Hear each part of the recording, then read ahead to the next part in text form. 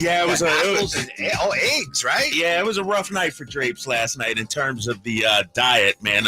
Way too many carbs. So this is lunch I got right here. A lot of protein, no carbs really. Maybe some in the apples and grapes, but and banana. But yeah, got to get back on it. Got to get down to my playing weight, man. The season's coming up, dude.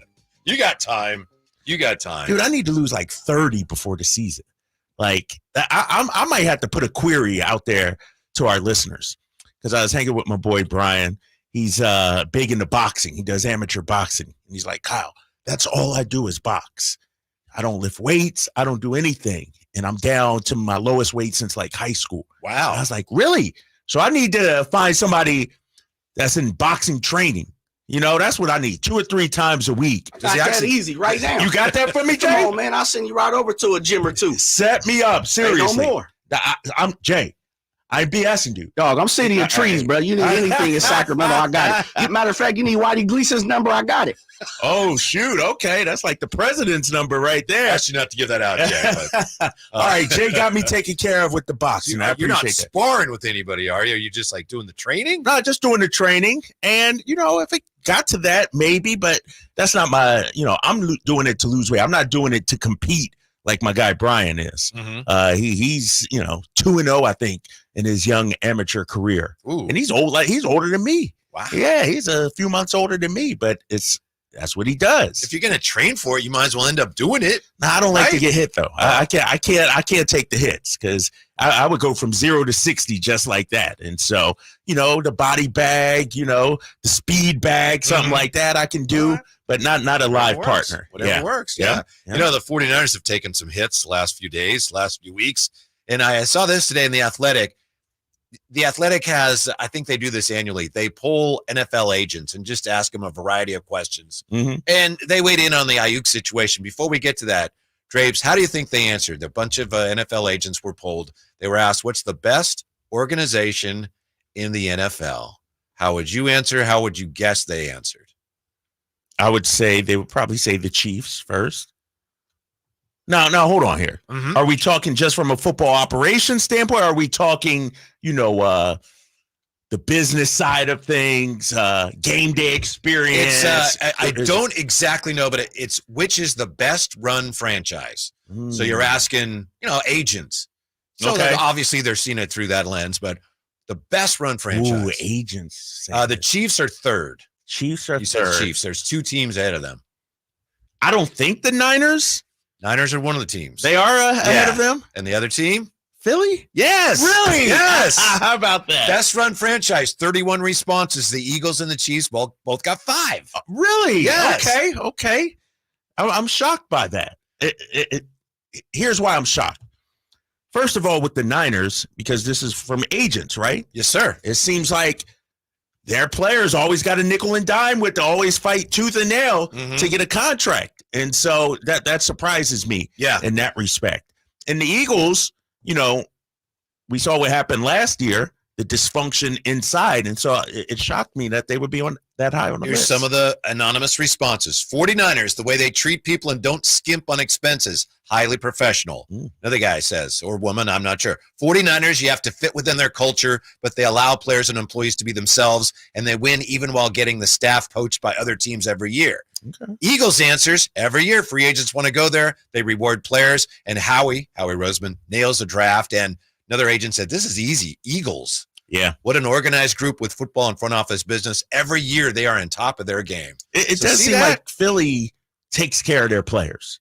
Like when you look at it, and I'm trying to think of who's the last big holdout for the Eagles? I don't know. I'm legit. I can't remember one off the top of my head. You know, they signed their wide receivers, you know, this offseason, took care of them, A.J. Brown and Devontae Smith. It seems like Jalen Hurts got taken care of early, you know, maybe even before he had achieved and earned that. And so it seems like from a financial standpoint, they are willing to spend whatever it takes. And there's no back and forth. Their priorities are in the right place. Yeah, exactly. And so that's good to see, though. That's good to see. Which is the most unstable franchise, according to these agents. You want to guess? Do you want me to tell you? would Dallas be down there? Dallas got 3 votes. Okay. That's tied for third. One team got 9, one team got 7. One team got and the 9. Jets, Jags, Cowboys, and Cardinals got 3. Dang. So the Jets are unstable. Some see it that way. Yeah. Wow. Here's what one agent said about the Jets, whom the 49ers are opening against. There is complete disarray over there. Look at how they've handled Aaron Rodgers. Has one player had more power than him? He skipped minicamp. They have been unable to convert him into a team player. The vibe inside the building is terrible. Dang, really? Yeah. Wow. I mean, we kind of, the Aaron Rodgers situation, yes, but I thought that was more of an indictment on Aaron Rodgers than the organization. And with, I guess you throw in the Hassan Reddick situation as well. Now, it's possible that the dysfunction there is really directly affecting this agent's client. Right, That's where he's coming from. That's true. That's interesting. Okay. And so a dysfunctional Jets team coming into Santa Clara against a semi-functional. Semi-functional. The team. Panthers got the most votes for most unstable with 9, and the Raiders got 7. Raiders got 7. Dang. Yeah. So, would you like to know what agents are saying about the Brandon Aiyuk situation? Yes, please. Yeah, pretty interesting here. And it's an exhaustive list, so I apologize. Got to scroll down here. No news today, right? By the way, nothing new. He was not at practice today. That's the only news that I saw. You know, Tim Kawakami probably hit the nail on the head again. He says they will probably put him on the reserve list because he's going to hold out like Trent Williams will probably force him to be officially a holdout. Then you don't have to pay him. Then you don't have to. He's not on the roster. Right. So it doesn't solve anything, but it kind of kicks the can down the road a little bit. But anyway, Brandon Aiyuk took his desire for a new contract extension public. What advice do you give your clients when facing similar matters? I'm a proponent of keeping negotiations quiet, but that isn't always easy. I think public displays do more harm to a player than good, says one agent. Another says he's handled it horribly. Wow. But sometimes you must take your grievances public. Silly, yes, but taking the team name or logo off social media accounts can cause a needed stir. That's a little bit of everything. Yeah. There. If you have leverage, do what you want to do. You're your own person. You can hurt the cause, but I don't think Aiyuk is out of pocket with what he's done. Oh, that's all over the map then. Yeah, and then one more, and this is most interesting at the end here. Every situation is different, says one agent. In most cases, handling business behind the scenes with a club gives you a better chance of getting to your desired result. In some cases, though, if you've exhausted every other avenue, it can be worth trying to make the situation so uncomfortable for the club that they conclude that giving the player what he wants or moving the player is the best option for them. And listen to this. In this case, Aiyuk is loud. Trent Williams is handling things quietly. Whichever is rewarded by San Francisco is probably the strategy that good agents will employ with them moving forward. With the team. Yes. So agents waiting to see, all right, which way the Niners go. Right. That's, I mean, Debo's was kind of public, right? Yeah. Yeah. His was, Bosa's wasn't public. Yeah. I mean, I think it just depends on the player, really. And it's interesting that you got two receivers, over the last few years going public and 2 linemen, offensive and defensive guys, playing it quiet. I find that interesting. I think with Trent, it doesn't make sense to yell and scream and make a big, because you have a lot of leverage. You're a Hall of Famer. He's almost above all that. Yeah, he's above all that. Exactly. He's not looking for respect, if you will. Aiyuk, by way of his contract, is looking for some respect from the San Francisco 49ers. And when you're disrespected or you haven't earned that respect or get that respect, you resort to different kind of tactics to get it. Playing the good cop and just good boy and just sitting over there, you're not getting your respect that way. Taking it public, demanding your respect. And I'm paraphrasing sort of what Aiyuk is doing here in this situation. But I think it comes down to respect. One guy has the respect of his team. The other guy, maybe not so much. There's a phrase now in sports, and it doesn't quite mean what you would think it means. Chasing wins. And what it means, of course, everybody wants to win.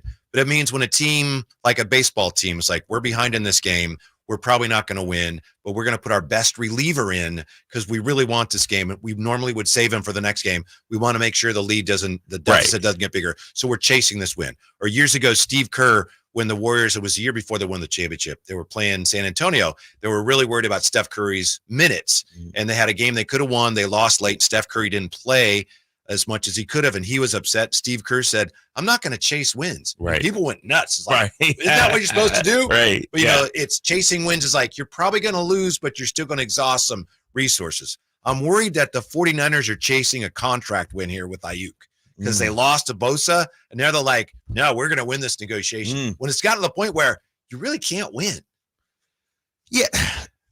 And they may be doing that, Whitey. I also wonder, though, in all honesty, do the Niners feel like it does not make good business sense to pay Brandon Aiyuk this much money, knowing what's coming down the line, with Brock and Travarius and other guys?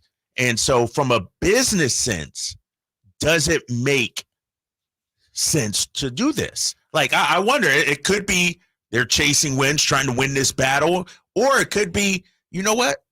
We really don't value that position that's a great point. At that rate, especially considering the tough decisions we got to make going forward. That's a great point. Getting back to this agent survey, some of the agents anonymously again are saying, look, Jefferson got his money, but that's the top of it. The wide receiver market now it's gonna correct a little bit because they're paying him too much. Right. So the 49ers from the jump probably saw it and said, we're not paying that much.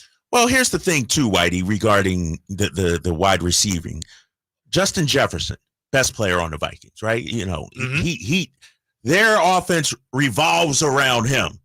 CeeDee Lamb, I can say the same thing about CD because their running game is pretty much non-existent. They need CeeDee Lamb. Tyreek Hill, same thing. They need, Tyreek Hill is the man on that offense.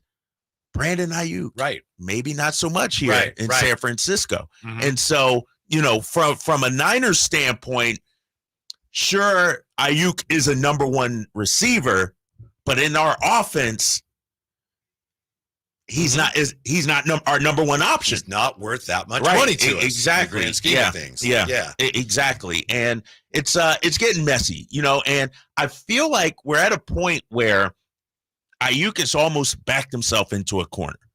Like, now he's going to be hurting himself. The team's going to maybe place him on that reserve list, not pay him, maybe fine him or whatever going forward. He's reaching a point now where somebody's bluff going to be called. This is a game of chicken between these two sides. And so who's going to blink first? And it seems like the Niners are dug in. It does. The best news out of that survey, again, is assuming it's correct, that the Jets are in disarray. 49ers hoping not a fun. This is an easy win, Jay. Opening night. Are the Niners in disarray too? Nah. No. Okay. They're in mostly semi-array. Oh, man. Yeah. I mean, both teams got contract issues going on. I will say the Jets are in total disarray. The Aaron Rodgers situation, who's running that team? He is. Saleh is, maybe on the hot seat. And so, man, I can't wait though. It's gonna be interesting. I can't wait. I know. Meanwhile, the NFL is cracking down on Tom Brady again next with the Drive Guys on Sacktown Sports. Trying to find out where to catch your favorite team's games? Are you a fan of the Niners and the NFL? Well, Sacktown Sports has you covered. Touchdown! San Francisco! It's all on his shoulders. Cox rocks. He fires for the win. He's got the triple. Catch all your Kings, Niners, and NFL games all year long on Sacktown Sports and SacktownSports.com. Toyota's national sales event is on now through Labor Day weekend. Whether on or off-road, make the most out of these final days of summer in a new Toyota truck. Don't miss a low lease on the fully redesigned 2024 Tacoma or financing as low as 0% APR on the 2024 Tundra. It's time to kick up your adventure with Toyota's legendary power and reliability.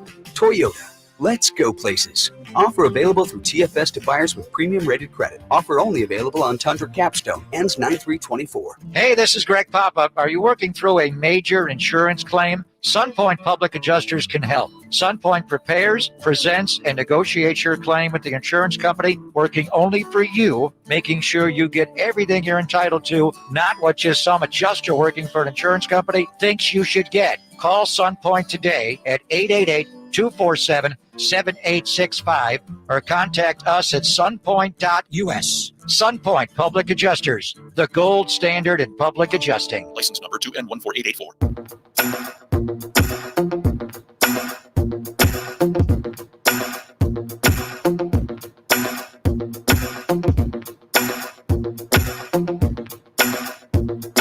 The Drive Guys, live and local, every afternoon, Monday through Friday on Sacktown Sports. To our guest fest today. Looking forward to that. Yeah. We've got some wonderful guests that'll help us, that have already helped us with our top 40 Kings for 40 years. We're going to talk to today. We've got, of course, just want to make sure I get the order right, Antonio Ray Harvey, longtime Kings reporter, Sacramento Observer, Associated Press. He's going to join us. Also, Bobby Gerould's going to be with us today, and Matt Issa from Fansided and Royal Pain. They have all been helping us out with our rankings, so looking forward to that as we get down to the final 20, the top 20. Yes. Jay wasn't here yesterday, but he was, obviously part of the show, and I'm still geeked over my boy Harrison Barnes being number 21 on that list. Like, that's even higher than I expected, and that shows you our panelists have a high level of respect for the Black Falcon, and that made me happy yesterday. By the way, as we look back on 40 years of Kings history, very interesting piece in The Athletic today from Kyle Tucker on Willie Cauley-Stein. I'll let you read it, but Willie Cauley-Stein, did you see that? I saw some of the clips. He had some substance dependency that he had to get treated for, and it turns out he wasn't even taking what he thought he was. It was like, you think you're taking this, but Percocet, he thought he was on. He goes to rehab. I'm taking this Percocet. They said, no, that's not what you're taking. What you're getting has fentanyl in it. And he's like, whoa. So he's glad to be alive. Yeah, that hurts, man. And obviously that hits close to home with me having lost a brother and a sister to drugs. And, my sister, who passed away at the age of, let me do the math, 40, got hooked on Percocet, and then it led to other things as well. And so it's very easy to get caught up in that. And so it sounds like, and I need to read the article, hopefully Willie Cauley-Stein is on the mend, living a good life now and everything. He was just playing in the basketball tournament in Kentucky. Oh, the TBT, which was kind of brought him back to his, Kentucky days. Yep. It's a really amazing story. He's a very interesting guy. Yeah, exactly. And the thing about Willie that I'm learning, being here in Sacramento, some of his outside interest. Yeah. It wasn't just clearly about basketball for him. He had so many outside interests, really a very interesting and intriguing guy, I would say. And I remember seeing him at Kentucky too. I was a fan at Kentucky, saw him when he was here in Sacramento, light up the Celtics. I think he had a 27-point game against Boston a few years ago. And so I've always sort of followed his career. Yeah, he was did the Kings take him with the 6th pick? Took him very high here. Yeah. Very high. Yeah. So anyway, 4:00 today is our reveal, and appreciate the fact that people are really getting behind it, getting involved and sharing their views. And so we're looking forward to that. And again, Jay has done a lot of work on this. I know. I'm shocked too, because usually usually Jay mails it in. Jay back there. No, usually right. Usually he's 50% with us. No, he did. You know what it was about this situation that I appreciate from Jay? We threw out the idea, Whitey. You came up with it. We discussed it, and he took the ball and ran with it. It wasn't like, Jay, we need you to do this, or Jay, help us out with this, do this. He said, nope, I got it, guys. Yeah. And the fact that he had 19 panelists, right? Like, that's a great cross-section of Sacramento basketball knowledge. And kudos to him, man. This has been great. He took the ball and ran with it. And he didn't just go with, for 4 yards to set up the 3rd and short. Right. He took it to the outside, down the sideline. Right. There he goes. Dude, we threw a little short screen pass or whatever, and he went about 90 yards to the house with it. And it's been great, this reveal. And so many people are weighing in, whether it's on social media or, obviously on the text line or YouTube. Like, it's been a fun exercise this week. Mm-hmm. Yeah. I'm already sorry that it's going to be over at some point, but we still got the top 20 to go. You being a broadcaster, you would have a special appreciation for this, I would think. You got Tom Brady, new role, Fox Sports lead NFL analyst. Yeah. You got Tom Brady. In the process, he hopes of becoming a minority owner of the Raiders. Right. Conflict of interest there? Well, according to a report in ESPN Wednesday, NFL owners discussed at their meetings in Minneapolis restrictions that would be put on Tom Brady should his bid to buy 10% of the Raiders become finalized. It was reported today that, no, these restrictions are already going into place. It's not a matter of if he becomes part owner, the restrictions will go into place. It was reported today that these restrictions are in place now. So as part of a team's ownership group, Brady would not be allowed to go to other teams' facilities, watch practices, or be involved in production meetings with other teams' coaches and players. How do you do your job then, right? Like, I'm preparing for a college football game. I'm doing play-by-play in a few weeks. And one of the things to do your job better, you got to talk to the coaches. Yes. You got to talk to the players. You got to talk to the coordinators. You got to do your research. Yes. What's Tom Brady doing for research? Googling statistics and stuff? Like, I'm interested to see how this pans out. What's his first game? Do we know? What the first game is? The first game of the booth for Brady will be, it says here, the Cleveland Browns home contest against the Dallas Cowboys, September 8th. So that Sunday game. Yeah. Oh, yeah, that Sunday game. Yeah. Because they're plugging them right into the number one spot. Into the number one In the spot. old days, it would kind of work you up to it a little bit. Yeah, but I don't know how you give us any inside information on the team, because that's, to me, is where an analyst sets himself apart, is knowing the inner workings of a team, knowing what a team is trying to do, getting that inside info from the coaches and the players. He's just going to be sort of, I don't know. I can't. I'll reserve judgment till I see it. But if he's not talking to anybody, he's just showing up on game days and reacting to plays. And Brady's my guy. I'm a Brady fan. I like Tom Brady. But it seems awkward to me. A little bit of football I did. Me and Coz were doing the Sacramento Mountain Lions. We did the games here on this station. And so we would participate, and we'd go to these meetings with coaches. And in that league at the time, which was 2010, I think was the year I did it, they had a rule that they had all kinds of rules that they didn't like to talk about. One of them was you had to play a 4-3. It's what you had to play, right. Because they're trying to make sure the defense didn't dominate. So people would go to these meetings with the coaches. Was it Ricky Jackson, I think, was the defensive coordinator? Anyway, we'd be in these meetings, and people from the other teams go, "Oh, what kind of defense do you run?" And you go, "Well, we run a basic 4-3." And I was like, "Dude, they have to. They have no choice. Do your homework. It's a rule." But he'd pull it off like, "Yeah, we're mostly in a 4-3." Right. That's hilarious. Oh, man. So that pissed you off, huh? Well, I just felt like, how do I know that? You should know that. People asking the question. Yeah. Like you should know that. You should know that. Yeah. Anyway, if you're Tom Brady, he may have to make a choice, right?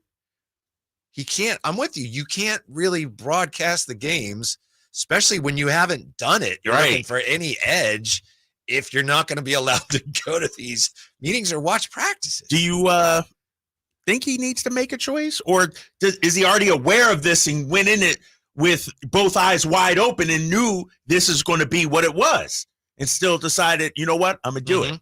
And Fox knew, NBC, who's he with? NBC, right?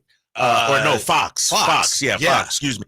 Fox had to know this as well, and so basically they're saying you don't have to do any prep work, and you'll still be on our number one team. We'll still make you the guy. I'm not sure. I'm sure that was something that was on the radar, but this report, and this particular one it's based on what ESPN reported, but this is from Reuters. They're saying that the owners at their meeting in Minneapolis, which was just a couple days ago, that's when they discussed these restrictions. So it wasn't, just officially is being put into place is my understanding. So maybe they were aware that it might be something like that, but now the owners are like, yep, here you go. Good luck. You know what's interesting? And look at how much money, pardon me, but to your point, Fox is paying him all this money. All that money. Whoa. We're paying him all that money and he can't even talk to the coaches? Well, I was always, and what Tom Brady is going to be, for lack of a better phrase, is a studio gangster, meaning he's going to be talking about the game, giving his opinions, whatever it may be, but he's not going to be in any of the meetings, have to face any of the coaches or anything like that. It's kind of, they wouldn't do that for any other person in terms, because it's Tom Brady.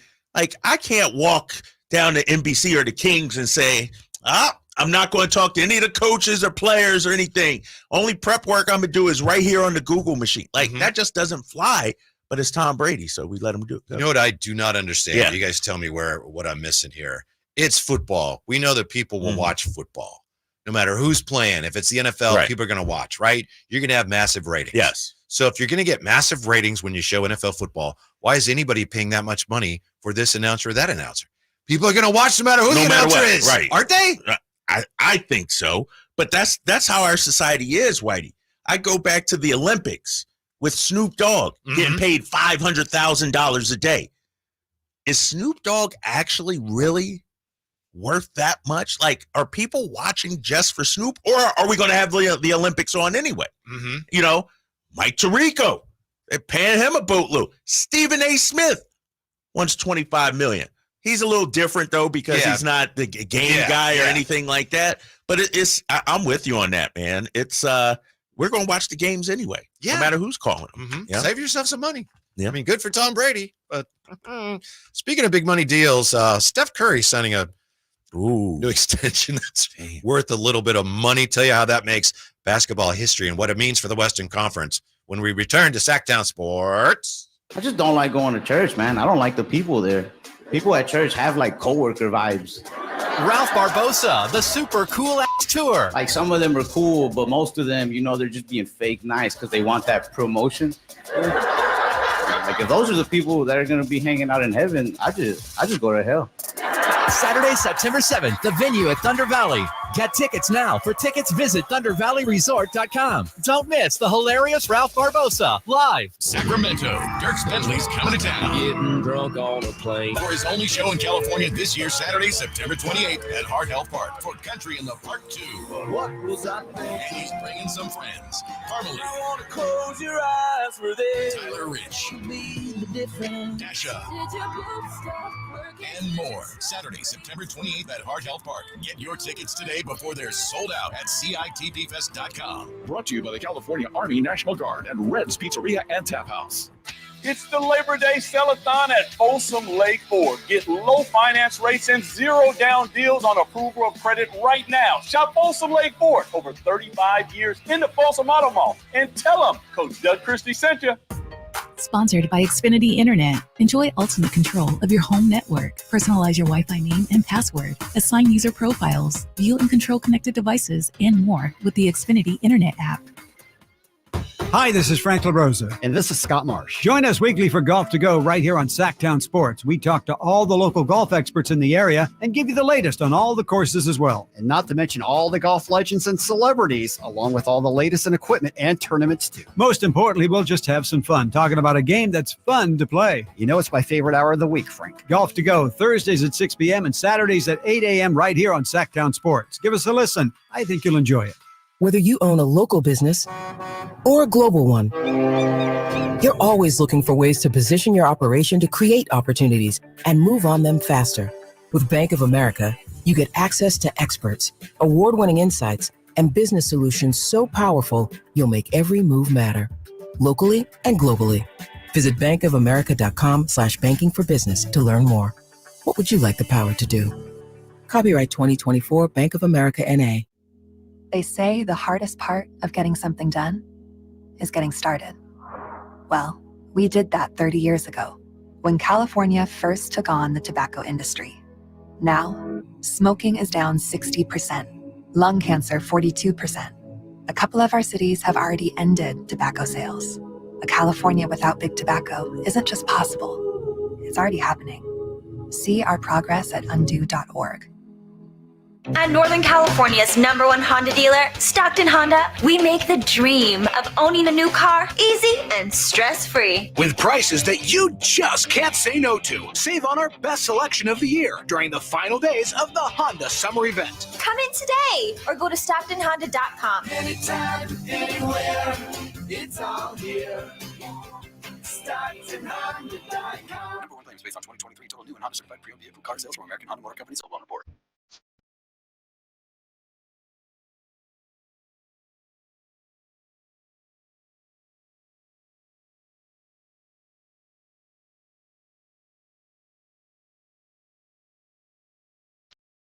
Your afternoon home for Kings Talk and so much more.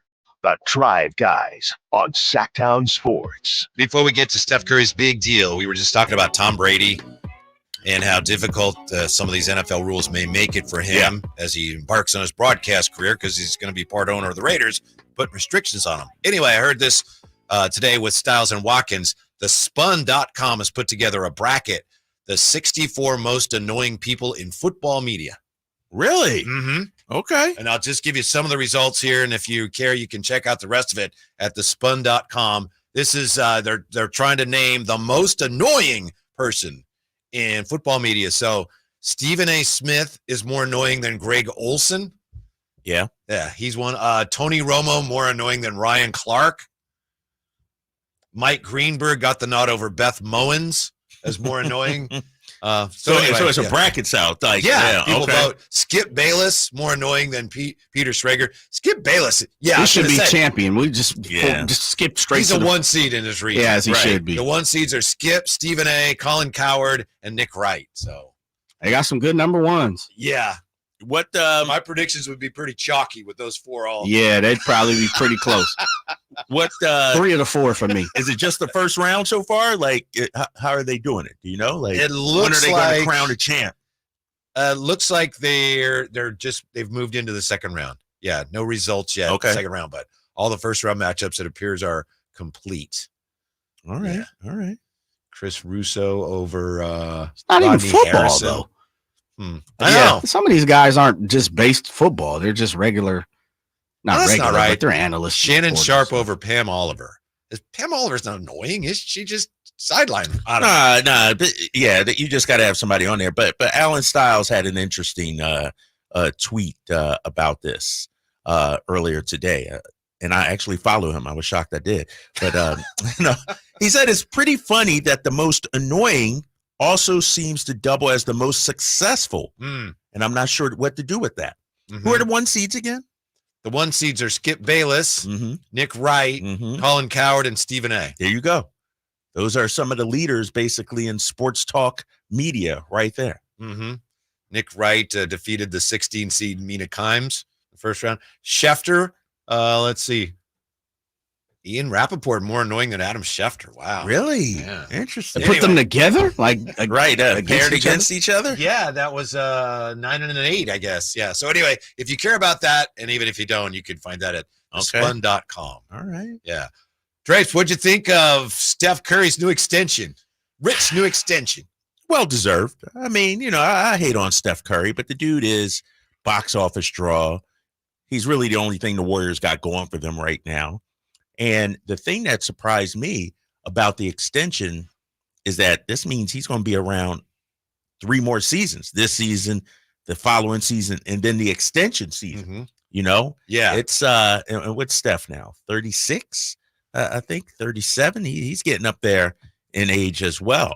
And so, yeah, that surprised me because he's 36 now. 36. Yeah. Because I don't know the fact that this takes him into his 39th year of, is he's going to be like LeBron playing at 41? Is that the new norm now in the NBA? It's crazy. I can't get beyond the amount. $62 million for a year. And I know that's what he earns, and they can, the league is making that much, so I get it, but it's like, whoa. I mean, at some point, are we going to get to where players are making, say, $100 million a year, and for them it'll be like, I don't care if we win. It's just so much money, right? Yeah. I'll play a year for $100 million, and I don't care what happens, and I'm done because they're people. Because you're good, You're right? a human being. Yeah. Dude, if I got 1 year, $100 million, I would do that year and then chill. Like I don't have to push myself. I don't have to do anything. But that's the way we're going, Whitey. Like the money is insane in sports. You look at the new media rights deal that the NBA just signed. I mean, you look at some of the deals. It's coming. It's coming. And if Steph is making $62 million, what's Joe Lacob making? If he's willing to pay that, like the money is just insane, you know? And the thing about it is, I don't know if you saw this list with Steph Curry with this contract. He'll be a $500 million man for his career joining LeBron and KD. But they had like the top 10 career earnings among NBA players, all Hall of Famers except one guy.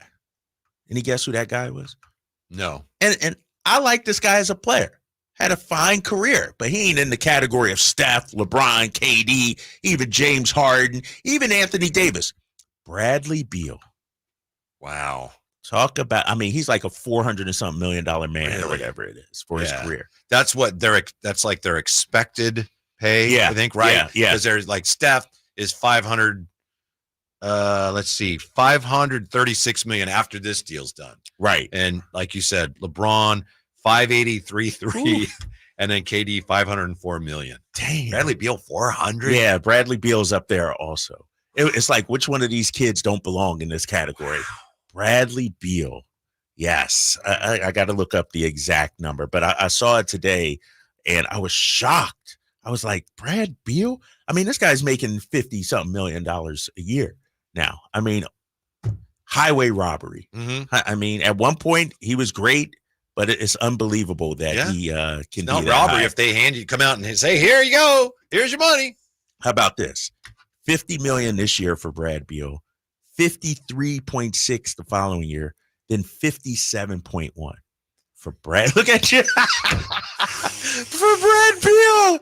I'm just like, oh my God, this is crazy. I think we've talked about this. To me, he's capitalizing on a new owner who figures he's smart than everybody else, and now he's getting stubborn. I'll double down on it. Yes. Am I overpaying? I'll show you. We're going to win. I'm going to pay him more money. Pay him more money. Man, it's fantastic. The NBA is fantastic. That's why I tell kids, you better work on that left hand, bro. Seriously. Get in the gym.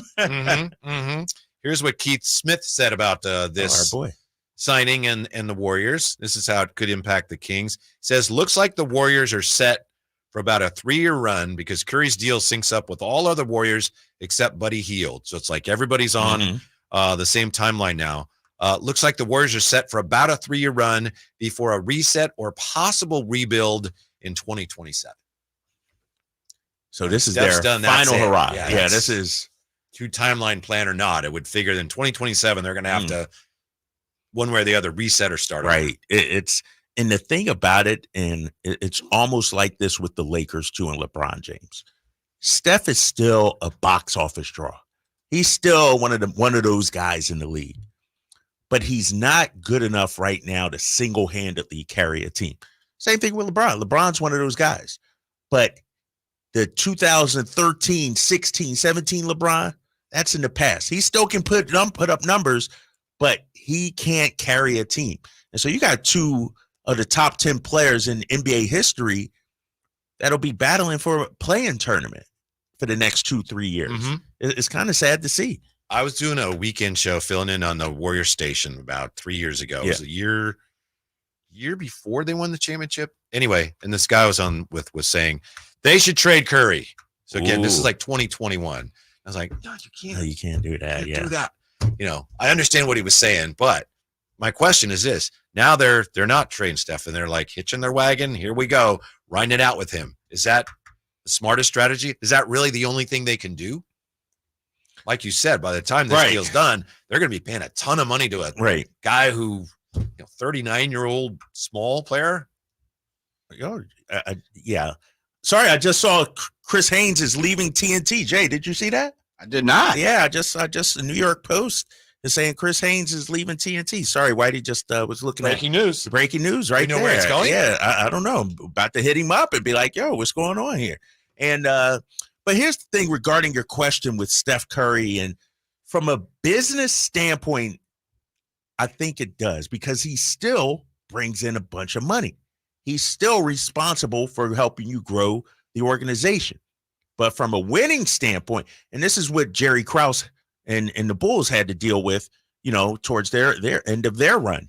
It was like, when do you get rid of Pippen, get rid of Rodman, start retooling and building for the future? When do you stick with those guys, ride them right into the ground, into the grave, and then you got to start from scratch rebuilding? Two schools of thought. I think Steph Curry is the type. He's made Joe Lacob and those guys so much money. I agree with that. The honorable thing to do is let this dude ride out. Seeing Steph in a different uniform, that should never happen. I also think with the Bulls, they were foolish enough to think, we did it before. We could just build it. They didn't realize you got Michael Jordan, good for you, but there aren't other guys like that. Right. You know? Everything came together for you. You can't just do it again. Right. They thought they were so smart. Yeah. You know what I mean? And, oh, yeah. It's not about the players. It's the system and the culture, and we could do it again. And they've been chasing it ever since. We had that happen here, Kyle, on a lesser scale. I realized the Kings never won anything. Yeah. But when you had Vlade and you had Webb and you had Peja and you had Adelman and everything just kind of whoosh, came together. Yeah. And they almost won a championship. But then when those guys left, we'll get, like I said yesterday, that's okay. Jason Thompson and Spencer Hawes will beat a new Vlade Weber. It's like, no. Nah, those guys were special. Yeah, those guys don't grow on trees. Yeah.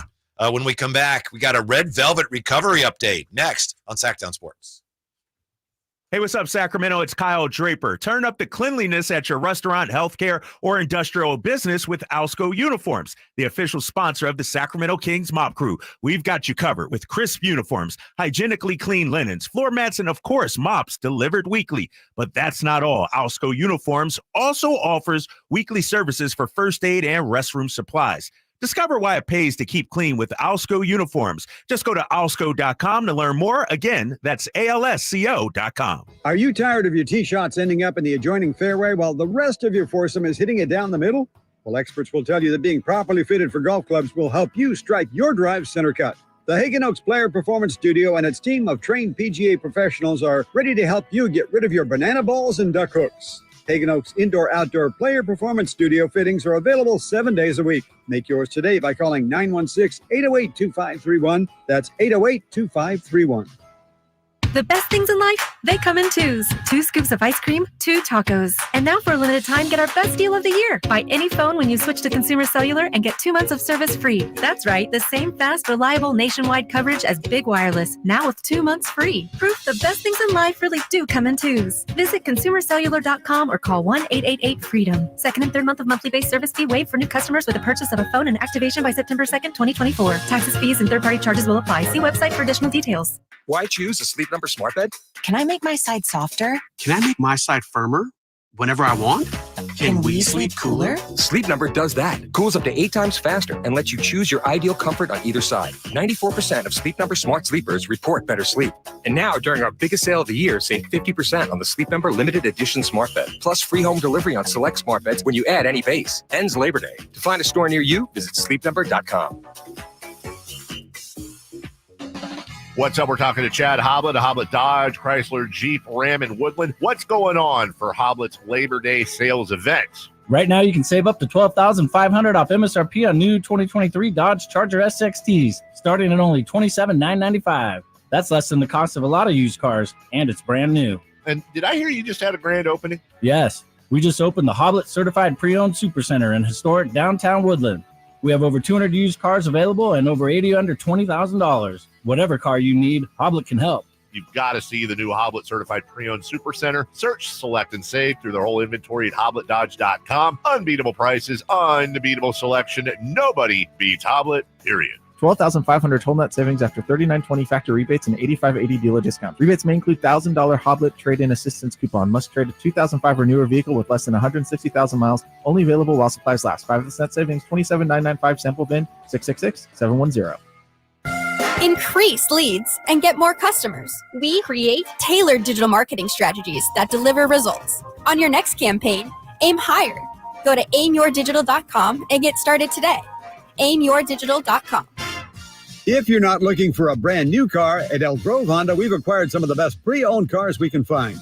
We've kept only the best of our trades, and our buyer has found some of the finest pre-owned Hondas available in Northern California. You can see for yourself at elkgrovehonda.com. Whether you purchase a brand new Honda or a like-new pre-owned Honda, your car buying experience will be the same.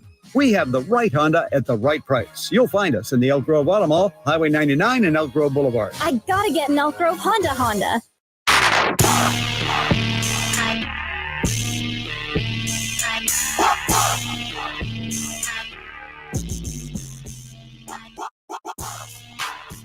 Your afternoon home for Kings Talk and so much more. The Drive Guys on Sacktown Sports. 4 o'clock today, we'll be revealing the top 40 Kings of 40 years, numbers 20 through number 11. Now, I know we had Keegan and we had Malik yesterday. Malik made the top 30, which surprised some people. Then you figure Fox, and I honestly haven't seen it. Jay has the information. I honestly haven't seen it. You assume Fox and Domas are going to be on there. That's going to be it from this group, right? And Harrison Barnes was in there, too. And I know he's gone now. Yeah, that's it for this group, right? I can't see anybody else because our boy DeMar DeRozan is not eligible. I tried to find a way to get him on there. So, yeah, what'll be interesting is, we'll have 4 current players or 3 current players in the top, 26 was Malik? I think so. Yeah, yeah, exactly. Yeah, this current era, well represented. 4, if you include Keegan Murray in the top 40, and both those guys, I'm talking Monk and Keegan Murray, should probably move up with more years of service. Don't you think that if he'd had a better year last year, that Kevin Huerter would have had a chance of being somewhere on that list? Yeah, because I think, when you look at Kevin Huerter's time, that first year was fantastic. As part of the squad that ended the drought. And then when we look at last year and the team struggles, I think a lot of people point to his individual struggles as a reason why we weren't as good. But, I did the math. We talked about it a couple of weeks ago. Kevin Huerter shot 37% from 3. I know. It wasn't like he was terrible. He just wasn't 41 like, the season before. If you shoot 37% in an off year, that means you're a good shooter. Right, exactly. And so, hopefully he bounces back, man, because I've maintained he's a huge part of what they do. He was just on the Check Ball show, and here is Kevin Huerter himself with an update on how his injury is coming along. Yeah, we were talking before this. It's I can start going live September 5th.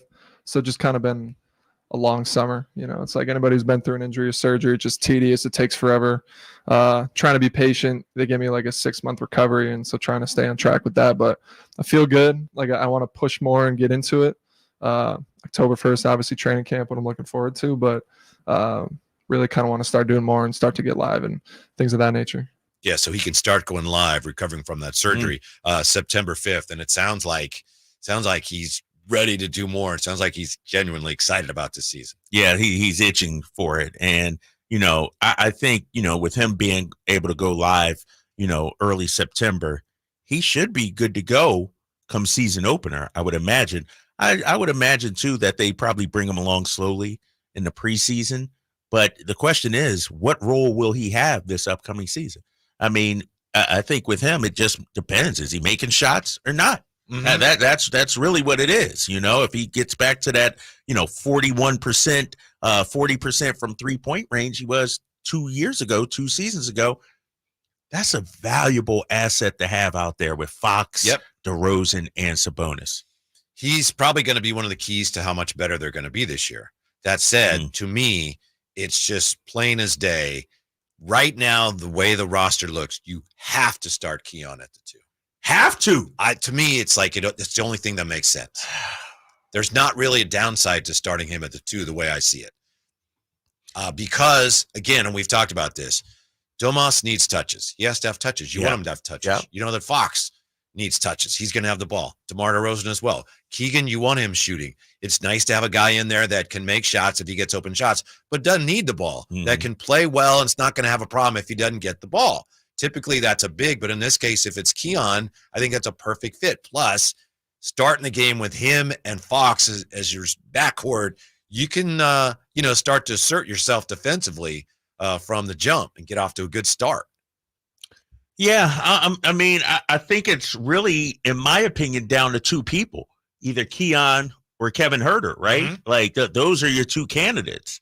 And to your point, Keon can have an impact without needing the ball, right? And you need another perimeter defender, right? Yeah. Fox is going to be a strong perimeter defender, Keegan as well, but you're not going to ask DeMar to be the defensive stopper. And sometimes you need guys that can do the dirty work. Here's what I question about Keon, and I think this is going to be a big season for him. We've seen him knock down the three. If he continues to be a 40% shooter, I'm all with that with Whitey. I'm 100% with you. I need to see it for a longer sample size. I think the opposing teams need to see it for a longer sample size, meaning I could see them still going under screens with him, not trying to chase him as much off the 3-point line. And then you throw in, you got DeMar, you got Domas, you got De'Aaron, who aren't necessarily dead-eye 3-point shooters.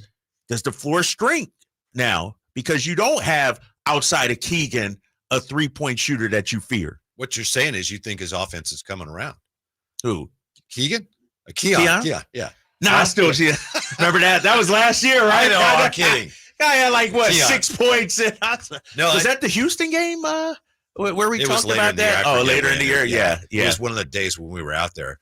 I agree with you, and that's the thing. He has to make teams pay if they leave him. Right. He has to be like, pick your poison. I guess we have to leave him, but he has to knock down shots. You're right. Yeah, and I also think, though, too, I do believe Mike Brown trusts Keon, though. So, we know Mike Brown's a defensive guy. Keon, makes a huge impact defensively. There's a reason why they were top 14 in the league in defense, and it really changed when Keon, got inserted into the starting lineup. And so if you ask me today who would be the starter, I'd probably agree with you. I think Keon makes the most sense from a Mike Brown standpoint. Now, here's the question, Whitey, because we started this segment talking about Kevin Herter. Where does Kevin Herter fit in? Coming off the bench, obviously, but behind who? Yeah. Is he the 8th, 9th man now? I don't know. And as you've said, you may have to play him as a wing, more of a 3. Right. And that's Back the other up thing. with DeRozan, It's one thing to look at, this is your best starting lineup, but you also have to look at, what are your patterns, your substitution patterns after that? How does it all fit together? Yeah. And I wonder, when you look at the Kings roster, obviously Malik is your 6th man. Who's the next one off the bench? Is it Trey Lyles? Jordan McLaughlin? Is he the backup point guard? Rob might get some run. What about McDaniels? What about him? And so I think, that's why I'm excited for the season and obviously preseason. I want to see which direction Mike Brown goes, because I maintained last year, psychologically, getting removed out of starting lineup hurt Kevin Herter. It just did. I did the splits for his career, Whitey. This is something we've talked about here on the Drive Guys before, and I'll pull it up again. When you look at Kevin Herter's numbers as a starter versus coming off the bench, his splits, and it's not about points, 12.6 points, 7.9 points as a reserve. It's not about that. It's about the efficiency. As a starter, 39% from 3-point range. Coming off the bench, 32.4. That's a massive difference there. You're right. And so how do you maximize what you can get from Kevin Herter if he's not in the starting lineup? What do you think is reasonable to expect from Jalen McDaniels, whom you mentioned? Because right now I have no idea. I know a couple of years ago, 23, he averaged just under 11 a game for Charlotte. But, then when he got traded to Philly, and then last year with Toronto, he just wasn't very good. Yeah. Is he just like a bonus? If you get anything from him, you're happy with that? I think he's one of those, let's take a flyer on this guy. Let's see what he can give us. Let's see what he could do in our system. You're right. I mean, a couple of seasons ago, 22-23, 56 games with Charlotte, this dude was at 10.6 points, 4.8 rebounds in just 26 minutes per game. How come, he's fallen out of favor in Philly and in Toronto? I could argue they brought him in hoping that maybe he's the backup to DeMar DeRozan at the 3 spot. a long guy, a nice wingspan, a guy that can play some defense. He's kind of a flyer, but kind of an unknown for us, right? Like, I don't know what we're going to get from him. I will say this. Hopefully it's more than what we got from Sasha and my boy Chris Duarte. Right. Like, if he can, be a reliable guy in the rotation, not getting yoked around, DMP CDs. If Mike Brown really trusts him, I think he can help this team out. It's a really valuable skill if you can identify those guys that are undervalued. If you can find guys that teams have given up on this guy. And like I said, they tried it last year with Duarte. His stock's pretty low right now, but look, he was a lottery pick. Yeah. Hey, we think he can still play. It didn't work out. Yeah, but if you can do that, especially being in a small market team where you don't necessarily have a bunch of guys knocking down your door to come play for you, it's really beneficial. So hopefully he'll be one of those guys. Yeah, and I think when you look at the struggles last season, the Kings gambled on a number of different players. They did, huh? And they didn't hit on them. Let's just call it what it is. They did not hit on Duarte. They did not hit on Sasha. And so maybe this year, another crack at it with, McDaniels, some of the other players they hit this time. Yeah. At Casino de Monte, the house took a hit. It took a hit, man. It took a big hit. Yeah. Like, none of the guys they brought in paid off. It's crazy to think that. More from Kevin Herter on playing with DeMar DeRozan. This, again, was all on the Checkball show. First off, he says you had someone like DeMar and his skill set, automatically you're better. You add a player of his caliber, you're a better team. I will say there's a lot of confidence in our building. There has been since I've gotten there, end quote. Okay. Yeah, it's when I listen to what people say about DeMar and what he's going to bring, everybody's excited, from the players, coaching staff. To me, it seems like a perfect fit. I don't know about these analytics guys and what numbers they're looking at or whatever, but this is exactly what the doctor ordered for the Sacramento Kings. And the thing about DeMar that people don't give him enough credit for, he's a scorer who's not a ball hog. You know what I mean? Right. He's efficient at what he does. It's not like he's taking 23 shots a game or anything like that. He's He a facilitator. took 17, averaged 5 or 6 assists last season. And so I think that'll help guys like Kevin Herter and Keegan out this upcoming season. Bottom of the next hour, Antonio Ray Harvey, 4:00. We'll get into the top 20 of the Kings' top 40. Coming up next, how good or bad have the 49ers been without those top stars? We'll crunch the numbers next on Sacktown Sports. I didn't ask to be thrown in the streets with nowhere to go. I didn't think I'd survive.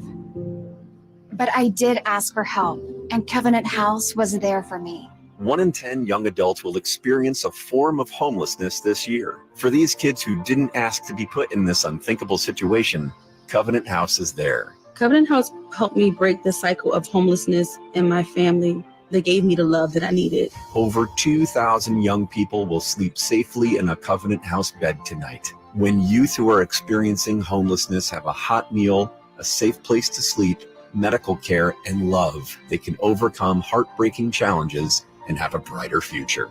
They just really genuinely just wanted to help me succeed, and I'm succeeding. I'm a speaker, I'm an author. Covenant House really helped me and really helped mold me into the woman I am today. If you or someone you love is asking for help, go to safeplacetosleep.org today. For most of the people that walk in our store, it's been an ongoing, nonstop issue, and they're finally walking into the Good Feet store. Okay, the guy that came into my store last year that has had plantar fasciitis for 30 years. I looked at him, I said, "Are you kidding me? I've been here for 14. Where have you been?" I helped relieve a problem that's plagued him for 30 years. I mean, how do you not go home and talk about that? Come to the Good Feet store now for a free fitting and test walk. I just don't like going to church, man. I don't like the people there. People at church have like coworker vibes. Ralph Barbosa, the super cool ass tour. Like, some of them are cool, but most of them, they're just being fake nice because they want that promotion. Like, if those are the people that are gonna be hanging out in heaven, I just go to hell. Saturday, September 7th, the venue at Thunder Valley. Get tickets now. For tickets, visit ThunderValleyResort.com. Don't miss the hilarious Ralph Barbosa live. I'm Ken Korak with your Green and Gold Report, brought to you by Xfinity Mobile. Connect to the most reliable 5G network nationwide.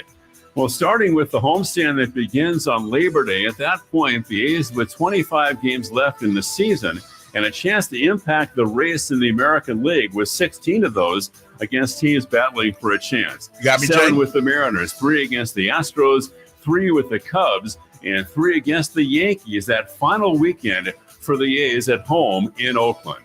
Want to save on some of the biggest names in streaming on the network made for streaming? Now through September 21st, get 150 megabit Xfinity internet for 12 months with a 1-year contract. And for just $15 a month, add the new Stream Saver that includes Peacock, Apple TV Plus, and Netflix for just $35 a month. Switch at Xfinity.com today. Restrictions apply. Requires paperless billing and auto-pay to store bank account. Equipment taxes and fees extra. After promo, regular internet rates apply. Currently $54 a month. Actual speeds vary. Stream Saver requires Xfinity internet or TV and price subject to change. The Labor Day Sell-a-thon is on at Folsom Lake Ford. Get huge discounts, low finance rates, and 0 down deals on approval of credit right now. Shop Folsom Lake Ford in the Folsom Auto Mall and tell them Coach Doug Christie sent you. KHTKAM HD1 Sacramento, KYMX HD2 Sacramento. From the Power Business Technology Toshiba Studios. This is Sacktown Sports.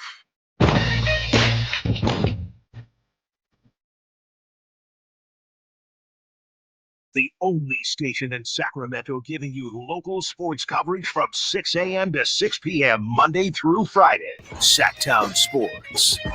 I just got to say, since we just heard from Ken Korak, how about those A's? They've won 3 in a row, and they're winning today. They're a team coming to Sacramento. They're playing pretty good baseball. Well, those Sacramento vibes rubbing off on them. Exactly. They've been one of the best teams since July 1, man. And they got some scrappy young players. Yeah. Panning out. They're only 14 back in the wild card. Okay, but that's all right. Hey, that's better than where they've been, right? So usually it's 25 or 30 back. So yeah, they've been hammering the Cincinnati Reds. What constitutes a good season for them, real quickly here? Is it 70 wins, 65? What they had 50 last year, I think it was, right? Yeah, they're already. relatively speaking, it's like the arrow's pointing up. What's their record now? They're 58 and 75. Yeah, if they get 70 wins, that's pretty dang good for the Oakland A's. But they've had one of the better records in the league since the All-Star break, I think it is. Yeah. I'd take a hot ending, kind of, something ending. Finish and then, strong? Yeah, finish strong. And then the other part for me is keep some of these guys. Don't let some of these guys go. There's one thing we know about the A's. I don't care, and I know Frank is listening. He's going to cry about it. Problem is you see the type of talent, then next year, Mason Miller be gone. Guys will be Butler be gone. You'll see all these top guys leaving, and now we're hitting the reset button again. No, that won't happen yet, Jay. It might happen, but not for a while. Normally they go through waves. Normally they go through 4 or 5 waves. They're pretty good. They draft well. They bring all, everybody kind of hits at the same time. Then after 4 years, they fall down for 2 or 3 years. And then you're next wave, and they start over. Yeah. And they've done that since going back like to Philadelphia. I know, man. For some reason, that franchise, they have a history of that. Anyway, here are some numbers for you as we get ready for the 49ers season and whatever's going to happen with Brandon Aiyuk and Trent Williams. I just did a little bit checking here from, let's see, StatMuse. These are the 49ers records without some of their best offensive players. Now, this is a little bit incomplete because in some of these games, they were without more than one guy. But just for the point of doing an exercise here, here's a record without these guys since they've been with the 49ers. Without Debo, the 49ers are 8-9, 470 winning percentage. Without Christian McCaffrey, they're 3-4, 429. I'll save Trent.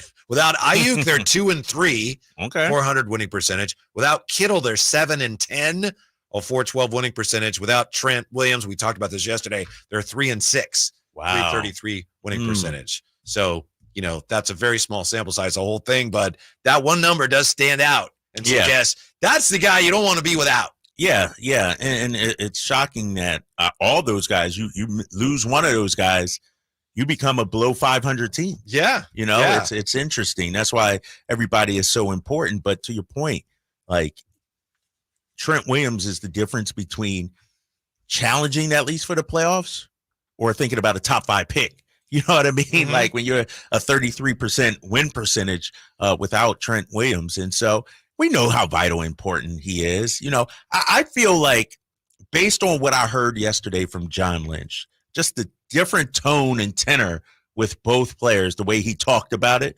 Trent Williams to me is probably more likely to be there for week 1 than Brandon Aiyuk.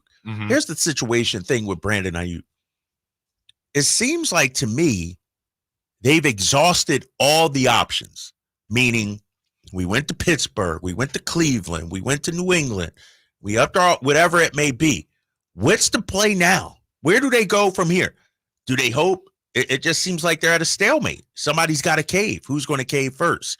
You know, I feel like, you know, and Kyle Shanahan talked about it yesterday when he talked about, you know, when both sides want to get things done, it usually works out. Well, he didn't say that with Brandon Aiyuk. And so I wonder, is this going to drag on into the season with Brandon Aiyuk? I just don't see how they, you know, come to an agreement at this point. As we mentioned earlier, as you may have read in The Athletic, Tim Kawakami suggests that yesterday what that could be about is, all right, we expect Aiyuk to practice. He doesn't practice. Now what?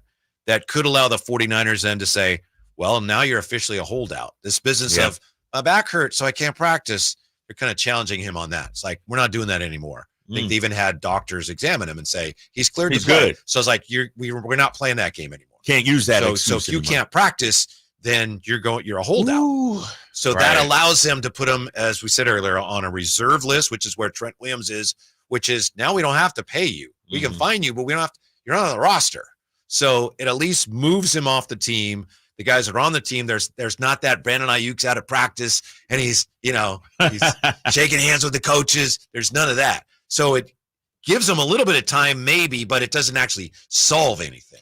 Yeah, it doesn't solve anything. And here's the thing. If you're Brandon Aiyuk in his camp, you knew this is the direction it was going.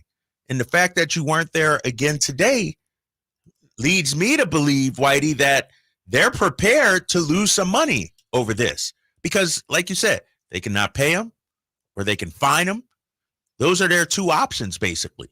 And the fact that Aiyuk still hasn't reported yet, now, if he starts missing game checks and things like that, then things might turn up. But right now, he's digging in. You know, it's the threat of the fine or the not paying has not been enough to scare him into actually practicing. So they force him to become a holdout, a legitimate holdout, if you will. And he could be forcing them to say, look, we tried to trade you and you won't go. You don't want it to trade. We're offering you this money. That's the most we're going to offer you. You won't take it. Now you have to play at 14. Right. And we'll franchise tag you next year. Jeez. So that may be that he may be forcing them into that corner if they're not going to give in. And I don't think they're going to give in. I don't think so. Do you think there's any possibility Aiyuk sits out the whole season? No, because, you know, the way it is now, if you come back and play 6 games, you get credit for having played a year. Right. You know, so no one wants to miss a whole year and a year of service. So at some point, I would think, don't you think? I mean, I think he'd accept a trade or something. He'd want to get those 6 games in somewhere. Yeah. I don't know, you know, where this ends up. It sounds though like the Niners are tired of it though. Like they're trying to focus on football. Yeah. And, you know, Kyle Ledbetter, who was on yesterday, mentioned the Bosa situation. September 6th is when Bosa signed. 4 days later, he was on the field. They still we're not even in September yet, Whitey. They still have time. We had Emil Fergoso on, our insider, Niners insider, and he echoed what I said as well.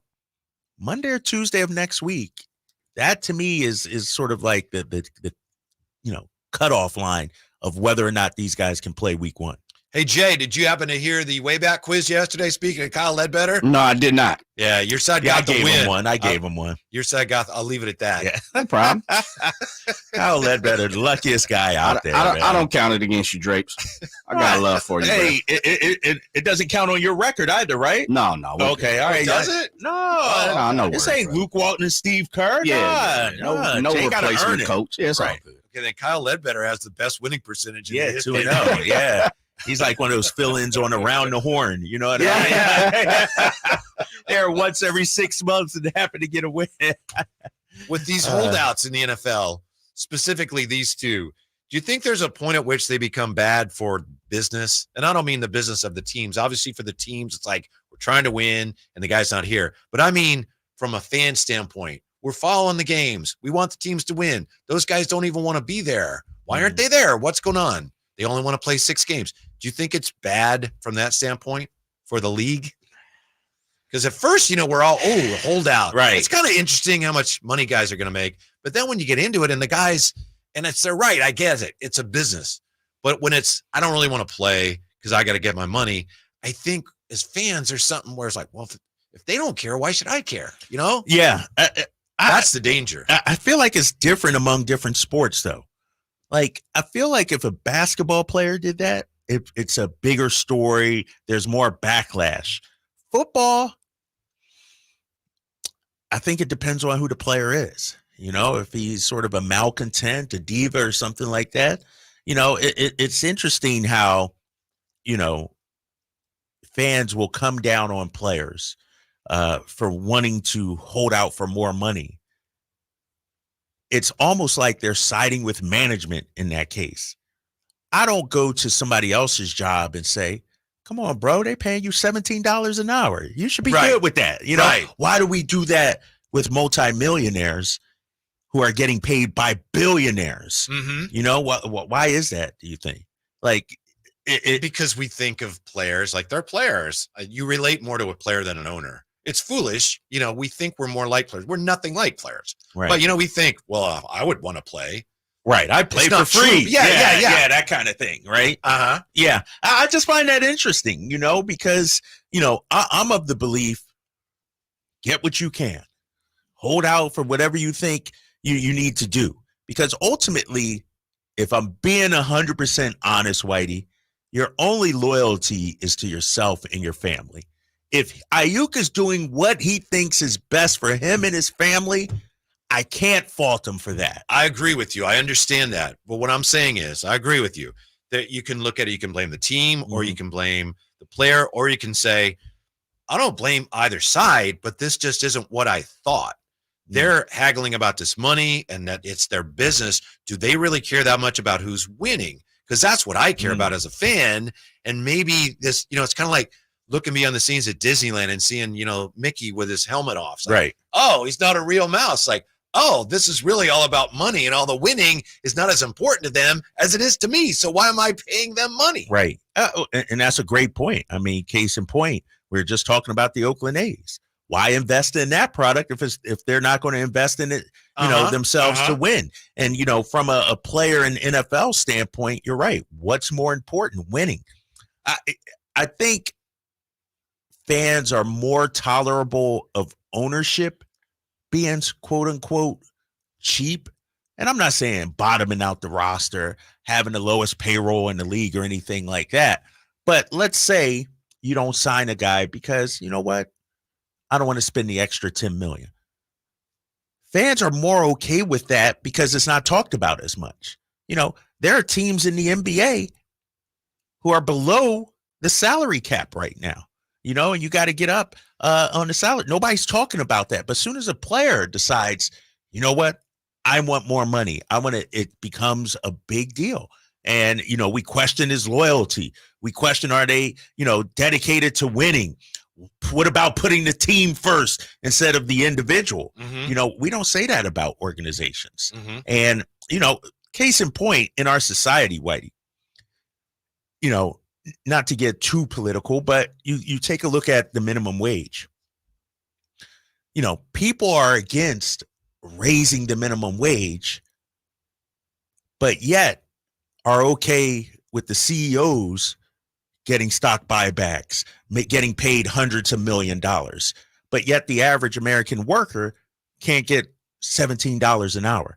The minimum wage in Pennsylvania, where I grew up, at last check, I think it was $8.25 or something. Wow. Something like it's like, what are we doing here? And so I just find it frustrating that, we don't hold the billionaires to the same standard as in sports parlance, the millionaires. Mm-hmm. We hold the millionaires to do what's best for the team, sacrifice, all that. When you got billionaires aren't, spending the money to be successful. That's why I applaud what the Celtics have done in recent years. I applaud what the Warriors have done. Try to win. Try to win. They're spending. I applaud what the Yankees and the Dodgers do every year because they're trying to win and put a winning product on the field for themselves, obviously, but also the fan base too. Yeah. Like if I'm a fan of a team, I want my owner to spend everything, go all in, because that makes me proud to be a fan of that team. You could walk around with your chest held high when your team wins that championship. If you're skimping on some dollars, nickel and diamond things, you don't want that. And that's what a lot of 49er fans, for the first time in a long time, are starting to wonder about their team. That's next with the Drive Guy, Sacktown Sports. Hey, daydreamer. Did we catch you thinking about your dreams?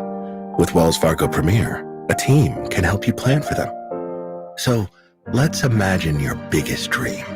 Not the easy one, the one behind it. The one you work towards every day and every night. Can you see it? Then we can help you plan for it. Ready to start planning for your dreams? You can at wellsfargo.com/getpremier. At Northern California's #1 Honda dealer, Stockton Honda, we make the dream of owning a new car easy and stress-free. With prices that you just can't say no to. Save on our best selection of the year during the final days of the Honda Summer Event. Come in today or go to StocktonHonda.com. Anytime, anywhere, it's all here. StocktonHonda.com. #1 claims based on 2023 total new and Honda certified pre-owned vehicle car sales from American Honda Motor Company. Sold on report. Sacramento weather is brought to you by Elk Grove Honda. I'm Dirk Verdorn in the KCRA3 Weather Center, and sunny skies are going to stay with us through the afternoon today. Temperatures are warming up. We are looking at temperatures in the upper 90s, close to 100 degrees. Get the latest forecasts on the KCRA3 News and the KCRA3 app. At Elk Grove Honda, we've acquired some of the best pre-owned cars we can find. Whether you purchase a new Honda or a like-new pre-owned Honda, Elk Grove Honda has the right Honda at the right price. In the Elk Grove Auto Mall, Highway 99 and Elk Grove Boulevard, or elkgrovehonda.com. I gotta get an Elk Grove Honda.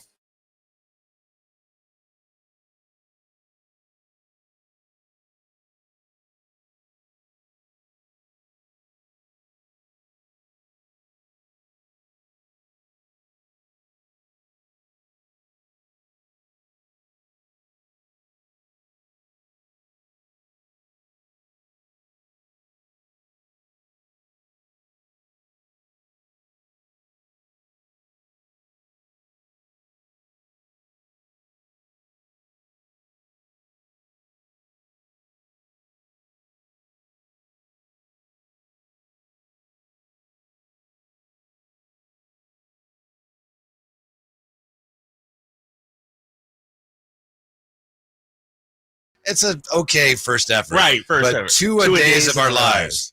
I think that's pretty good. I did not come up with that. That's pretty good. That's solid. That's solid. 2 days of our lives. Yeah. As the sands through the hourglass. There you go. Like There the you sands go. through the hourglass. Yeah. Yeah, that's a good one. All right. That's pretty good. Here's why some 49er fans are starting to get concerned.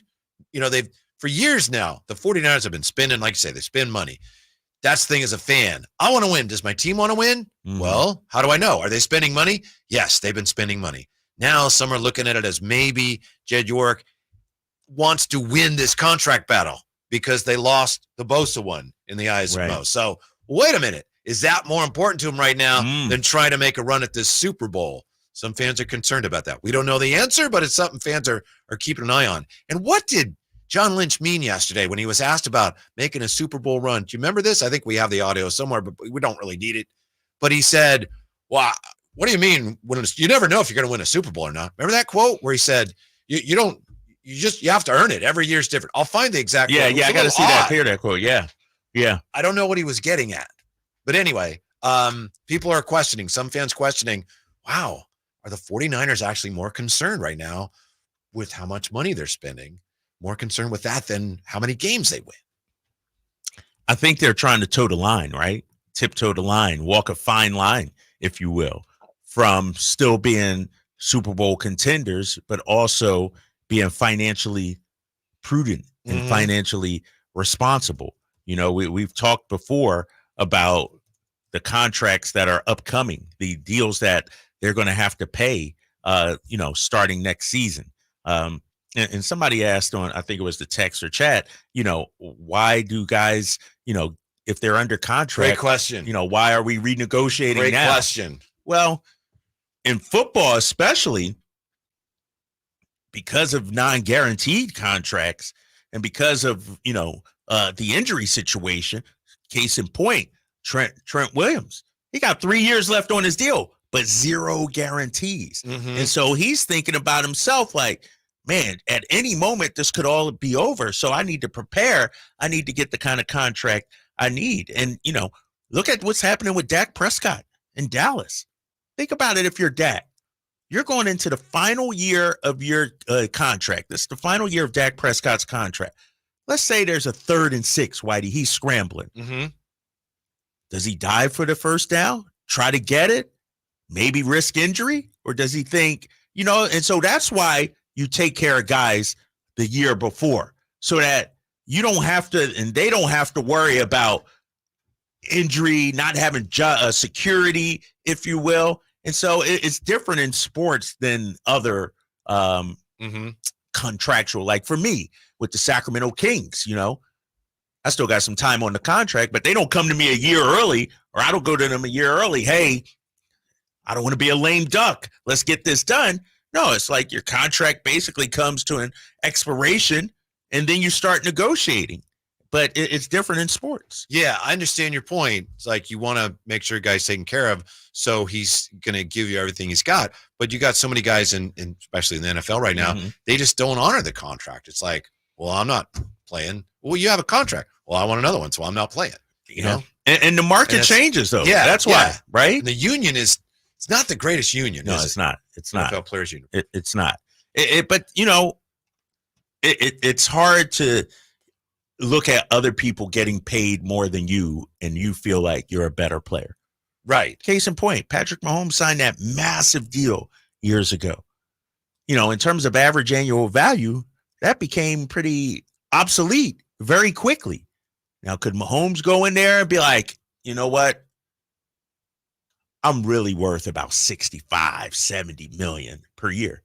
And he would be well within his prerogative to do that, Whitey. Patrick Mahomes, the biggest star in the league, but yet you got other quarterbacks, you know, making more than him. But then the contract, it almost literally doesn't mean anything. And from the fan standpoint, that's one of the things that's confusing. Right. You know? Yeah. No, I get it. It's, you know, and I think this probably happens more in the NFL than in the NBA. I think the NBA has cleaned that up. I mean, Harden has had a few situations, you know, in recent years where he's forced his way out of places, but he still shows up. And still has the same contract. It's not like you tear up a contract and redo it or restructure a deal or anything like that, like you do in the NFL. And so, yeah, it's a little different in the NBA versus NFL. But I do think the league would benefit from trying to figure out how to avoid these things in the future. If they have to get together with players and if it's a partnership, like I think the NBA has done a good job with that. It's like, this is bad. The optics are terrible. Not only is it bad for our business and bad for your business because you want to make the money, it just looks bad. It's going to drive fans away. Here we want fans to get all excited about, man, the real games are coming. Right. But the players are like, yeah, but I only need to play 6. You know, from our standpoint, it's pretty bad. It's you know, the optics, like you said, whether it's you know, playing 6 games or even load management in the NBA, right? Like, you know, you would hope as a fan that everybody, whether it's coaches, players, whatever, doing all they can to win, to win a championship. But when you hear guys holding out, it's like, dude, you already make millions of dollars.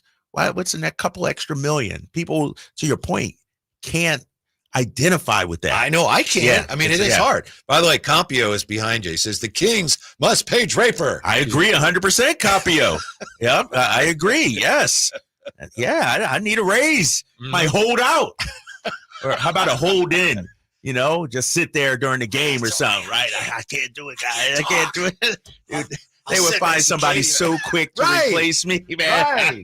I don't have that kind of leverage, man. By the way, people are coming after Carmichael Dave. Are we going to stand for that? I don't know what's going on. Like, I'm going to stand for it. I'm just wondering if I'm definitely going to stand for it. The more the merrier, right? Yeah. Compio says, Carmichael Dave isn't fair. He has crude segments some don't want to hear, but if he doesn't agree with a chatter, that chatter is booted. I think Frank got booted off the chat this morning. I think that's what people are saying. Yeah. Okay. Yeah. And Carmichael Dave is Compio says he bangs his gavel. And then AB916. Then he'll go on a power trip, make some random accusation as to why he's banning you. Is that what they do on the morning show? Man, like the Gestapo out there. Like, what are they doing? My gosh.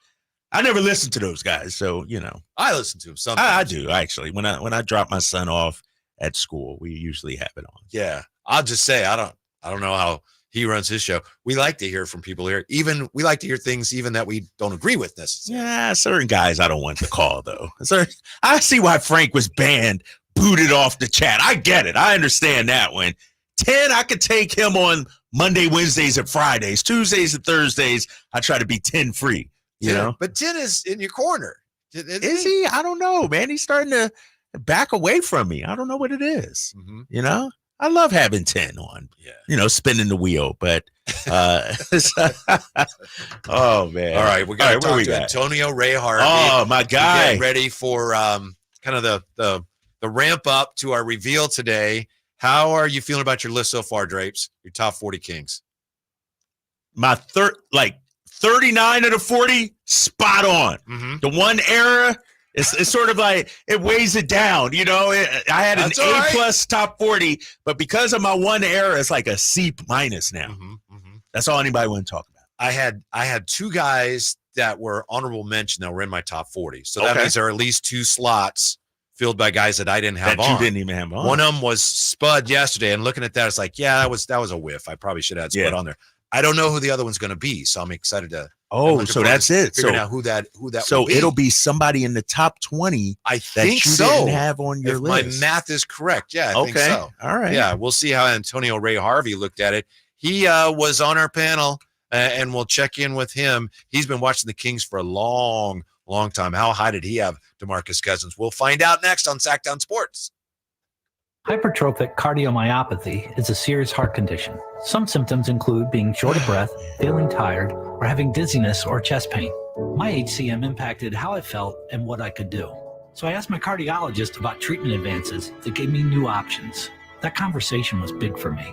That's why I'm working with Bristol Myers Squibb to raise awareness about HCM and to help others like me. Talk to your cardiologist today and visit hcmrealtalk.com to learn more. Sponsored by Bristol Myers Squibb. Febreze. As a rideshare driver, I love keeping my car smelling fresh and clean. So when I'm driving, I only trust new Febreze car vent clips, now with 3 times greater scent control, because it's that little touch that sets me apart. I can turn the intensity down for subtle freshness, or I can turn it up for when I want lots of scent. So whether it's set to low, medium, or high, with new Febreze car, I know my car's going to smell amazing, which keeps my driver rating right where it belongs. Picking up Oscar!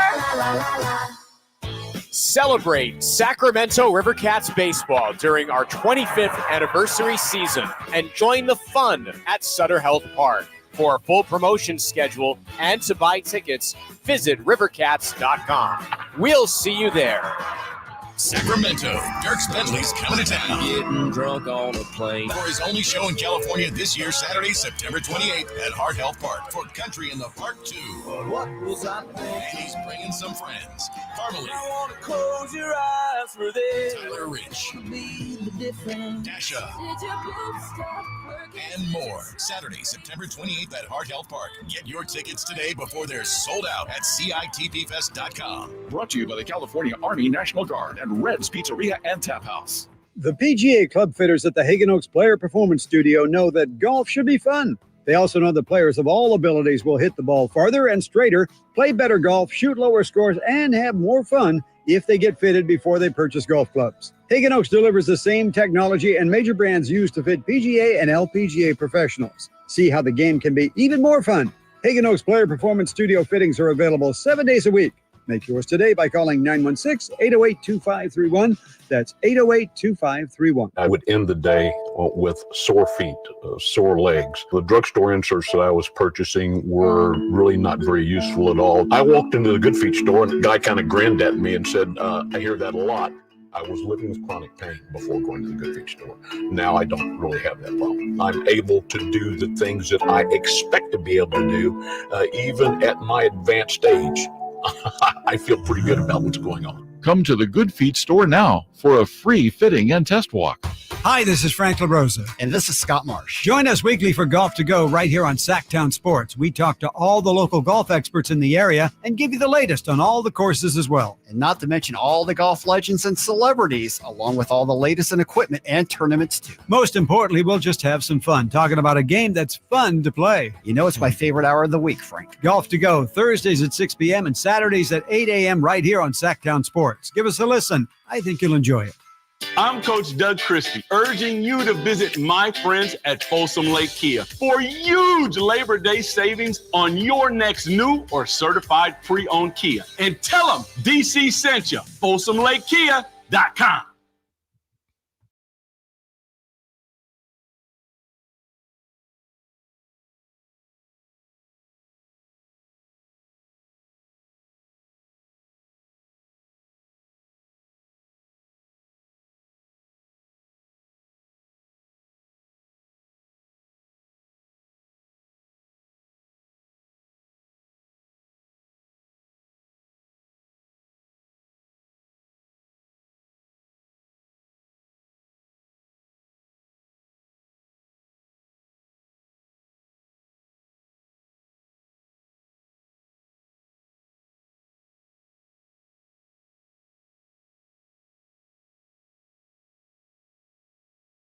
On the bass, playing this, it's incredible. Okay. Yeah, it's a good one. I don't know All if right. it's number one. That's really a matter of taste, but Yeah. it's very favorably viewed in the music industry, I guess. Right. And, it's one of those where you hear it, Yeah. immediately, like, oh, yeah, I know that one. Yeah, the hook, So, as they call it. Yeah. Yes. Yeah. I bet our next. Do we have our next guest ready to go?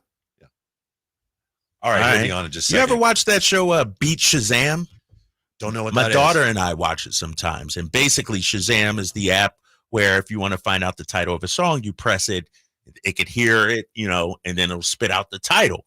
Well, so in Beat Shazam, you try to beat Shazam, and so we do that all the time. And we're pretty good at it. Actually. Really? Yeah, we're Good. pretty good. We we team up. She got all the pop stuff, the Taylor Swift stuff and everything, and I got some of the old stuff. Our next guest knows an awful lot about pop music, an awful lot about pop Does music. he? Ah. A long-time Sacramento writer, covered the Kings for years from the Sacramento Observer, the Associated Press, also the author of The Homicidal Handyman of Oak Park, Antonio Ray Harvey, back with us. All right today, T.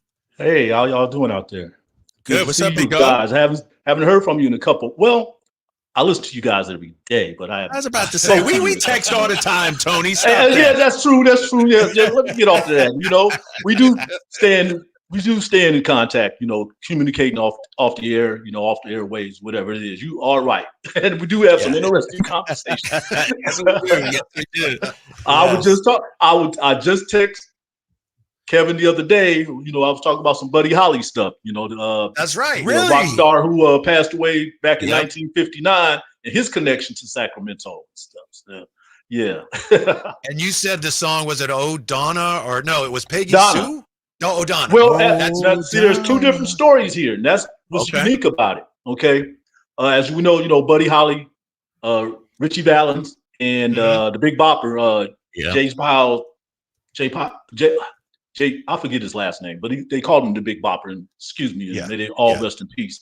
They died in that plane crash in Day Clear the Lake. music died. Yeah. The day the music died, February 3rd, 1959, Clear Lake, Iowa. But there was a couple songs in that short span that had something to do with Sacramento. Richie Valens' girlfriend, Donna, who he wrote that song for, she ended up moving here to Sacramento. She passed away a couple years ago. Okay. That's totally different from which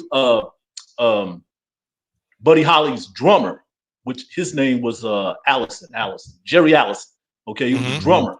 Okay, he had a girlfriend who was living here in Sacramento at that time, and they just put out the record Peggy Sue in like September 1957. October 1957, they played at the Sacramento Memorial Auditorium downtown, and she was present, but she didn't know there was a song named after her, Peggy Sue, that is, and she was in the audience.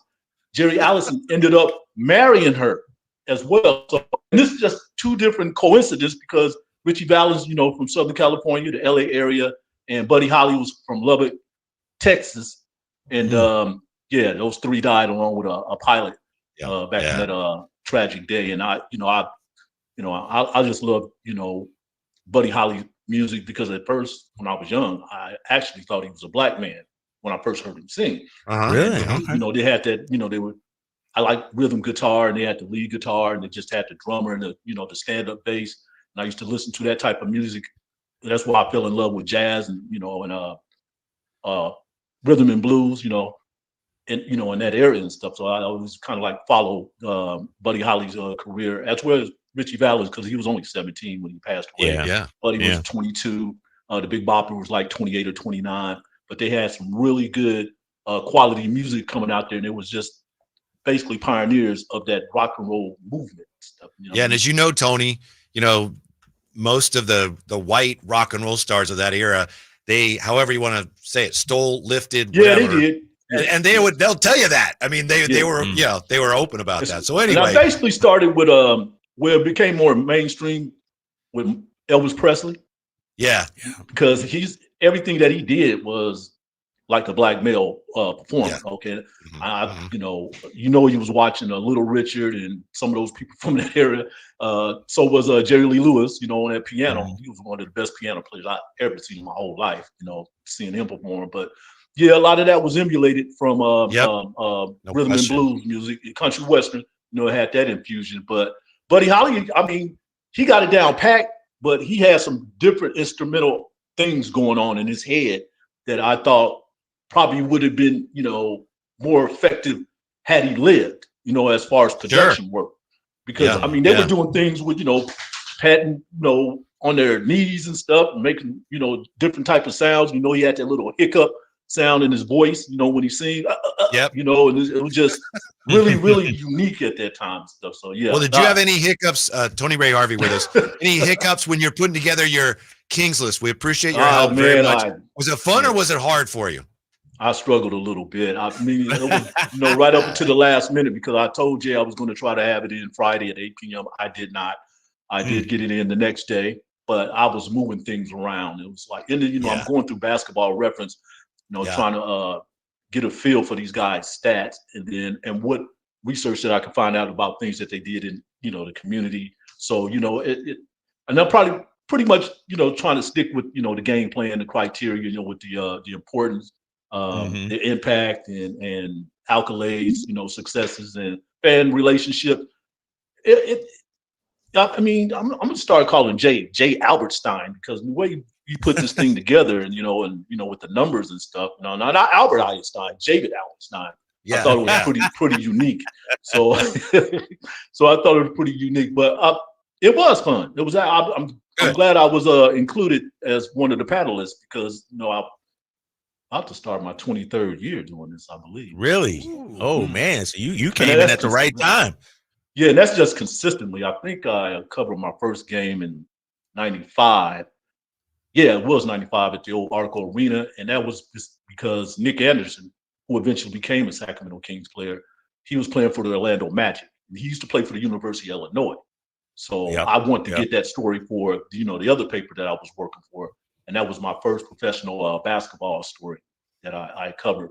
And it was through the Sacramento Kings stuff. But I didn't start covering them year after year after year to like 2002. So that's where I'm at right now. Hey, Tony, let me ask you, man, what was more difficult, narrowing down the top 10, that middle tier, or back at the 40s, you might have to leave out somebody that you're fond of? What was more difficult for you? That last 10. That last 10, I was really struggling with that last 10 because I didn't want to leave out anybody special. I knew these things can be controversial, but I was trying to be as fair as possible. Just looking at the situation and everybody's perspective on it. I haven't really did anything like that. I usually, struggling over the honorable mentions, trying to put that together. You took I it too spent some seriously, time on which it. we appreciate. Yeah, because Yeah, you care. in between, because as you guys know, I cover a lot of other disciplines. So I'm down here covering state politics, and I'm trying to run back here and take care of this business and make sure I was on time as well, and doing interviews and everything like that. But it worked out. I got it in. I think I'm pleased, with the outcome. I can't change it now. I know when I push that button, that send button, I said, that's it. I'm done. Yeah, I know. Did you have a favorite? I know you're a journalist, and so journalists are unbiased. But did you have a favorite Kings player? I know you're a fan too at heart. Who was your first favorite Kings player? I would have to tell you Chris Webber. I mean, he was just so, he had that infectious smile, and he related to us really well, in the locker room, and some of the things that he was doing in the community. And he was actually, growing into this spot. I'm glad that they were able to hang on to him. I know he said some things, trying to get his money and stuff. But I mean, and every time I see him, I always have to chuckle, have a laugh with him, and try to have a conversation with him. I know he was here when he was doing this book tour, and I couldn't get to him. I saw him at the last minute when he was leaving out the door, so that was perfect. But he's one of them. But there's quite a few of them though, that I've seen in town. We don't really get to talk all that much though, with the Mike Bibbies and the Christies. But Bobby Jackson is another one too that I really appreciate too, because of his background and his commitment to the community. I'm pretty sure he still lives here. He still have a house here. Yep.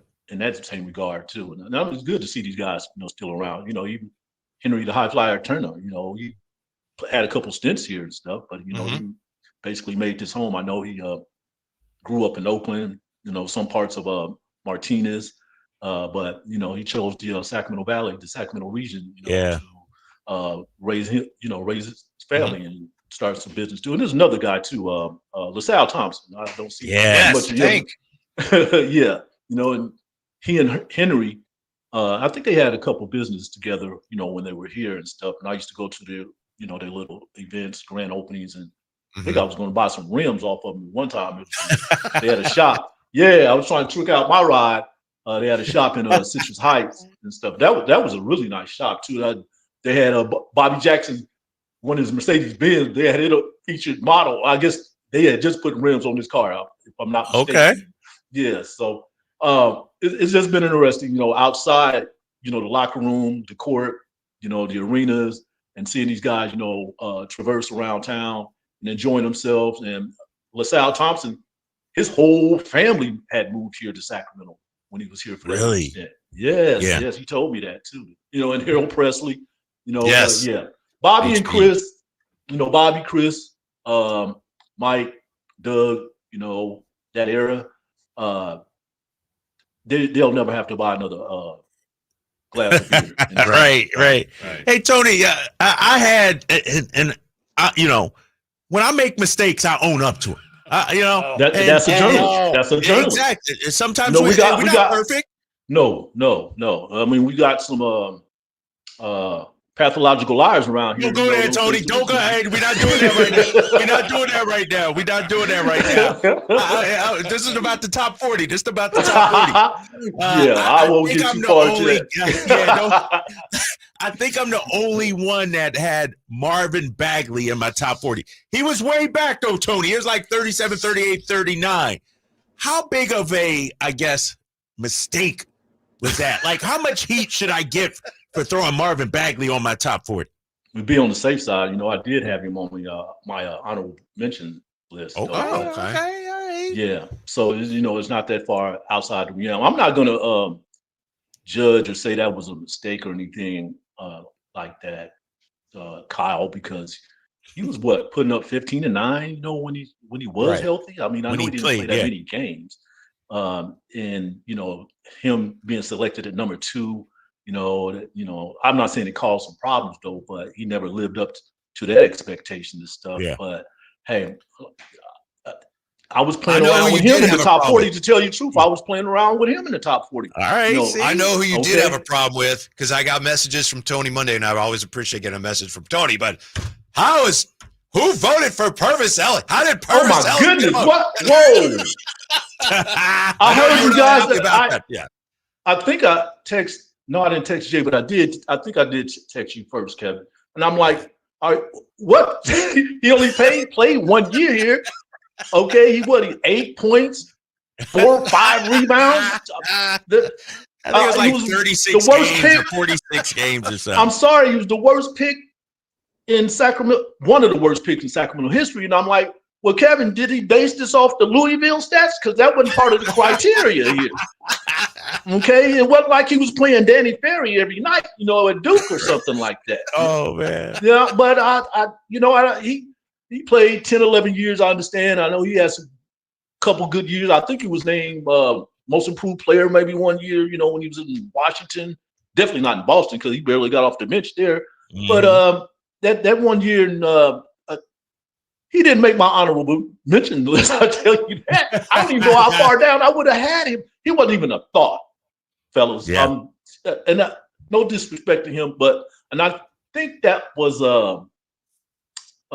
Bill Russell pick. He was the one high on picking Purvis, and it seemed like it was the best. So. You're right, and it seemed like it was the best thing at that time. You have to ask Jerry Reno about that story and stuff. Maybe you can explain that a little bit more. But hey, Tony, he did not. We appreciate it. We got breaking news here. I'll clue you in on this. We just found this out. Chris Watkins sent me this, and according to Adam Schefter, there will be no trade. The 49ers and Brandon Aiyuk reached agreement today on a 4-year extension that will contractually tie the wide receiver to San Francisco for the next 5 seasons per ESPN sources. The drama is over and a deal, not a trade, in place. Brandon Ayuk's extension, 4 years, $120 million. So I apologize, Tony, to interrupt you, but I thought you would want to hear that too. Breaking news. You have to break that news. That's your job, Kevin. Yeah. And I was, I've been following that too because these last couple of years I had pegged the 49ers. I'm a Chicago Bears fan, but I was pegging the 49ers to win the Super Bowl, and they haven't lived up to that yet. But they do need that young man. I know these wide receivers contracts are going through the roof right now. I mean, I would never thought that wide receivers would be getting that type of money, especially Aiyuk. When a few years back, the running back position, was demanding top dollars. But that's a great addition to that squad, and hopefully you can get out there and start getting hit a little bit, catch a few balls in some game situations, and advance that team on down, for the rest of the season. Sir. So no, you don't have to apologize for that. That's pretty good news for all San Francisco 49ers fans. Yeah. We're getting ready for our next 10, going to reveal, 20 to 11 coming up top of the hour, Tony. Just wondering here, who was your pick? I know Jay sent out some questions in addition to the actual rankings. Do you have a guy that you picked as most underrated in your mind, the most underrated Sacramento King?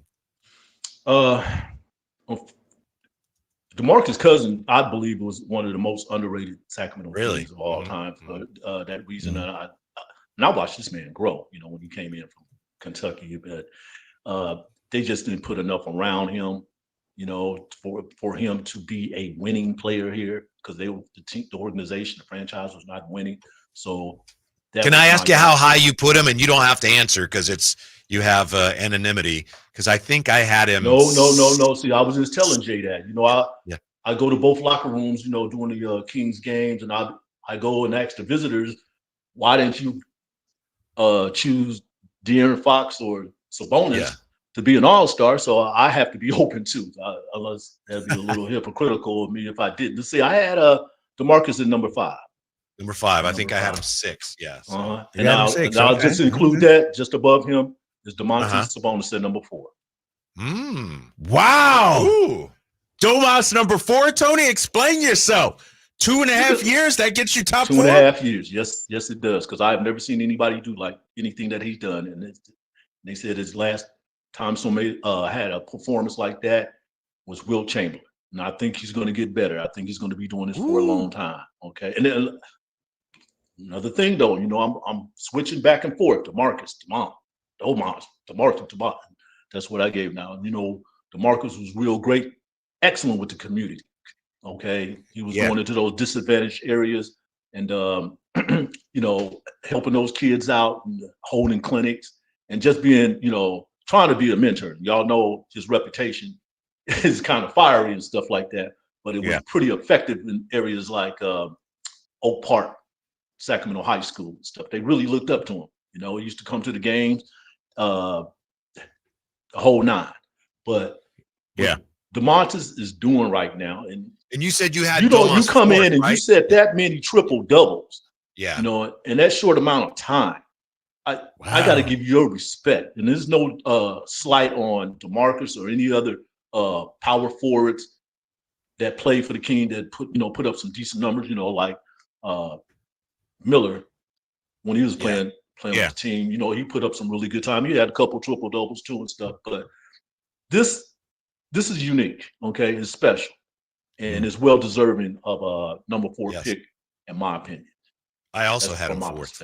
Yeah, Domas fourth. Hold on now. We gotta we gotta get on record here. I'm not gonna let you guys just move on without. I just said it. No. So you got Domas fourth, Tony. I think you said you had DeMarcus fifth. Who's your top 3?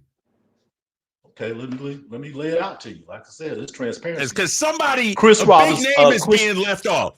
Chris Webber. Yep. Mitch Richmond. The Rock.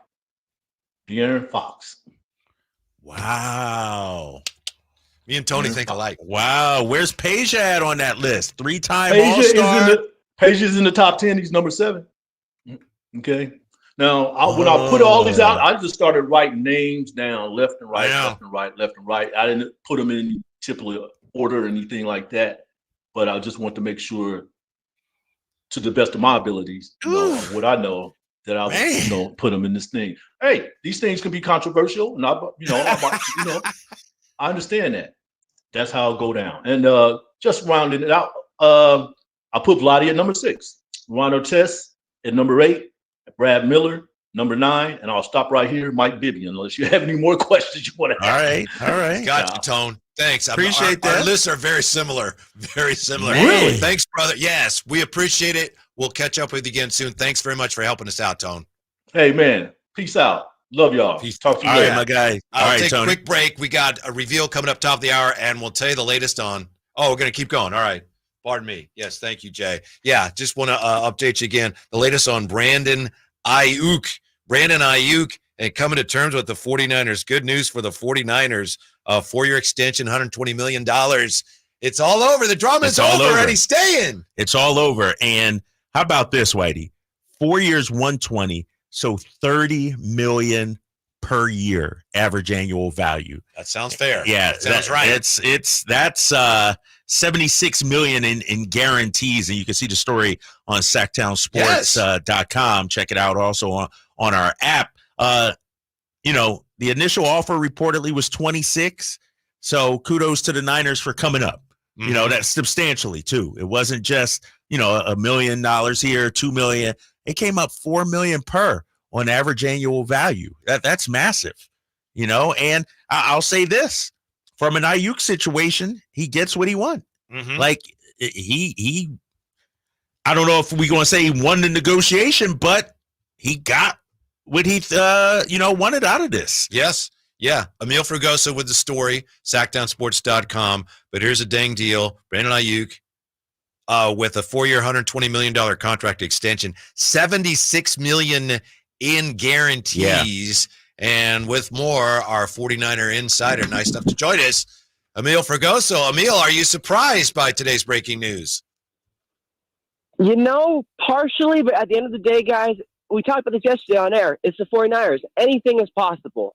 Despite obviously issues going on between front office and Brandon Aiyuk and the agent, and does he want to be here? Does he want to be traded? What does he want? At the end of the day, the same thing remained clear this whole time. Brandon Aiyuk and the 49ers wanted to remain together, and at long last, after all this discussion, with 11 days to go, they get the deal done finally. Hey, Emil, is this around what you expected in terms of the average annual value, $30 million?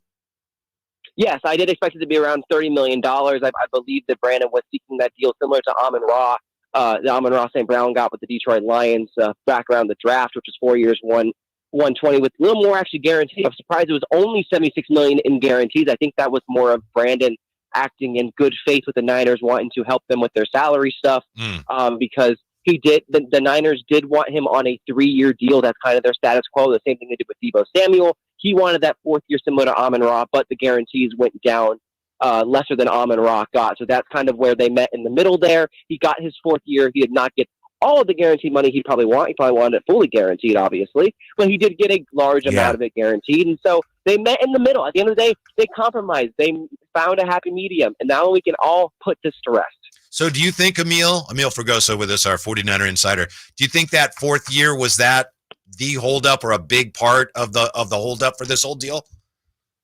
It was a big part of the holdup, absolutely. You know, Brandon wanted to be taken care of like a top-tier wide receiver. He wanted to have that 4th year, and he had every right to ask for that 4th year. I mean, he's a guy who just turned 26 years old. He's going into the prime of his career, coming off 2 incredible wide receiver 1 seasons. I mean, he led the league in second in yards per catch.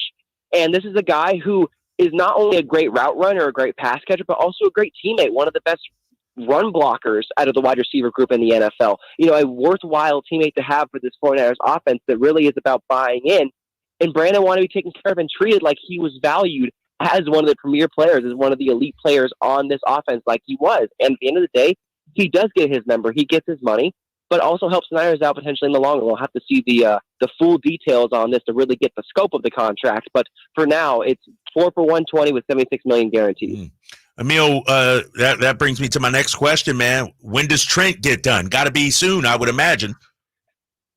Yeah, that's the next kicker, obviously. And there's been some rumblings that this could obviously go into week 1 with preparation starting. And the inclinations that I've been told, I've been heard, is that Trent's looking to get maximum guaranteed money out of this, either a year or 2 potentially of fully guaranteed money, because he has no guarantees left in his 3-year deal.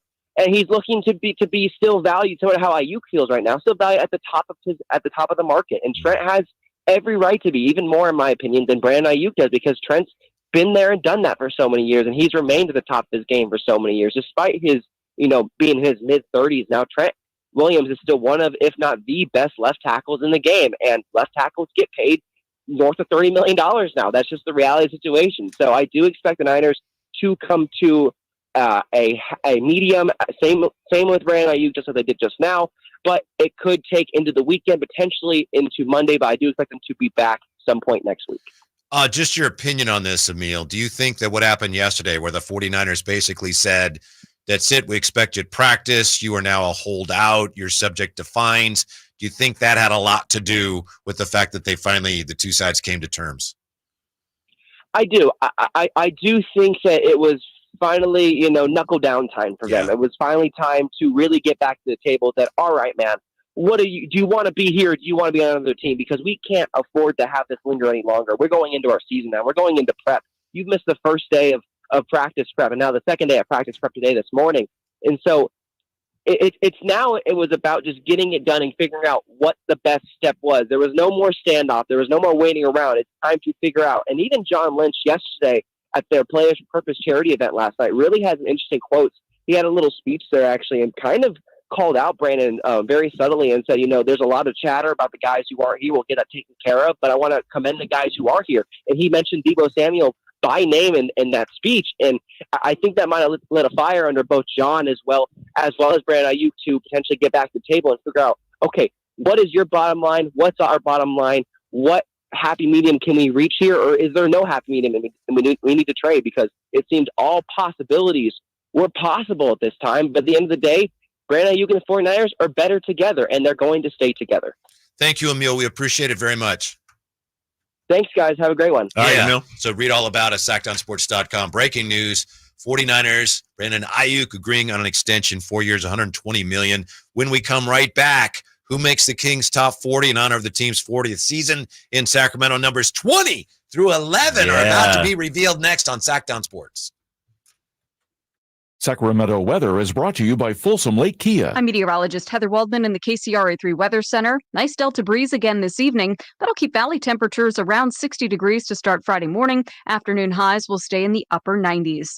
Get the latest forecast on the KCRA News and the KCRA app. I'm Coach Doug Christie, urging you to visit my friends at Folsom Lake Kia for huge Labor Day savings on your next new or certified pre-owned Kia. And tell them DC sent you. FolsomLakeKia.com.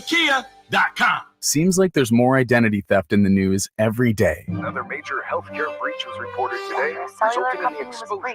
1 in 4 consumers have been a victim of identity. That's because there are endless places that could accidentally expose you to identity theft, in a breach, or simply by mistake. LifeLock monitors hundreds of millions of data points a second. If your identity is stolen, we'll fix it, guaranteed or your money back.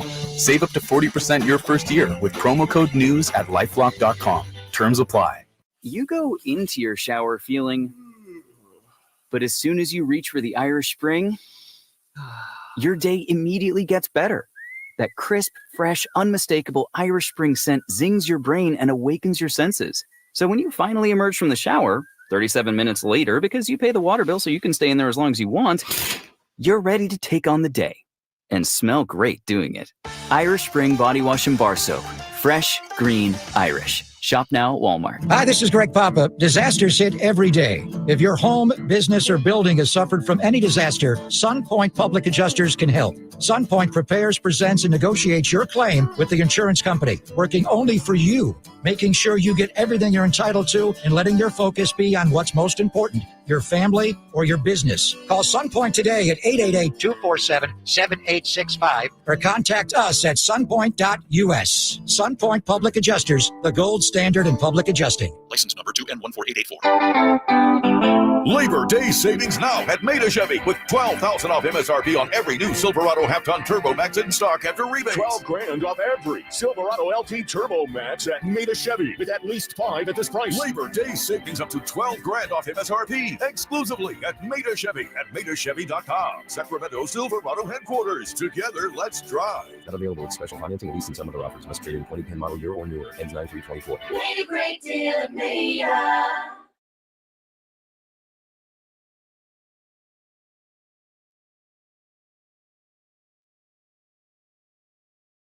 I didn't ask to be thrown in the streets with nowhere to go.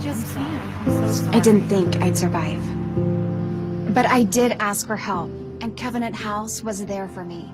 1 in 10 young adults will experience a form of homelessness this year. For these kids who didn't ask to be put in this unthinkable situation, Covenant House is there. Covenant House helped me break the cycle of homelessness in my family. They gave me the love that I needed. Over 2,000 young people will sleep safely in a Covenant House bed tonight. When youth who are experiencing homelessness have a hot meal, a safe place to sleep, medical care, and love, they can overcome heartbreaking challenges and have a brighter future. They just really genuinely just wanted to help me succeed, and I'm succeeding. I'm a speaker, I'm an author. Covenant House really helped me and really helped mold me into the woman I am today. If you or someone you love is asking for help, go to safeplacetosleep.org today. Labor Day, our annual celebration of workers and their achievements, was first observed in New York, and the first Monday in September became a national holiday in 1894. Hi, this is Frank LaRosa with a word about Naturewood Home Furnishings. Each year we commemorate Labor Day with parades, picnics, and family gatherings. And right now, Naturewood Home Furnishings is celebrating with their exceptional whole store Labor Day sale. Would you like to refresh your living room? Would you like to restyle your bedroom? Maybe you want to redesign your home office. No matter whether it's your dining room, kids' rooms, accents, or accessories, Naturewood's unique store-wide Labor Day sale offers savings in every department and savings on every brand like Stanton, Omnia, England, Stickley, Flex Steel, and all the rest of the award-winning furniture. When it comes right down to it, it's all about choices and always about quality.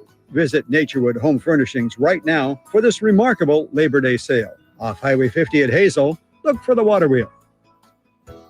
Hey, it's Carmichael Dave for American Energy Heating and Air with a question. Have you recently had a technician diagnose your HVAC system? and you were a bit surprised at how much it cost? Or did something seem off about their quote? Because at American Energy, they take pride in giving you honest, straightforward solutions to get that system up and running. Have their qualified technicians come out and give you a free second opinion. It's free. You got nothing to lose but some dollars off of that original quote. They're making the uncomfortable comfortable. They've been doing it since 1981, serving the greater Sacramento area. A+ with the Better Business Bureau. That's why they keep having customers coming back for more and more and more. You can call them and set that appointment at 916-520-9990. That's 916-520-9990 or AmericanEnergyAir.com.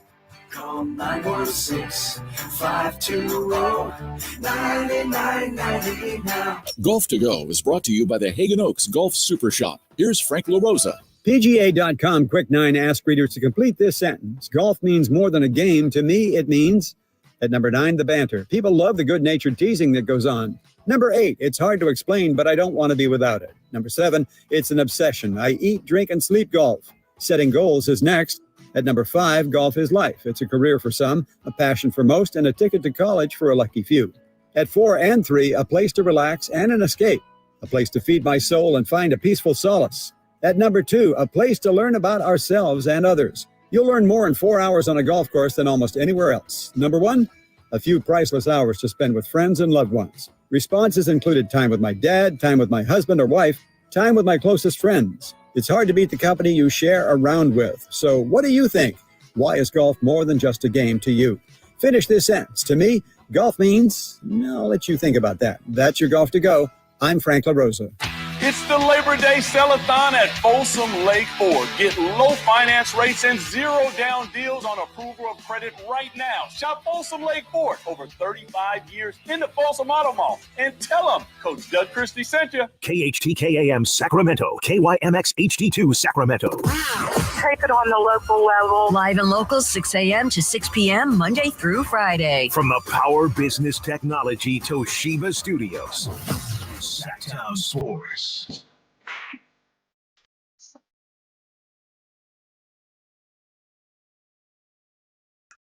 Live and local, it's the Drive Guys.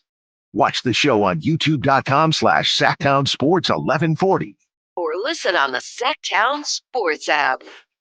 Quick note on Brandon Aiyuk here, and we got to get to our list. Adam Schefter says, in the end, Aiyuk accepted the same deal that had been on the table since August 10th, per league sources. His hold-in did not alter any part of his new 4-year, $120 million extension. He took the same deal that had been there for the past 3 weeks, hold-in over.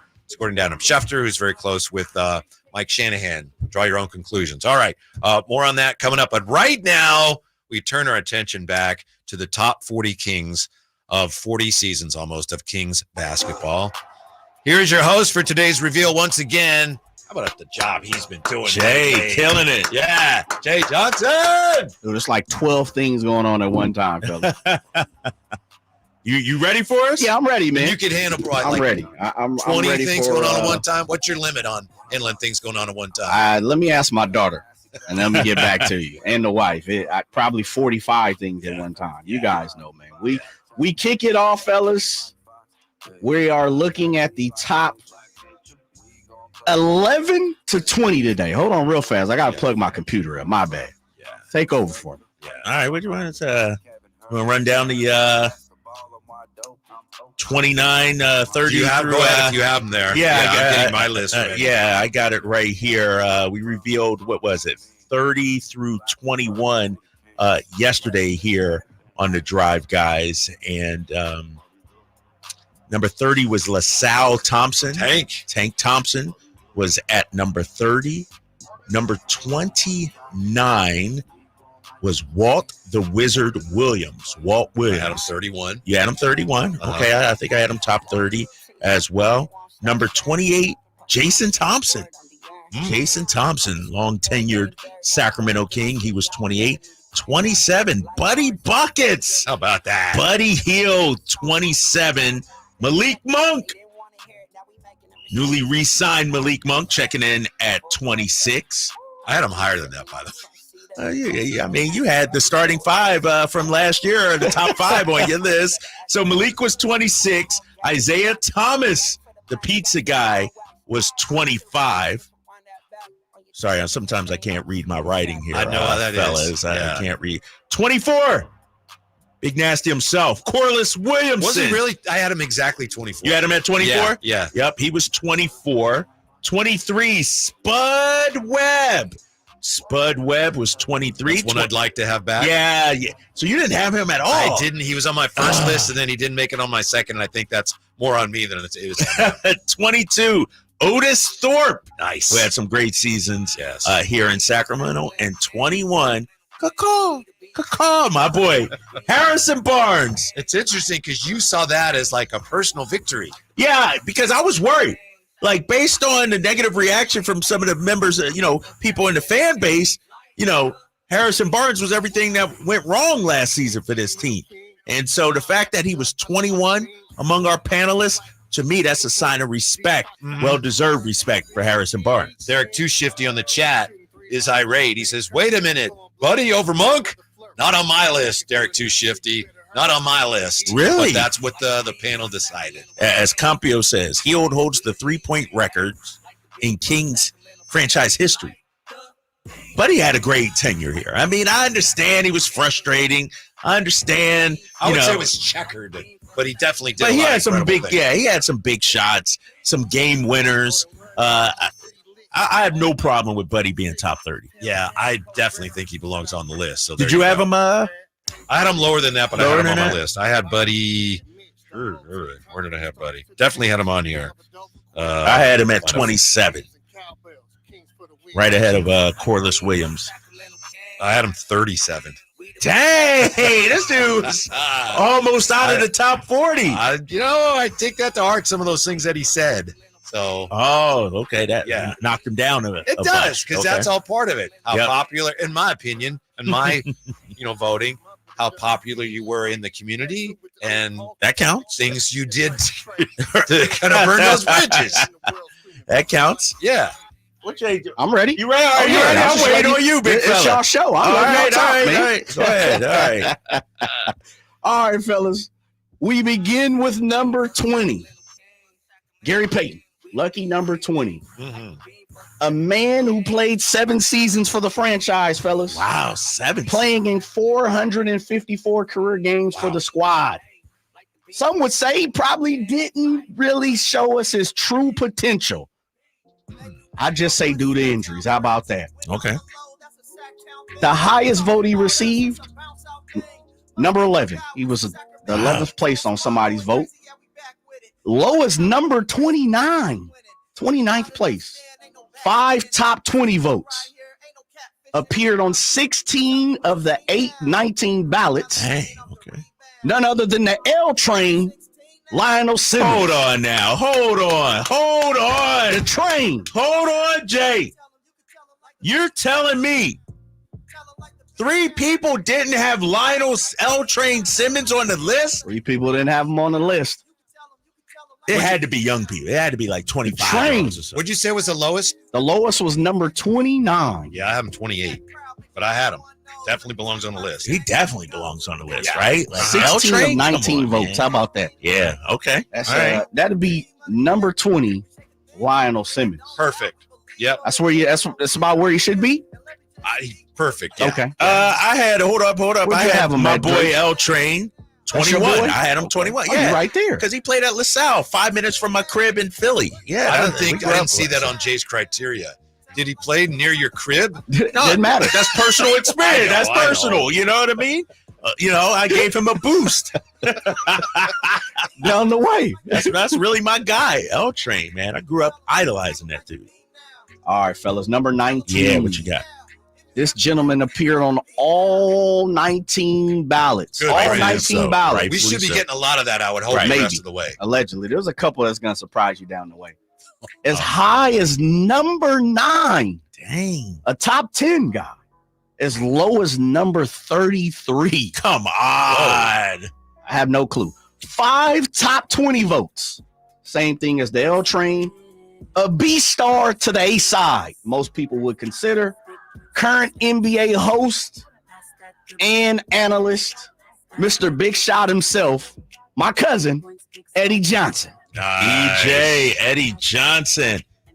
And that's at what? Number 19. 19. Number okay. 19. Where'd you have him at, White? I had him lower. I had him 29. I'm a big fan, but he wasn't here that long. He was a great player, and he should have been here longer. It wasn't his fault, but they traded him. So I'm a little surprised he's that high, but I'm thinking the people that were around, I think he did really well probably I'm guessing with some of the people that were covering the team back when he was here. Yeah, I had him pretty high. Loves the guy. I had him pretty high. I had him at 13.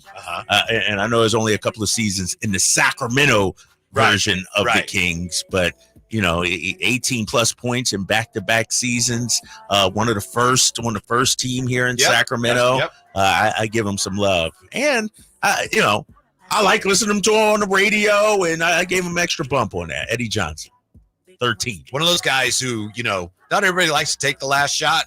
Right. Eddie Johnson never had a problem. Right. No, he'd take any shot, right? Yeah. He'll tell you that too. Last shot, right. He'll definitely tell you that. We move on to number 18, fellas. Number 18, as high as number 16. Really? Also received a 17th place vote, an 18th place vote, and 4 19th place votes. This guy received 10 top 20 votes. 10 top 20 votes. He appeared as low as 32nd. So kind of same thing like Eddie Johnson. Eddie Johnson was as high as number 9, appeared as low as 33. This gentleman, an all rookie, played in the 2010s version of the Sacramento Kings. Again, some would say we didn't get the max potential from this player due to injury. None other. Oh, I should say he was on 17 of the 19 ballots. Okay. So he missed out on 2. None other than the man, Rudy Gay. Man. Rudy Gay, number I had 18. him at 19. Oh, spot on. Rudy Gay, number 18, you say? Yeah. I had Rudy at 16. Some Right people there. didn't have Rudy Gay on the ballot. 2 people did not have Rudy Gay on the ballot. What's up, Drake? Talk to me. I tell you what, Talk to you me, make a Drake. note of those people 40 years from now. Right. When we do the 80th, top 8 ranking vote. No, seriously, certain people might have to get. I know my Bagley thing was bad, but come on, no Rudy Gay. I'm just kidding. Strip them of their votes. Okay. We'll have a powwow about it. This evening. I want to find out who that was. Soon as we're done. I can't tell you that. Yeah. Off air, big not fella. off air either. No, anonymous around here. All right. Come on, we have to maintain integrity. All right. All right, we move on to number 17, fellas. Number 17. He appeared on all the votes, all the ballots. There you go. Yep. As low as number 34. What? That was his only vote in the 30s. This player ranked as high as number 12 on one ballot, 8 top 20 votes. He had 2 stints with the Sacramento Kings, fellas. He had 2 stints. I think I might be the one who had him 12. Okay, I like where you're going. Rookie of the year for the Sacramento Kings. None other than the man Tyreek Evans. Number 17, Tyreek Evans. Yeah, that's exactly where I had him at. Really? Yeah, I had him Tyreek. 16. You had him 16? Okay. Yeah. Okay. Yeah. So that wasn't you that voted him 12. Right. Who voted him 34th? Yeah, 34. That's crazy. It's funny, Jason. Who voted him 34th? He knows. He knows. He has it right Hey, there. guy. I do, but I don't know. I don't know. I'm going by that. I do, but I don't know. All right. All right, fellas. Nothing on Tyreek. I see where you're going. Number 16. This man appeared on all the ballots, Right. of course. As low, now this is ridiculous. As low as number 39. Oh, whoever did that, cut him, Jay, cut him. Seriously, The 16th best player, according to our panelists, and someone had him at number 39. Had him in the top 40. Was high as number 9 on someone's I ballot. want to know how high the person was who had him at 39. right. Yeah. How high were they? Was it the same person that had Purvis Ellison on the list? I don't okay. know. I have no All idea. right. 3 top 10 votes. 3 top 10 votes, and someone had him at number 39. 13 top 20 votes. Okay. I'll keep it nice and simple. Made it to the playoffs. A man known by multiple names. Ooh. He was known as Ryan Artest in Sacramento, Meta World Peace. Yeah. Number 16, Meta World Peace coming through. I had him 13th, and he wasn't here for an especially long time, but the impact he had, he saved the first season when he got here. They were floundering. He saved one season, and for the brief time he was here, he was, in some ways, he was like the heart of the team. Oh, okay. All right. I had Meta World Peace, Ron Artest, at 19 on my list. Ooh, that's solid. That's solid. That's pretty good. He was. What do you remember about him the most, Jay? Just the attitude. I think there's something that's lacked throughout the Sacramento Kings era. Right. You know, his attitude. He's the type of person, Dylan's not that, but Meta was the type of person, he walked on the court and people paid attention to him and knew, like, I might not want to mess with Meta today. Yeah, it's like Larry Bird said. Yes. Half the league's afraid of him, the other half should be. Yeah. That's true. Meta Sanford Artest is what he's going by right now. Who, I don't know, fellas. Just he's got so many different names. Right. Now I wonder. No, actually, there's a couple guys because he was traded for a guy they traded a guy for him that I know is also going to be on the list. But I think the very two top guys, are going to be guys that got traded for each other too. So. Probably. Probably. Uh-huh. Number 20, Lionel Simmons. Number 19, Eddie Johnson, my cousin. Number 18, Rudy Gay. Number 17, Tyreek Evans. Number 16, Meta World Peace. We move on. Number 15, fellas. Number 15. Appeared on all the votes. Okay. Yeah. 2 top 10 votes. 2. As high as number 7. Ooh. As low as number 28. He got a 28th place vote. 4 votes in the top 20. He got 4 other votes, which is interesting, in the 30 range. What? Yeah. It's so interesting how this gentleman ranked in a lot of people's eyes. Talking to none other than the man who almost pretty much started the run for the Sacramento Kings. 1997 draft pick, Jason Williams coming in at 15. Nice. Jay Will at 15. I had him 14. I had him 11. Yeah. Someone voted Jay Will 28th. Damn. That's Didn't pretty he, close. Did he get some mention for overrated? I know He I was didn't. the biggest overrated. Yeah, biggest overrated Yeah. one. He was let's see, most overrated king was Jay Will, followed by DMC, and number 3 was Bobby Gerould. Yeah. Don't you think the thing that, if anything, hurt him in the voting, and 15's great, but some people look at that as, well, they weren't really a great team till they traded him. But that's just not true, though, right? Well, I mean, they won 55 games this last year. Right. They took off. They were a better team when they traded him. Right. Maybe that's not all his fault, but I think a lot of people look at it that way. That's my guess. Yeah, they started it. He started. For starting. I agree. That's what I thought. Yeah. You know, it's like you got to give him some respect for doing that. And I think I agree. A lot of people love him. Plus the excitement, and one of our criteria is excitement and what you brought to the organization. If you are the catalyst that gets the snowball going, you got to at least get some love for that. Him and Weber are probably the most fun duo to watch play in Kings history. The two of them together. Ooh, that's a good one. I have to think about it. I might have to rank that down the road. I like where you're going right there. Number 15, Jay Will. Okay. Number 14, fellas, appeared on all the ballots. Absolutely all the ballots. Just came up a little short from being a little higher all-time Sacramento King in the Sacramento Kings era on this list.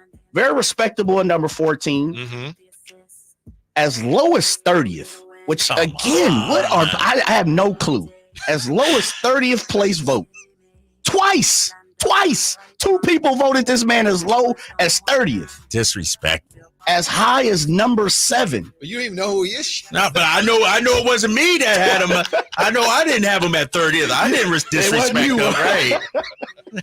As high as number 7. It wasn't me. Yeah, it wasn't me. That's for sure. This is what gets me. He received 9 top 10 votes, but was voted 30th twice. That's crazy. I don't get that. Received. Maybe because he's an older guy. I don't know. Did he play way back when? I don't know. Yeah, he received all. So 17 of the 19, the other two voted him 30. 17 of the 19 were all top 20 votes. Okay. Probably. I say probably, but let me give you a stats real quick, real fast. Let me just give you a stats. 18 points. Come on, man. 7 rebounds. Come on now. 6 seasons for the Sacramento Kings. 370 games. Probably the nicest person you would have ever met in your entire life, and that includes Jason Ross. Yep. None other than Tizzy Wayman Tisdale. Wow. I don't know how you vote Tizzy 30th twice. Yeah, what was he, 14th? Or is that what he's 14th? 14th? Yeah, he's 14th. I had him 20th. Really? You didn't have him 30th. Right. I had Wayman Tisdale 9th. Oh, that was you. Yeah, I was one of the top 10. Let us see. Yeah. Oh, yeah. Someone had at number 7. Yeah. So there you go. All right, fellas. We move on to number 13. Appeared on all the votes. Yep. Here we go. I might have to check this. That's what I'm saying, Jay. As low as 30th. Someone had this guy as low as 30th. Whoever that is, they got to be banned. They can't be a part of this. It happened one time. I don't know who it is. All right. No one else had him lower than number 18. He appeared as high as number 9 one time. He was voted the 11th best player 6 times.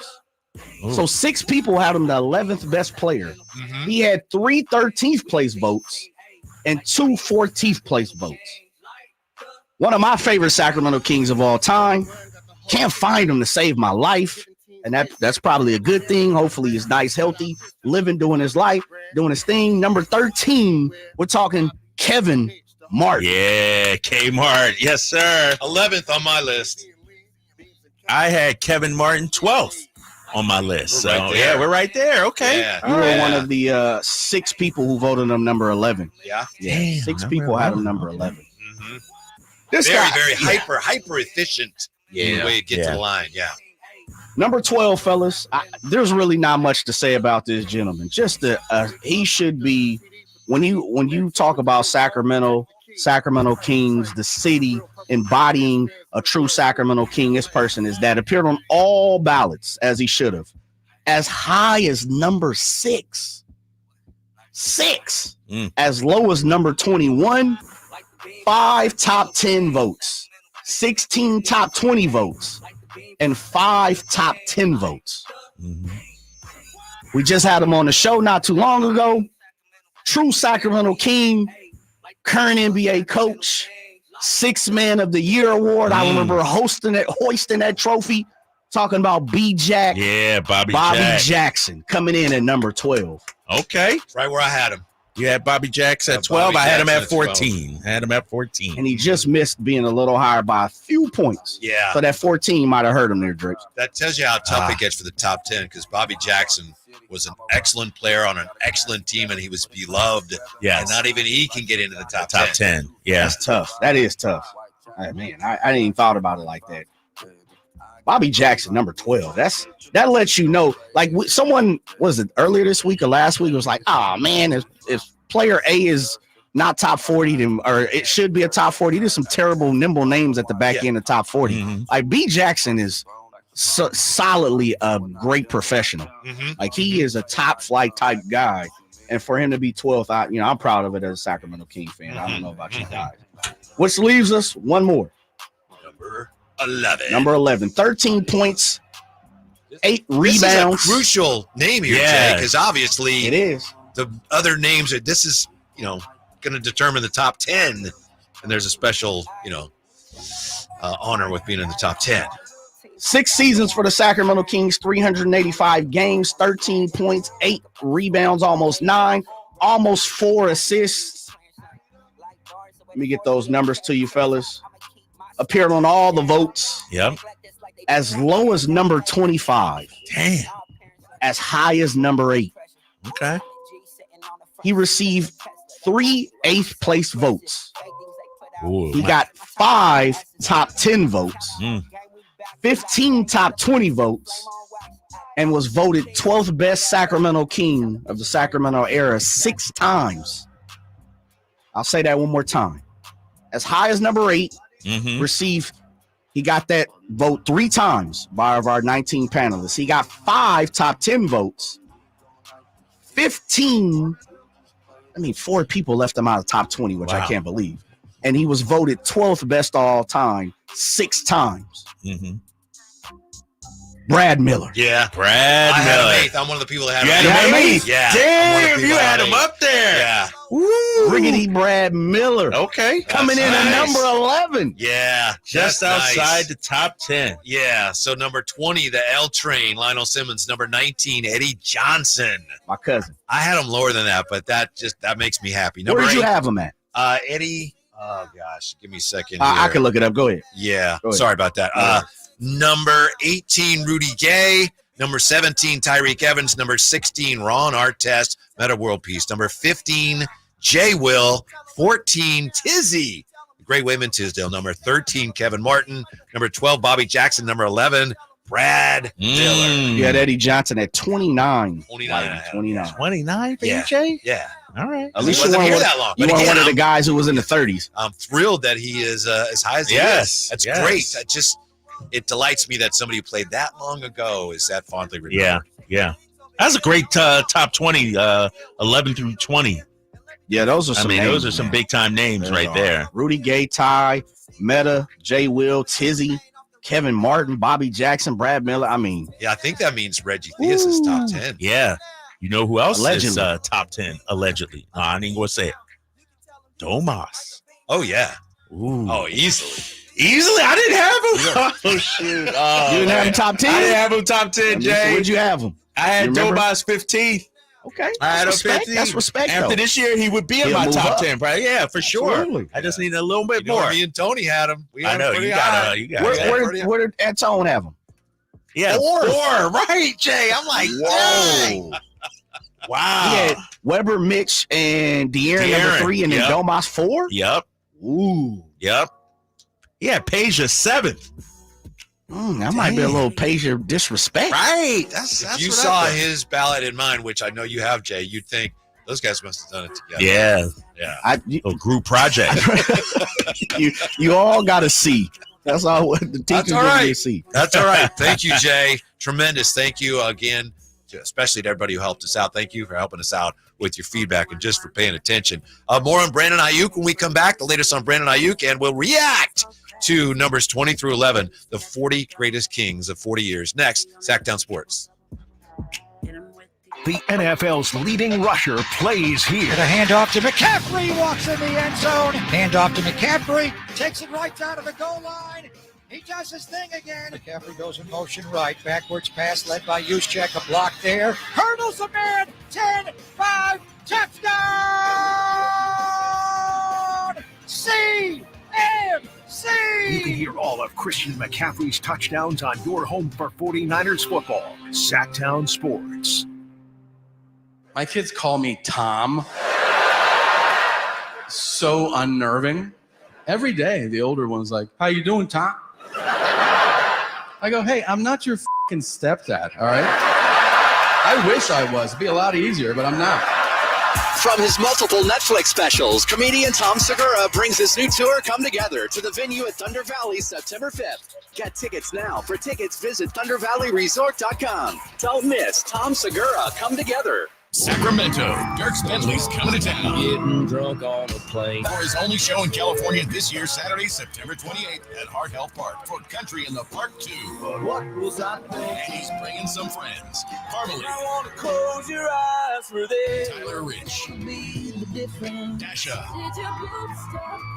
And more. Saturday, September 28th at Hart Health Park. Get your tickets today before they're sold out at CITPFest.com. Brought to you by the California Army National Guard and Red's Pizzeria and Tap House. Domantas Sabonis plays here. He finds Sabonis, put the frosting on the cake, put the cherry on the sundae. Sabonis with a two-hand flush makes it 114-106. Sacktown Sports is your proud home of the Sacramento Kings. Sacramento weather is brought to you by Folsom Lake Kia. I'm meteorologist Heather Waldman in the KCRA3 Weather Center. Nice Delta breeze again this evening. That'll keep valley temperatures around 60 degrees to start Friday morning. Afternoon highs will stay in the upper 90s. Get the latest forecast on the KCRA News and the KCRA app. Get Labor Day savings right now at Folsom Lake Kia. Coach Christie here reminding you, if you're in the market for a new car, shop Folsom Lake Kia for low payments now through Labor Day. FolsomLakeKia.com. The feet have a really big impact on how the rest of the body moves. The knees, the hips, the lower back especially. If the foot isn't properly aligned, all of these joints are going to function incorrectly. That results in a lot of muscle tension and chronic pain. What I really like about the Good Feet system is that the right arch supports can put the foot in its proper alignment. So all the joints up the rest of the body will be aligned properly as well. And when the body's aligned, we can reduce the risk of injury and chronic pain. Come to the Good Feet store now for a free fitting and test walk. Advanced Infusion Center, where we prioritize your comfort and well-being. Whether you're managing a chronic condition or seeking specialized IV therapy, our state-of-the-art center offers tailored solutions to meet your needs. Advanced Infusion Center's dedicated healthcare professionals are here to ensure your safety and provide personalized care. Conveniently located in Sacramento and Yuba City with flexible scheduling options. Experience a new standard in infusion therapy. Visit Advanced Infusion Center today at advancedinfusion.com. Hey everyone, it's Ted from Consumer Cellular, the guy in the orange sweater, and this is your wake-up call. If you're paying too much for wireless service, you don't have to keep having that nightmare. Consumer Cellular has the same fast, reliable coverage as the leading carriers for up to half the cost. So why keep spending more than you have to? Seriously, wake up and call 1-888-FREEDOM or visit consumercellular.com. Savings based on cost of Consumer Cellular single line 1, 5, and 10 gig data plans with unlimited talk and text compared to lowest cost single line postpaid unlimited talk, text, and data plans offered by T-Mobile and Verizon January 2024. Getting quality employees to fill positions in your company is essential, but finding those people can be a major hassle unless you use ZipRecruiter. ZipRecruiter makes finding quality people a breeze. ZipRecruiter's advanced technology identifies candidates with the right skills, sends you great matches, then you can easily invite them to apply. 4 out of 5 employers who post on ZipRecruiter get a quality candidate within the first day. See for yourself. Go to ZipRecruiter.com/free to try ZipRecruiter for free. That's ZipRecruiter.com/free. Carmichael Dave telling you Amy's Outdoor Living's having their famous annual clearance sale. Now, if things were tight and you passed on getting patio furniture this year, if it was just too hot to sit outside, now is your chance. You can save up to 70%. Yeah, 70% on their top brand names like Brown, Jordan, Woodard, Hollywood, and so many other huge names. But don't wait. The clearance sale lasts for just 5 days. And at these prices, you can't afford not to check them out. You'll also find deep discounts on natural gas barbecues and demo grills. So listen, hurry in. Check out the annual clearance sale at Amy's Outdoor Living. 5 days only. I told you it was famous. It's famous for a reason. Amy's Outdoor Living on El Camino near Watt, and inside Amy Ace Hardware, also in the El Dorado Town Center. Get up there now, and you tell them your good buddy Carmichael Dave sent you. Hey, everybody, it's your boy Kyle Draper from Mercedes-Benz of Stockton. Recently, I was at the dealership, and I had to get a look at their Sprinter vans up close and personal. And boy, was I blown away. One of the first things I noticed was the Mercedes star in the front. So you know it's made with the same premium quality Mercedes-Benz is known for. Plus, their Sprinter vans are fully customizable. So if you want to use it for your business, maybe you want to go on a camping trip, or even hauling your kids and their teammates to sporting events around town, they can set it up for you. From vans to box trucks to RVs to even limos, it's a one-stop shop. Don't believe me? Well, go see for yourself. Give the Mercedes-Benz Sprinter van a test drive at Mercedes-Benz of Stockton. You won't be disappointed. It's just a short drive down I-5 off of 8 Mile Road, or anytime at mbofstockton.com. That's mbofstockton.com. And while you're there, tell them your boy Drape sent you. The final games of the 2024 Sacramento Rivercats season are upon us. Soak up the last days of summer at the ballpark at one of our remaining giveaway or theme nights. Giddy up for Wild West Night. Get your wands at the ready for our inaugural Harry Potter Night, and cap off the season with Fan Appreciation Day.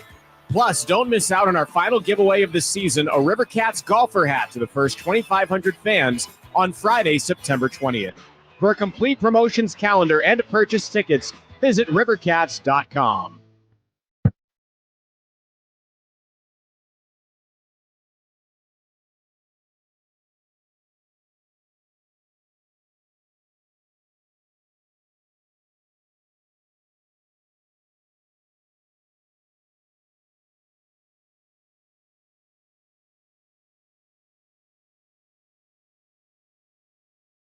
your afternoon home for Kings Talk and so much more. The Drive Guys on Sacktown Sports. Jay just did the reveal here, numbers 20 through 11. Okay, on our top 40 Kings. L Train, Eddie Johnson, Rudy Gay, Tyreek Evans, Artest, Jay Will, Tizzy, Kmart, Bobby Jackson, Brad Miller. So one of the things I thought was, well, we pretty much know what's in the top 10 now. And I think we probably do. But, and I honestly don't know what he's alluding to, but Jay was just in here, and he came in here with us. And Jay, maybe you can explain this a little bit without tipping your hand. You say we got more surprises, huh? Because I was thinking, well, once we get a top 10, we're going to know what's up. But we still got some. There's definitely a surprise or two tomorrow. And not so much as maybe ranking or whatever, but there's a couple I had to almost, gasp. Like, what? All right. Yeah, there's a few things that you're going to gasp on. Yeah. No, I don't think it's going to be somebody like, well, Ryan Robertson made the top 10. I don't think it's anything like that. But as far as disrespect Ryan Robertson like that. You're right. But I'm assuming it's as far as how the voting went. But so far, it's not completely what I had, but I think it's been really solid. Oh, this list? Yeah. I mean, there's a couple of, head scratchers, but for the most part, I think when we look at it, Whitey, your list, my list, the overall list, pretty much lock and step. There's a few discrepancies. Right. There should be. Right. But not anything too crazy. Maybe Domas, where I put him, some people giving me the side eye about, but where's that again? 15th. They're coming after you a little bit on I don't care about explain it one more time for me, Drapes, because I was working and doing 18 things. Why did you have Domas at 15?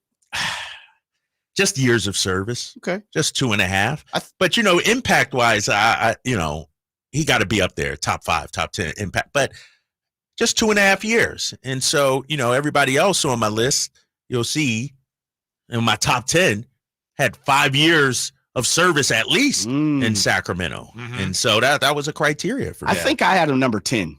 Okay. So I guess I'm spot in the middle of both of you guys. Right. Mm-hmm. Right. Mm-hmm. It's funny because you don't know how people are going to look at it. And, Jerry Reynolds was going to do it and he actually didn't get it in, but he's, we'll probably have him on to talk about it. And obviously he has a unique perspective on all of these guys, but just talking to him about it, he would talk about the players like, this guy was a really good player. In the mind of a guy who's scouted and coached, he's looking at this guy's a really good player. That guy was not that good of a player. Whereas someone like me, I'm looking, that guy wasn't as good, but the team he was on, and he was popular. Yeah. And real basketball people's like, that doesn't matter. Right. It doesn't matter. So it sounds to me like some of that is just that's the way you're looking at it more as what the guy actually did on the floor. Yeah, but and here's the thing. Yes, that is true, Whitey. But in Domas's case, he did that too. Yeah. And so I was trying to help you out. So that's all I got for you. No, I probably got him a little lower. But I'll reveal part of my top 15, guys. And you tell me who Domas should be above. And I know you had him way high, Whitey. You had him in your top 5. Yeah. I had Bobby Jackson right ahead of him. 6th man of the year, 2002 squad, all that. I had Eddie Johnson too. I'm a big Eddie Johnson fan. I think that first team in Sacramento, being one of the first 18 plus in back-to-back seasons, Sacramento legend, Kings legend. I've had Eddie Johnson. I had Kevin Martin. Kevin Martin had years of high-level scoring basketball. I had him. I had Jason Williams, Jay Will, higher than him. Somebody arguing with me on the text line, Jason Williams won 52 games. Well, according to Basketball Reference, his final year here in Sacramento, he won 55 games, and then they jumped up to 62-5. So I give Jason Williams a lot of credit. I think people, and I know he was our most, overrated. Yeah. He wasn't mine, but but the overall panel list, I think I got to give him more credit for helping turn things around, making Sacramento Kings basketball cool and hip. Mm-hmm. Jason Williams was a huge part of that. And I can argue, Drapes, not to cut you off there, I could argue he changed basketball game because the Kings ignited the Suns, which ignited the Warriors. Jay Will's one of those creators. Mm-hmm. That's true. He was before Steve Nash. Absolutely. You know what I mean? The running, the super fast offense. Like Jay Will and the Kings were the creators of that. The reason I have Domas as high as I did, and the reason why I would say he ranks ahead of some of those guys you mentioned, and again, they're all like legitimate, top 20 Kings of all time. So we're splitting hairs here. But, the multiple all-league, and I know second team for Domas, that there aren't very many Sacramento Kings that were, made all-league teams. That's true. 100%. And he also, and it wasn't all him, it was De'Aaron, it was everybody, but, he was one of the fulcrums of the franchise, everything turning. No, Jay Will right. was that too. Yep. No, you're right. More with more style and flash. Yeah, and the thing about Domas, and we'll talk more about him tomorrow, obviously, because he's going to be in our top 10, but allegedly, maybe, possibly, quite possibly. Yeah. But you could feel it from the very first game he played in Sacramento. The energy. It was a different vibe. I believe it was against Chicago when he first played. I think it was Chicago, his first game. And the energy in that building was so different. And since then, he's been a rock. You know what I mean? He brings it every single night. And so I got him 15. I could easily see him being a top 10 guy. I have no qualms with anybody having him top 10. I don't know what this says about the Kings. To me, it's interesting. Halliburton almost made it. If Halliburton had made the top 40, I know he was just outside. Then there's like at least 3 pairs of guys in the Kings top 40, if he'd made it, who were traded for each other. Doesn't that seem a little unusual? That is, that is strange, right? Yeah. You're talking 2 legends, traded for each other. That's interesting. Yeah. Meanwhile, an update on Brandon Aiyuk today. Yes. We have some pushback from his agent, right, Drapes? Yeah. Adam Schefter had put out the tweet. In the end, Aiyuk accepted the same deal that has been on the table since August 10th, per league sources. Which to me just reeks of, here's what Mike Shanahan told me about the negotiations. His hold-in did not alter any part of his new 4-year, $120 million extension. He took the same deal that had been there for the past 3 weeks, holding over. That's Adam Schefter. Adam Schefter basically saying the 49ers won this negotiation. Adam Schefter, who was very close with Kyle Shanahan's dad. Yeah. So Ryan Williams, his agent, Ayuk's agent, tweeted out, "That's factually inaccurate, but the check still cashes. Wink, wink." I got a problem with this, Whitey. And I know the topic is Aiyuk, and this is a banner day for the Niners. Niners fans got to feel happy, got to feel good. But you're talking, Jay, you deserve it. You deserve it. But we're talking the preeminent voice in NFL breaking news, Adam Schefter. Basically, the agent of Aiyuk is calling Schefter a liar, saying that's not true what you put out. If Schefter is lying, how can we report what he says with any kind of accuracy going forward? Well, I don't know. Make your own choice. Like I said, I didn't take it at face value when we first saw it because he literally wrote Mike Shannon's book with him. So, you just have to read between the lines a little bit. Where's the truth? I don't really care. They both win. If he plays well, everybody wins. If I had to pick between one of those two, I'd probably side with Ryan Williams. But I don't know. But that's how these guys. Yeah. And you know what? If I were Adam Schefter, I'd say it this way: according to sources, he says, according to sources, this is what I was told. And they're like, that's not right. He could say, I don't know if it's right or not. That's what I was told. I'm reporting what I was told. Yeah. And then that also, if that's true, then just gives him a better chance of getting his 49er Nuggets in the future. Yeah. Another Aiyuk note, Jordan Schultz reporting a 49ers executive on Brandon Aiyuk. There's no reason why he can't have a similar career as a Devontae Adams, for example. Hell of a career. That would be a hell of a career. Except they're just not going to ever throw him the ball that much. Right. He's just not going to be the number one option on the offense. I got another tweet here. Michael Silver. Are we a Mike Silver guy? Yeah. It's from Davis, California. Oh, yeah. We had him on the show. Yeah. The 49ers will get overtures regarding Deebo Samuel between now and the trade deadline. Right now, highly unlikely they trade him. Early November depends on a lot of things. It's a lot of so what their record is, how they're doing. Yeah, how they're doing at the time and things like that. Yes. Come on. I know. Now's not the time for that, right? But at the same time, and I tried to keep my mouth shut because whatever. I'll skip that. We want to hear it. Some things are the obvious. Yeah. Like no blank Sherlock. We know that. You know, but I'm just don't shoot the messenger. See, Jay, that's how I felt about the story that I'm not. Trent Williams is not going to report till he gets his new contract. Right. I mean, we can all be reporters then. And I think if what I'm hearing somewhat, correct me if I'm wrong, Drapes, part of it is this is someone that we trust. And I say Adam Schefter. These are the people that we go to for the breaking news, the hard-hitting news, the surprising news, the things that we allegedly can't get like they can. And then how am I supposed to believe you and believe that you're trustworthy if you just out here blowing smoke? Right. But I'm the person that has to react to it and run with it and talk about it. And you getting away with it. And I get what you're saying, White. It's like, sources told me. Yeah, he's just put that. But I could see the narrative regarding Aiyuk in that tweet is, well, if that was the offer August 10th, we went through all that for nothing. Like, what is Aiyuk doing? And then it paints him in a bad light. Right. Yeah. Let me ask you something real fast. Yes. Real quick, fellas. How much pressure is on Aiyuk now that this is done from you guys' perspective? Well, he's got his deal, and he's got a 76 million guaranteed. I don't think a ton. If I'm understanding your question right, obviously, if he wants to win, this is a huge year for him, and who knows what's going to happen with the roster. But he won. I think he won. Schefter would indicate, no, not so much. I think he won. He got his money. He's going to be there a while. I don't see that. I don't think he has to prove anything to anybody. No, all he got to do, if he goes out and has the same exact season he did this past year, he's fine. Mm-hmm. I think in terms of, scrutiny with the contract, it's if he has a big drop or something like that, or, he doesn't make a big play when needed.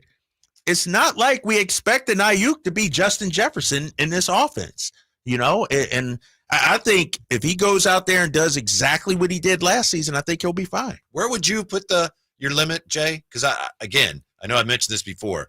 From the jump where we started, he was at like 23 at first. He was like, I don't think he's that good. 25, 26. Yeah. But the way the game goes now is he deserves 30.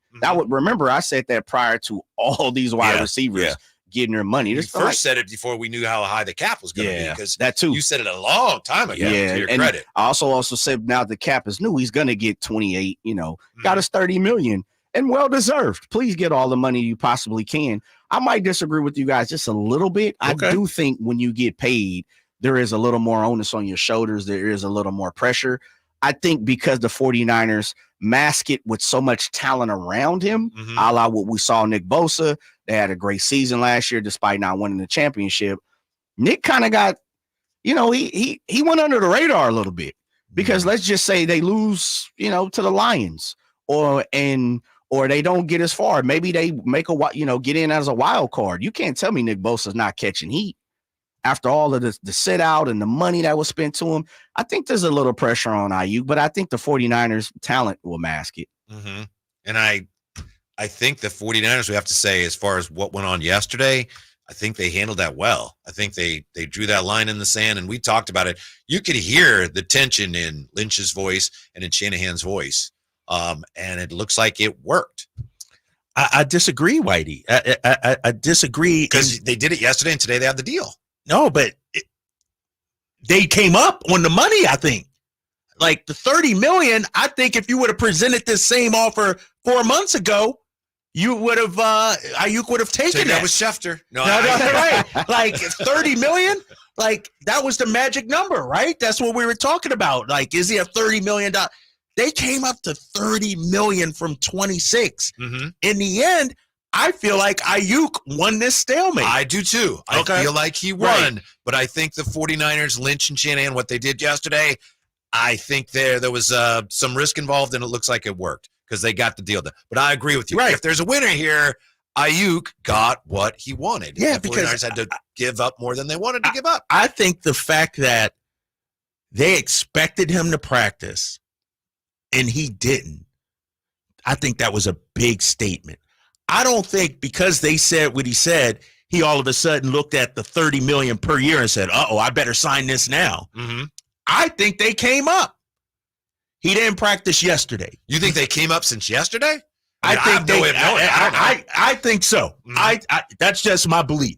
I think so. I think they are the ones who made the movement towards Aiyuk, not the other way around. Mm-hmm. $30 million per year? Like, I gotta believe, because we heard TJ Hushmanzada earlier saying, man, they can't even give my guy $28 million. This was about 3 weeks ago. Now they're giving him 30. Mm-hmm. I think they moved a lot to get him done. I think sorry to cut you. No. From Lynch and Shanahan's perspective yesterday, sounding exasperated about this, I think they said, you know what? Let's just get it done. Yeah. Let's just and we'll deal with it when the time comes in terms of having to pay the piper and everything. Yeah, well, if you're right, I have no way of knowing, but if you're right, if they drew that line in the sand and then he crossed it and said, no, I'm still not going to practice, and they said, all right, we'll give you another $2 million a year, that's a massive win for him. A massive win. But yeah. I got to take issue again with Schefter. This is what pisses me off about this Schefter tweet that we just talked about. In the end, Aiyuk accepted the same deal that has been on the table since August 10th. Our boy Alan Stiles feels like he got confirmation that the Commanders were definitely done. He was never going to the Browns or Steelers. I just feel like a lot of people, because of Schefter's weight, his following, take what he says and then base their opinions off of that report. Mm-hmm. When it probably was an erroneous report, Whitey. Yeah. It's just the sports media business is gross. Like the trying to break a news and beef, like it's gross right now, man. Mm-hmm. Mm-hmm. Sorry, that just worked me up. Yeah. Who's more reliable, Schefter or Woj? Or Shams? Ooh, they all got agendas, or Jeff don't Passan. they? I don't know. Who's a baseball? Yeah, Passan. They all got agendas, though, right? They all have their loyalties to their certain, whether it's agents or owners or GMs. You know, the worst example of that I ever heard was about 3 years ago, and Ken Rosenthal reported on Twitter that the Padres were close to getting Max Scherzer, and the Padres were never in on him. And the Dodgers got him, and apparently it was like a sign from somebody they knew Rosenthal would tweet that, and it was like a sign from one team to the Dodgers, like it's time for you to trade for him now. And Rosenthal even had to apologize. Really? It looked like it was a blatant example of teams just using the reporter, right, getting him to report something that wasn't even true. As a means of one team communicating to another. Like sort of playing off the other. Like, yeah, that's interesting. Wow. You got to just be careful about how you consume your sports news. Yeah. When we come back, what do we got coming back here, Jay?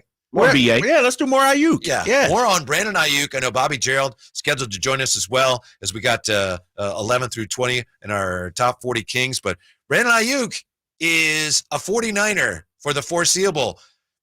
Are 49er fans happy about that? Next on Sacktown Sports.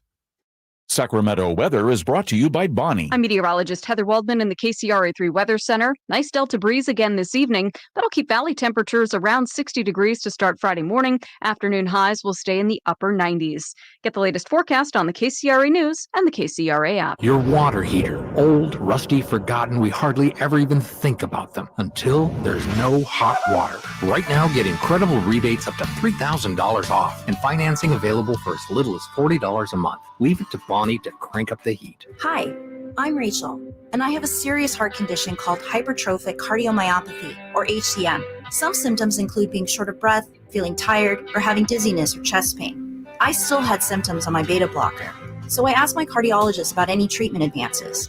It was a breakthrough for me. That's why I'm working with Bristol Myers Squibb to raise awareness about HCM and to help others like me. Talk to your cardiologist today and visit hcmrealtalk.com for more information. Sponsored by Bristol Myers Squibb. Whether you're tinkering in your garage or tackling big projects, if you know the value of working with your hands, you know Harbor Freight. And you can be confident knowing that at Harbor Freight, you can get quality tools at prices that work just as hard as you do. Because the only thing more satisfying than a job well done is a job well done, well under budget. Whatever you do it for less at Harbor Freight. At Northern California's #1 Honda dealer, Stockton Honda, we make the dream of owning a new car easy and stress-free. With prices that you just can't say no to. Save on our best selection of the year during the final days of the Honda Summer Event. Come in today or go to StocktonHonda.com. Anytime, anywhere, it's all here. StocktonHonda.com. Number one claims based on 2023 total new and Honda certified pre-owned vehicle car sales from American Honda Motor Company's Old One Report. Hello, Sacramento. I'm Emran Pilati, owner of True Sports Cards and Collectible Store here in Rockland, California, and the host of the True Sports Cards Show that airs right here on Sacktown Sports 1140 every Saturday from 10 to 11 a.m., where we discuss the latest trends, hottest products, and deliver exclusive interviews with other industry leaders. And don't forget to visit our shop, True Sports Cards, at 6661 Stanford Ranch Road in Rockland and see what we have for all your sports card and memorabilia needs.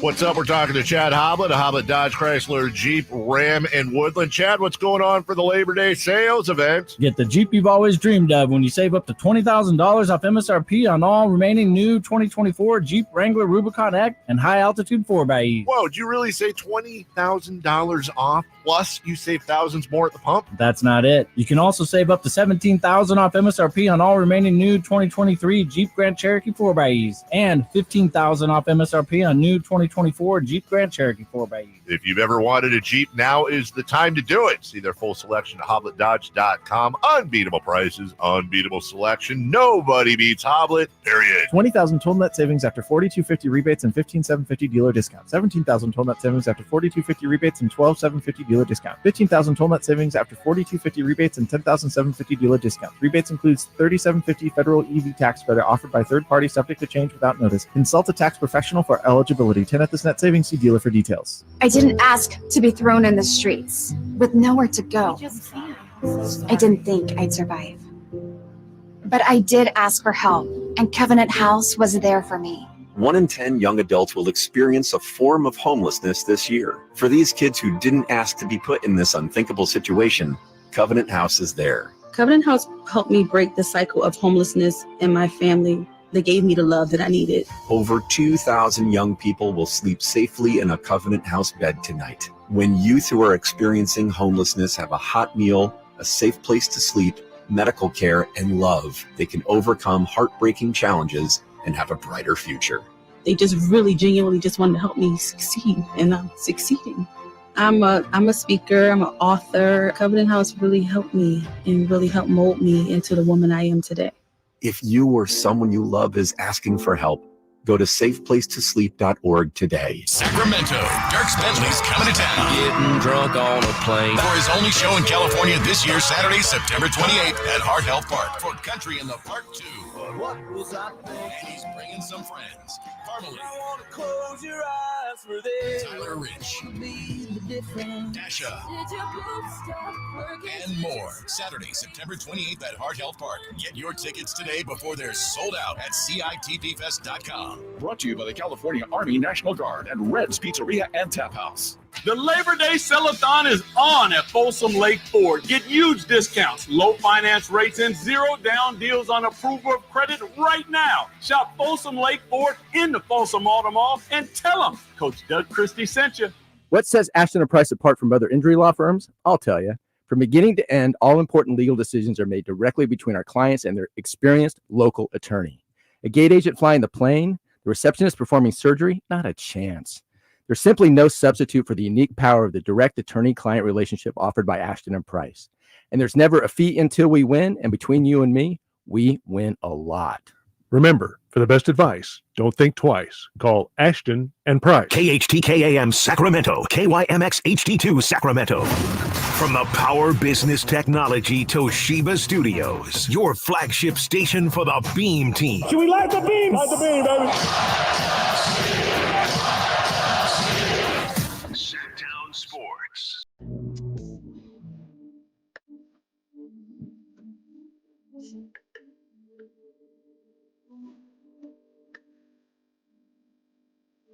The only station in Sacramento giving you local sports coverage from 6 a.m. to 6 p.m. Monday through Friday.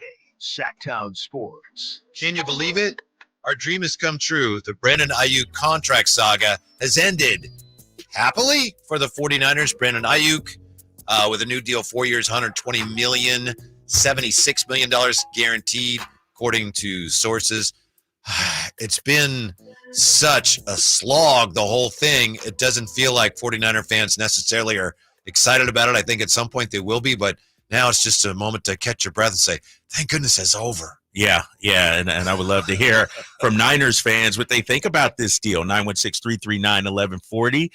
Relieved that it's over. Did Aiyuk win? Did the squad win? Did Niners win?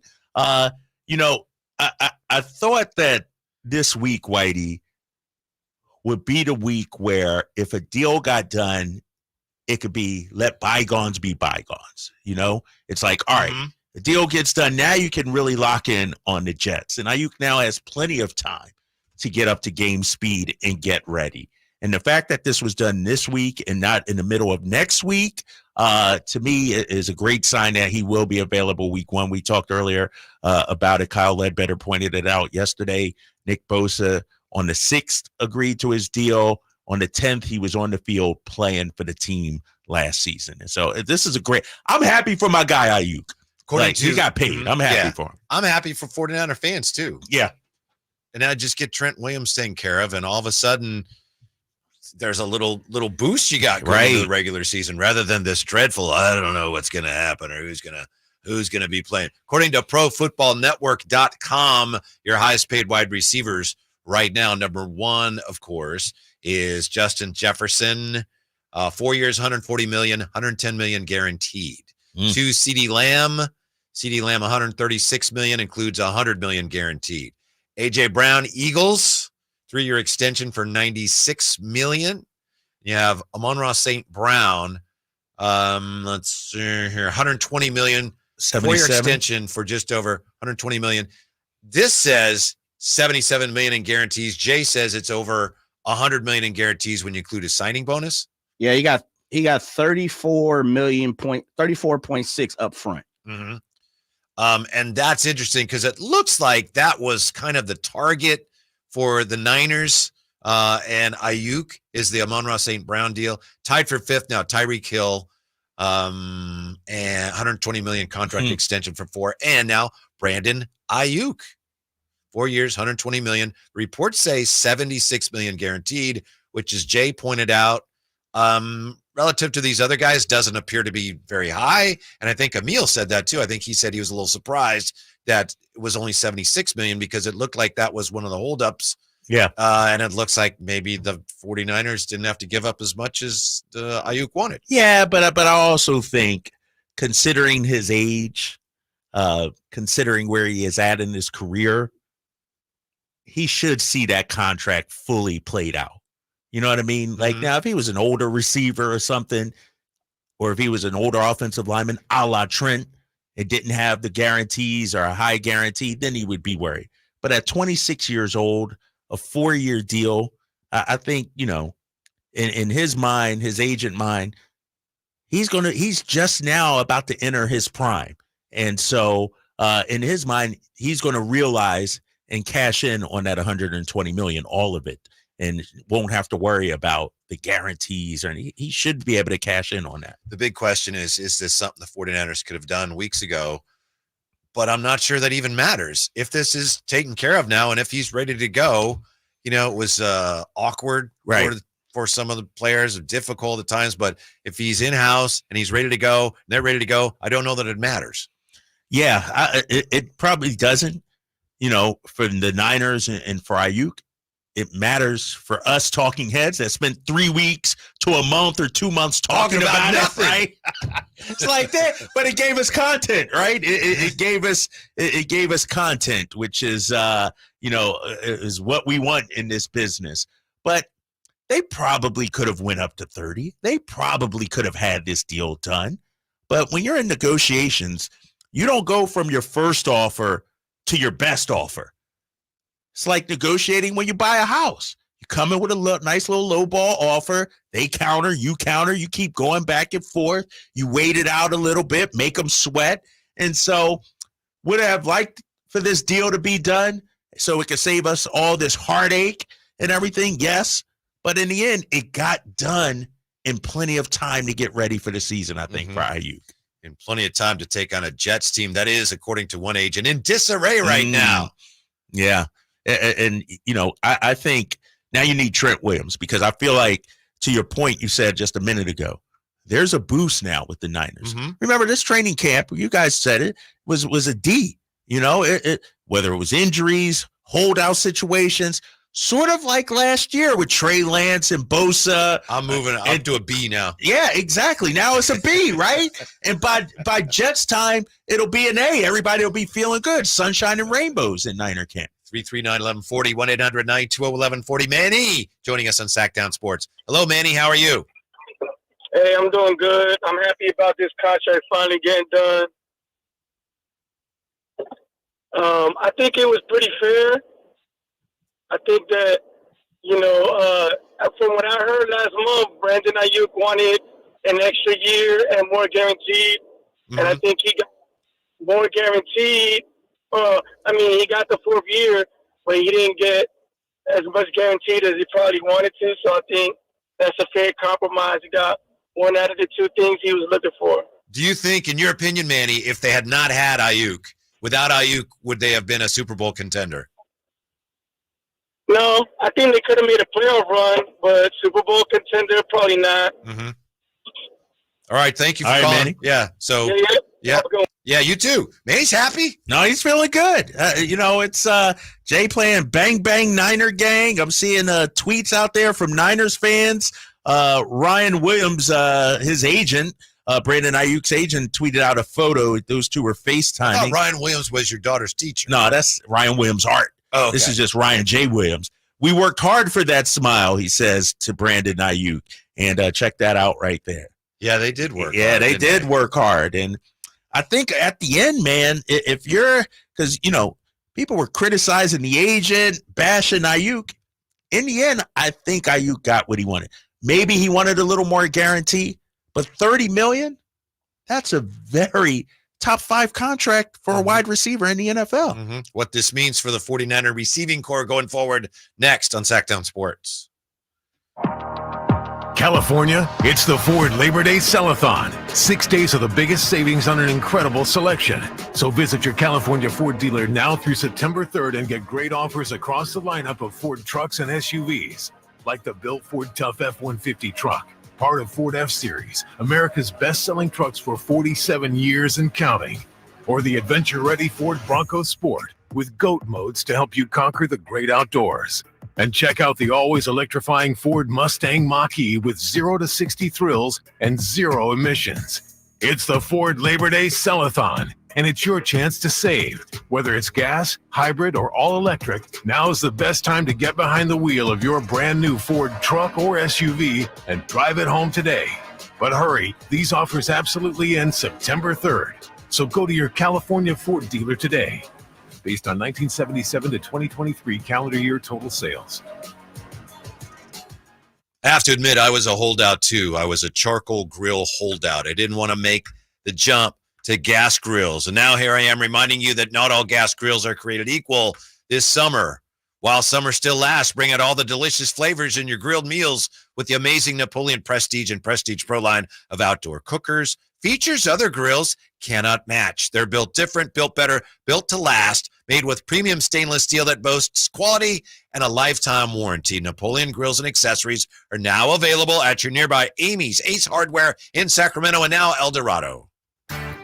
Hey, it's Carmichael Dave inviting you to make the switch to electric this spring and save big with American Energy. Stay ahead of those spiking energy bills this summer with up to $9,000 in rebates on a new ultra-high efficiency comfort system. American Energy is providing huge rebates from SMUD as well as spring specials by installing one of many incredibly efficient AC options available to you right now. Get rid of those fluctuating gas bills in the winter and switch to year-round all-electric with American Energy. Let them perform a free in-home energy efficiency analysis and see where they can help you save for the warmer months ahead. These guys are the best. Been serving the greater Sacramento area since 1981. A+ from the Better Business Bureau. Learn more by calling 916-520-9990. That's 916-520-9990.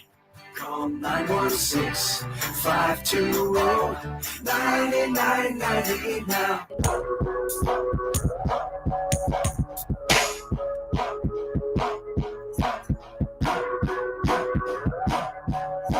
Your new home for 49ers football in the 916 Sacktown Sports. Aiyuk is under contract with a new deal, $120 million over 4, $76 million guaranteed.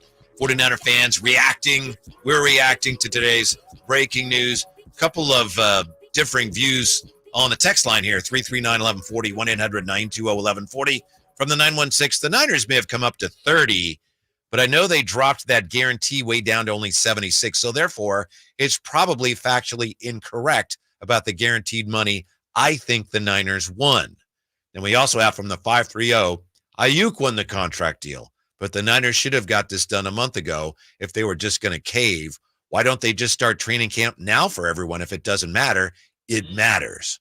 All I'm saying is all the back and forth and the ill will. If they get him signed, he's ready to go, and no one else cares. For the most part, football players, they don't begrudge a guy for missing camp if he has a salary deal. It's like, all right, good for you. Are you ready to go? Are you ready to play? Then onward we go. Well, they didn't begrudge Bosa last year. Right. You know, Debo a couple of years ago. I mean, it's part of business, you know, and Debo tweeted out or posted something on IG about Aiyuk, telling him congrats. And so I think his teammates are happy for him. You know, I think when you look at this deal, whether who won or not, ultimately both sides won, I think, because, and we'll get into this here in a second. I said yesterday, without Aiyuk, the Niners receiving core is kind of shaky. With Aiyuk, now they're kind of deep. Now you don't need as much from Ricky Pearsall. Now you don't need as much from Jawan Jennings. Now you have a 20 to 25, 30 yard over the middle deep threat that you didn't have before. And so now the Niners receiving core is looking pretty strong, especially if Ricky P, the first round pick shows us anything. And so what a difference a day makes, because Lynch, the way he was sounding yesterday, Shanahan, it was like we're at a tipping point right here. Mm-hmm. And it tipped in the favor of both Aiyuk and the Niners. Now that you didn't trade Debo, as there were indications you might, and you figured things out with Aiyuk, does that mean that it was kind of silly taking Ricky Pearsall with your first round pick? No, because I think they did it with the thought of next year, Whitey. You know? I agree. Somebody's going to be whether it's Debo, Aiyuk, somebody's going to be gone. And if you can groom Ricky Pearsall into a number 2 receiver, let's say you have Aiyuk and Ricky P, that's a pretty solid 1-2 punch, they hope, going forward. And so I think the fact that now Ricky Pearsall is their 3rd, maybe 4th wide receiver, your first round, that's huge for them. That's massive. Mm-hmm. I think obviously Aiyuk is more happy than anybody else, but number 2, and it may be a fairly close number 2 in terms of who's excited about this deal and happy about it, Brock Purdy. Brock Purdy's got his target back. Got his binky back. Got his guy. Yes, his guy. And now you got all your weapons. You just need Trenton, obviously. But now it feels like last year. You know, it's sort of like, you know, if you're playing with your buddies and one guy's missing, maybe he went off to visit his family down south for the summer or something. When he comes back, it's like, now we're whole again. Now, you know, it's like Voltron forming together, like the Transformers or something. Everybody coming back together. And so, no, it's exciting, man. I'll be honest with you. You guys have said this as well. We were all tired of the story. Mm-hmm. We were all like just beat down, worn out, days of nothing happening. And to finally have the news breaking, have something happening, especially during our show, fellas. Right. Usually it's like when we leave, then something breaks or something like. So it happened during our show. This is exciting, dude. I got to tell you, though, I remember on draft night when the Lakers drafted Dalton Connect. It's like, if you're a Kings fan, a little piece, you died that night, right? Maybe not a big piece, maybe like just your liver. Yeah. But how do you as an Eagle fan, I got to think on some level, this news for you, and you're being professional about it, but on some level, this had to be like, They still have Aiyuk. Thought we had him. Whitey, I thought they were coming apart. Come on. Now they got Brandon Aiyuk. Eagles fans ain't even concerned about the Niners Well, they right should now. be. We're not even looking at the Niners. Our chief competition is Detroit and Green You're not Bay. concerned about the reigning NFC champions. Nah, because we've been there before. We understand. No, I mean, I think, in all honesty, as an Eagles fan, I always expected a deal to get done. I expect it. Ayuk's too important. People want to downplay the importance of Brandon Aiyuk to this team, and I understand Trent may be more important. Maybe they wanted to. They wanted to, right. But you know as well, like, Aiyuk is important to this team. This is a dude that does more than just looking at the box score and the stats and everything, you know? And so I think this is massive. And so I'm being professional, yes. Yes, you are. You know. But I know deep down there, a little bitty, it's like, No, not at all, dude. Brandon Ayuk's What my do you think, guy, Jay? dude. They got C.J. Gardner-Johnson. I know. We loaded in the secondary now. Ringo, what's my guy's name? We are loaded, Jay, in the secondary. Kenyon Mitchell. Best news for Quinyon Mitchell, yeah. Best news for the Eagles is didn't Bradbury get hurt? Yes, you guys said that. Like I said that's that. it. Yeah, Jay said that. I was like, oh, that's when the little piece of me died. I was like, we need him. Oh man, yeah, That's awful. That we was wish him all the best. It was, he's going to miss 6 to 8 weeks. According, I don't understand why they brought him back. To be honest with you, His experience, they said, positional versatility. Dude, that guy was a turnstile. I mean, people were just running by him, missed tackles left and right, and you never want somebody to get hurt. But it's not a huge loss for the Eagles, I don't think, this upcoming season. Mm-hmm. Yeah. We have been talking a lot about surprise teams in the NFL, and I saw something interesting here that makes me think we may not actually have any surprise teams because people are, trying to guess, and who knows? Yeah. People are trying to guess what teams that missed the playoffs last year are going to be in this year. And I'm looking at it, and there's none of it's really like, whoa, like people are saying Atlanta. Yep. And okay, would they win 7 games last year? But that wouldn't be a huge surprise, Not a right? huge They surprise. made some upgrades. Yeah. People are saying maybe the Bears will be good, maybe the Packers, but I don't think those are really surprising. Maybe it's because of the balanced nature of the NFL now that it's more rare that you have a team that just comes out of nowhere and stuns everybody. Yeah, let me think about, maybe who might be some of the surprises this upcoming season. I mean, might the Chargers do something? With a new head coach over there, a new infusion of energy. Might they do something? Here's what is this from? This is projected new NFL playoff teams for 2024 include. You tell me if there's any stunners in here. Atlanta Falcons. Weak division though too. Right. I mean, that would be maybe a mild surprise. Right. Cincinnati Bengals. Nah, no, come they on, had a we're winning not. Come record. on. Yeah. Jacksonville. A couple of years ago. Yeah. They're in the playoffs now. Yeah. New York Jets. Seattle Seahawks. Seahawks might be a surprise though, don't you think, or no? A little bit. 9-8 last year. Because every year, 14 of the NFL's 32 teams make the playoffs. On an average, only about half of them return the following year. Yeah. And the other half are replaced. So you got basically 6 new contenders every year. And as I say, you look at this. This is from CBS Sports. Those are their 6. Falcons, Bengals, Jags, Jets, Seahawks, Titans. Now, Titans were 6-11. So that'd be a pretty surprising. Yeah. The Titans would be a surprise. They would be. And is there a write-up on the Titans? What are they seeing that would make the Titans be all of a sudden a team that turns it around? Some of their free agent spending has been puzzling. Are they really at a stage where they should be paying top dollars for guys like Calvin Ridley? But new coach Brian Callahan has some playmaking at his disposal, and he'll bring a more contemporary offensive approach.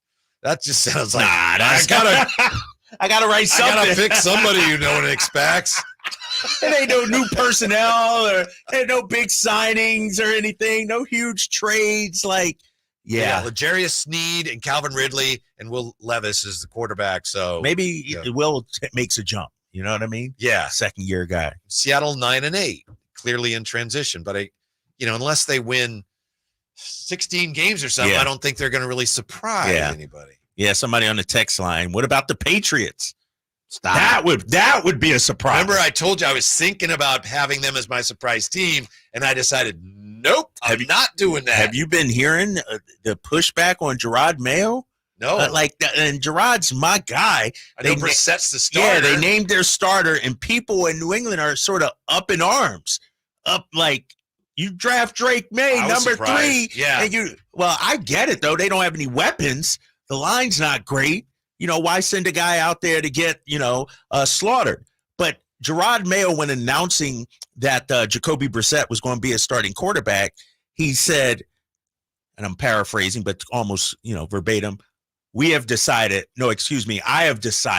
And so people are reading into that like, dude, you're the head coach and you're not even making, you're getting help making that decision. Oh. And Sports Talk Radio is running wild with it out there. Yeah. Because he said, we have decided.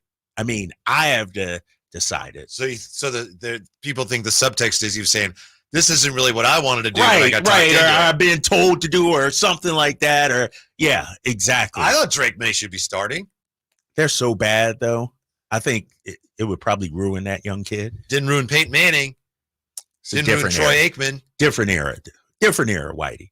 Different era. Talking about Hall of Famers, man. Yeah. I mean, it did Anthony Richardson. Well, we don't know. We'll see. But I just think Zach Wilson, it did. It ruined him. I think he was already ruined. Sam Darnold, Yeah. I got a squad, and they finished with a winning record last year, and this might be, I don't know if we do surprise teams or something next week during our NFL preview, but for me, I like Derek Carr and the Saints. And I know that sounds a little funny when you lead with Derek Carr. They went 9-8 last year. I think Derek Carr's got to be healthy sooner or later one year. I was really surprised they didn't win that division last year. Yeah. I was really surprised they weren't better. And they got a lot of wily veterans, too. Kamara, Chris Olave, of course, is starting to be one. You got a decent O-line, anchored by Cesar Ruiz, who's the center who I really like, out of Michigan a couple years ago. I think they North Dakota State trying to hang with Colorado. Yeah, I'm watching that. I think they're going to be okay. I think they can repeat that. Of course, they got Matthew and Howden and Lattimore. So they got guys who've been there, right? Especially on the defensive side with Cam. I like them, as Drake talked about, weak division. I think they have an opportunity. They could be the Tampa Bay Buccaneers of the 2024 season, which get to the playoffs, maybe win one game, lose in second round. I like that. You like that? Yeah. Yeah, I think when you look at that division, they were 9-8 last year. Yeah. Tied with Tampa Bay. So it's not like they're coming way out the blue. Right. Yeah. Like they should be in the mix. With Derek Carr healthy. This is a big year for him too, Jay. It is. I mean, it is. They got to decide on him. And so, I'm with you. Saints might be a surprise team. Do we have time for TC? Yeah, of course. All right. 339-1140, 1-800-920-1140. It's time for Check It! Special Aiyuk has signed edition with TC. What's up, TC? Oh, man, check it, man. Just vibing. What's up, Whitey, Drake, Jay? What's up, man? How you feeling, bro? Man, I'm feeling nice, man. I'm feeling nice. He stayed on business, man, and they paid him like he was supposed to be paid. See, this all could have been avoided if they would have just done this from the jump. You know what I mean? And this ain't got nothing to do with everybody trying to get their money, but I done everything y'all asked, bro. Everybody got their bag. I've been one of them dudes. I'm not a dude that y'all just drafted yesterday. I've been here through everything. So when it's time for me, everybody got paid. Fred, Nick, Devo, hey, all I can say is, man, hey, I salute that. You know what I'm saying? But I still feel the same way about John and Kyle. I'm just glad that they got the job done and BA got his money and he stood on his business, man. That's where I'm coming from, and I'm going to stand on that. Other than that, listen, Stephen A., everybody's starting to like the Kings now. All of a sudden, they said, listen, we had the worst signing in the offseason. Now they want to back it up, talking about we going to be one of the best teams. Don't sleep on them. They're going to start talking about us making the NBA Finals, Kings fans. Get ready for it, Drake. Check it, Whitey. TC. Thank you, bro. All right, baby. TC, he was on fire there. Speaking of the Kings, Bobby Gerould, owner and editor of hoopobsession.com. He's a member of our Top 40 Kings selection panel. He's going to join us next on Sacktown Sports. Sacramento weather is brought to you by the Roseville Auto Mall. I'm meteorologist Heather Waldman in the KCRA3 Weather Center. Nice Delta breeze again this evening. That'll keep valley temperatures around 60 degrees to start Friday morning. Afternoon highs will stay in the upper 90s. Get the latest forecast on the KCRA News and the KCRA app. This Labor Day, head to the Roseville Auto Mall for our biggest sale of the year. It's the only place where you'll choose from 20 top brands. Brought to you by 17 award-winning dealers. The giant Labor Day sale at the Roseville Auto Mall, where selection, savings, and satisfaction meet. If you love to travel, Capital One has a rewards credit card that's perfect for you. With Venture X, earn unlimited double miles on everything you buy and turn everyday purchases into extraordinary trips. Plus, receive premium travel benefits like access to over 1,300 airport lounges where you just check in and chill out. Open up a world of possibilities with Capital One. What's in your wallet? Terms apply. Lounge access is subject to change. See CapitalOne.com for details. Why choose a Sleep Number smart bed? Can I make my side softer? Can I make my side firmer whenever I want? Can we sleep cooler? Sleep Number does that. Cools up to 8 times faster and lets you choose your ideal comfort on either side. 94% of Sleep Number smart sleepers report better sleep. And now, during our biggest sale of the year, save 50% on the Sleep Number limited edition smart bed. Plus free home delivery on select smart beds when you add any base. Ends Labor Day. To find a store near you, visit sleepnumber.com. Carmichael Dave telling you Amy's Outdoor Living's having their famous annual clearance sale. Now, if things were tight and you passed on getting patio furniture this year, if it was just too hot to sit outside, now is your chance. You can save up to 70%. Yeah, 70% on their top brand names like Brown, Jordan, Woodard, Hollywood, and so many other huge names. But don't wait. The clearance sale lasts for just 5 days. And at these prices, you can't afford not to check them out. You'll also find deep discounts on natural gas barbecues and demo grills. So listen, hurry in, check out the annual clearance sale at Amy's Outdoor Living, 5 days only. I told you it was famous. It's famous for a reason. Amy's Outdoor Living on El Camino near Watt, and inside Amy Ace Hardware, also in the El Dorado Town Center. Get up there now, and you tell them your good buddy Carmichael Dave sent you. I just don't like going to church, man. I don't like the people there. People at church have like coworker vibes. Ralph Barbosa, the super cool ass tour. Like some of them are cool, but most of them, you know, they're just being fake nice because they want that promotion. Like if those are the people that are gonna be hanging out in heaven, I just go to hell. Saturday, September 7th, the venue at Thunder Valley. Get tickets now. For tickets, visit ThunderValleyResort.com. Don't miss the hilarious Ralph Barbosa live. As a mom, I'd do anything to keep my child out of physical pain. Dr. Pamela Maida is a board-certified orthopedic surgeon. As a doctor, I know that growth spurts can cause pain in my child's feet, and that can affect their legs and back too. Good Feet Youth Arch Supports are designed to alleviate, even eliminate common pain. Investing in youth arch supports for your child or teen is one of the best decisions you can make. Come to the Good Feet store now for a free fitting and test walk.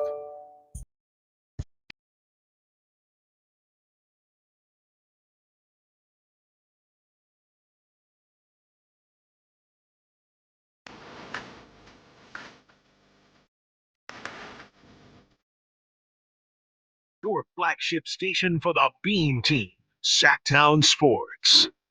Before we get to our guest, you know what team's getting on a run on chat as a surprise NFL team that we didn't mention. Who? Come on, you know. Weak Raiders? Raiders. Still have a lot of loyal fans in the area. They're supposed to. Don't mean they good. Is our guest ready to go, Jay? Yep. All right. I see him there. Yeah, on YouTube. Huh? Yeah. All right. Hello. Yeah. Nice stuff to join us. As you can see here, owner, editor of hoopobsession.com. Also DJ, host of the Soulful Funky Show. Bobby Gerould back with us. How are you, BG? I'm good. How about you guys? We're good. We're good. And thank you. We want to thank all the panelists that we talked to. Thank you so much for helping us by being a member on the selection committee of our top 40, because we know it's, you know, hopefully it's fun, but also it's a little bit of work. So we appreciate it, Bob. Oh, it was fun. Yeah, definitely. I really enjoyed, going through the process and just listening to you guys all this week with the reveal and And having Sign Lady and Nico on, and then the great story Scott Moak told yesterday about Isaiah Thomas. It's just rekindled a lot of great memories and nostalgia and some warm fuzzies for me. So kudos to Jay and to both of you guys for pulling this off. It's been great.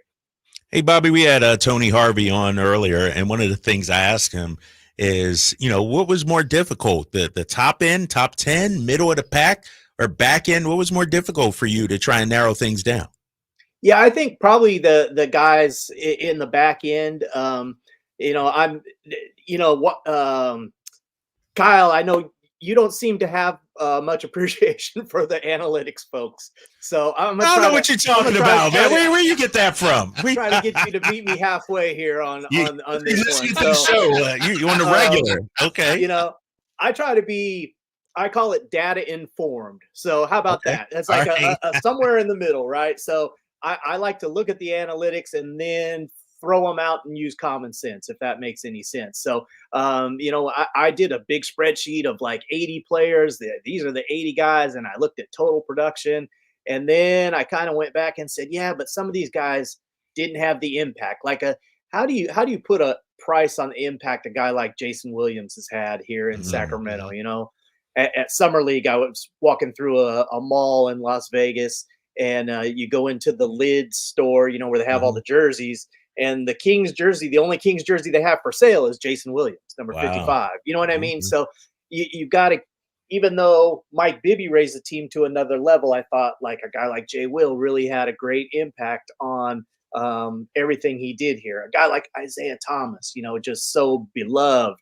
I think you got to give those guys a little bit of a bump. And then there's some other guys who, maybe they had better numbers, but just kind of blended in or weren't on winning teams. So, I tried to keep all that in mind.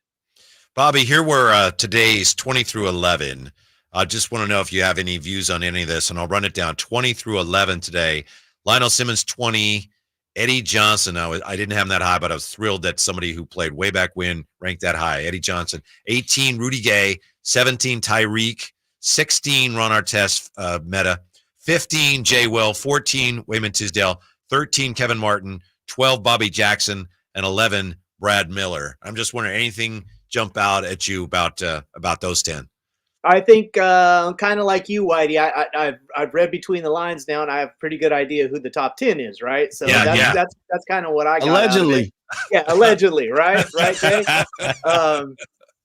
I maybe Ron Artest a little bit higher than I would have put him. Although I agree that he was a really important part of what was happening here in Sacramento during his time, and he was fun to watch play because, as you guys mentioned, he brought something different that the Sacramento Kings team hadn't really seen in some time with his defensive mentality and just his approach to the game. So maybe I would have him a little bit higher. I was kind of surprised in the overall scheme. I think Rodney McCray was a honorable mention. Is that right? Yeah, I had him on my list and he didn't make it. Yeah, I would have thought Rodney McCray would be in there. But it's fun, and I get it. I mean, I understand why people, went the way they did. Like Mrs. Sign Lady was saying that, Jordan Ford was one of her students in elementary school. And so that makes perfect sense, and it's not like she put him 25th or anything. She snuck him on at the end and put him 40th. So he gets a vote. But I just think it's been really a lot of fun. And like I said, it just brings back so many different memories of a time that was a lot different than it is now, as far as even, media relating to the players and just the restrictions. I used to run around Kings practices, just like I owned it because my dad worked for the team, and it's a lot different these days. You could just walk up to Dick Motta and just start quizzing him, you know what I mean? Or Jerry Reynolds or any of those guys. It's just a lot different than it is today. Bobby Gerould joining us. Hey, Bobby, who are some of the guys, I guess, that you sort of wrestled with putting on your top 40? For me, I didn't have my guy Francisco Garcia on there, and people are crushing me for that. But I did have a guy like Marvin Bagley, and they're crushing me for that. Who are some of the guys that you were like, I don't know, all right, I'm going to put them on? So the first thing I have to admit is I did a boo-boo too. I just totally overlooked one guy, and that was Corliss Williamson. I should have had Corliss on my list, and I went back and added him to my spreadsheet after the fact, and I thought, oh wow, yeah, I really should have had him in there. He probably should have been in my 20s somewhere. So that would have bumped somebody else off of the list. Down towards the end of mine, I had guys like Brian Grant, I think would have ended up, somewhere in the 40th. Keegan Murray, I did make him slip onto my list there towards the end. Did you have Malik? Yes, I had Malik. I put Malik 28th on my list. So, and still with some stuff to come. I just think if you look at Malik, his efficiency, he's right up there, per minute. If you're into some of that analytics stuff, Kyle. Then Monk is per minute efficiency wise. He can rate right up there with any of the great Sacramento Kings two guards that have ever been on this team. Bobby Gerould with us. Bobby, you mentioned you used to run around practices, and I was going to ask you. This is kind of open-ended, and I'm sure there's a lot that you remember, but what are some of your, obviously you had, as you mentioned, such a unique perspective on this history now. Sacramento Kings have a real history here. What are some of your earliest memories of following and watching and being around the Kings? Well, for me, it actually started when they were the Kansas City Kings because Greg Van Duzen, Dutch Van Duzen, who's recently passed away, he reached out to my dad and, said, hey, here's the deal. The Kings are going to come to Sacramento, possibly. And if they do, Kevin Harlan is their play-by-play radio guy, and he doesn't want to come to Sacramento. He wants to stay in the Midwest, and he has roots there in Kansas City. And of course, we know Kevin went on to do so many great things. So they wanted my dad to do a little tryout because Joe Axelson, who was the general manager of the Kings, had never, he wasn't familiar with my dad's work at all. My dad hadn't called a basketball game in, 100 years. So going back to when he used to call like Sac State games. So it had probably had been 15, 20 years between times. So my dad and I went to, my dad got me out of school, which is, that's a victory. I'm a junior in high school at Kennedy, and he gets me out of school and says, hey, we're going to go down to LA to the Forum to watch the Kansas City Kings play the Lakers, and I'm going to do an audition tape. And then following night, we're going to play in Oakland against the Golden State Warriors. And he needed someone to do stats for him. So I'm like, yeah, let's do it. So we went and did the tape. And I remember that first night in Inglewood at the Great Western Forum. The Kansas City Kings played the Lakers, and there I am in the locker room afterwards, 17 years old and really into music and probably a little more into fashion than I should have been. And I'm asking Reggie Theus questions about, music and clothes, and LaSalle Thompson is really interested in clothes. And we hit it off and just had a great time. And I was like, hey, these guys are great. I love the NBA. So it would just, and it went on from there. Like I said, just the access was so different once my dad did get that job.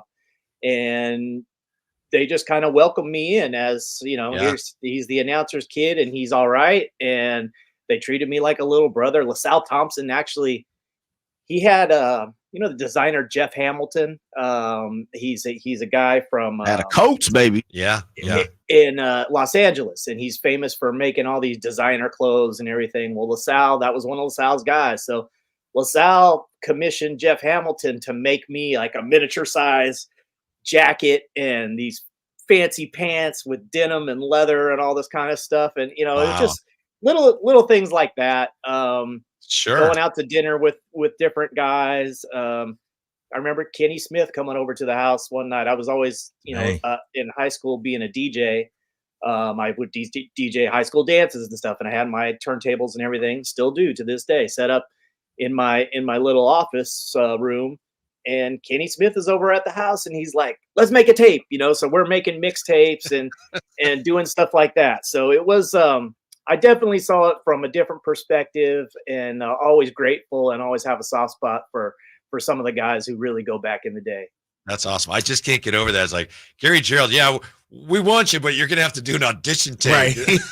Come on, man. It's Gary Gerould. That's G-Man. Come on now. Well, you know, at the time, and I tweeted about this the other day, you know, it was almost unimaginable to think of Sacramento as a major league, you know, that possibility that we could have major league sports. You know, it was, Kyle, you know, you got to try to imagine this place where our biggest sporting event was something called the Pig Bowl, which was the sheriffs and the police officers playing head to head at Hughes Stadium, and they'd sell out Hughes Stadium for this. What? I mean, that literally was the biggest thing going in Sacramento. And so for the Kings to come, it was just unimaginable, really, and so much fun. Reggie Theus was another guy who kind of took me under his wing, and you know, we went to Peppermill after the games. That was like a thing. So you know, I'd riding shotgun in Reggie's gold Mercedes over to the Peppermill after the game, and he and other NBA players are telling stories that I have no business listening to, and you know what I mean. It was interesting. You grow up real fast that way. Yeah. Fantastic stuff. Good stuff, man. Good stuff. Bobby, we appreciate it. Thanks very much for coming on with us. And also thank you again for all the time you put into it. It's really been, you know, we're very excited about it. It's been more special than we thought because of people like you taking the time to make it so. So thank you. We appreciate it. We hope to talk to you again soon. Yeah, I appreciate Jay for it. And you guys continue to have a great week. And happy the Niners got the Aiyuk deal. Yeah. There you go.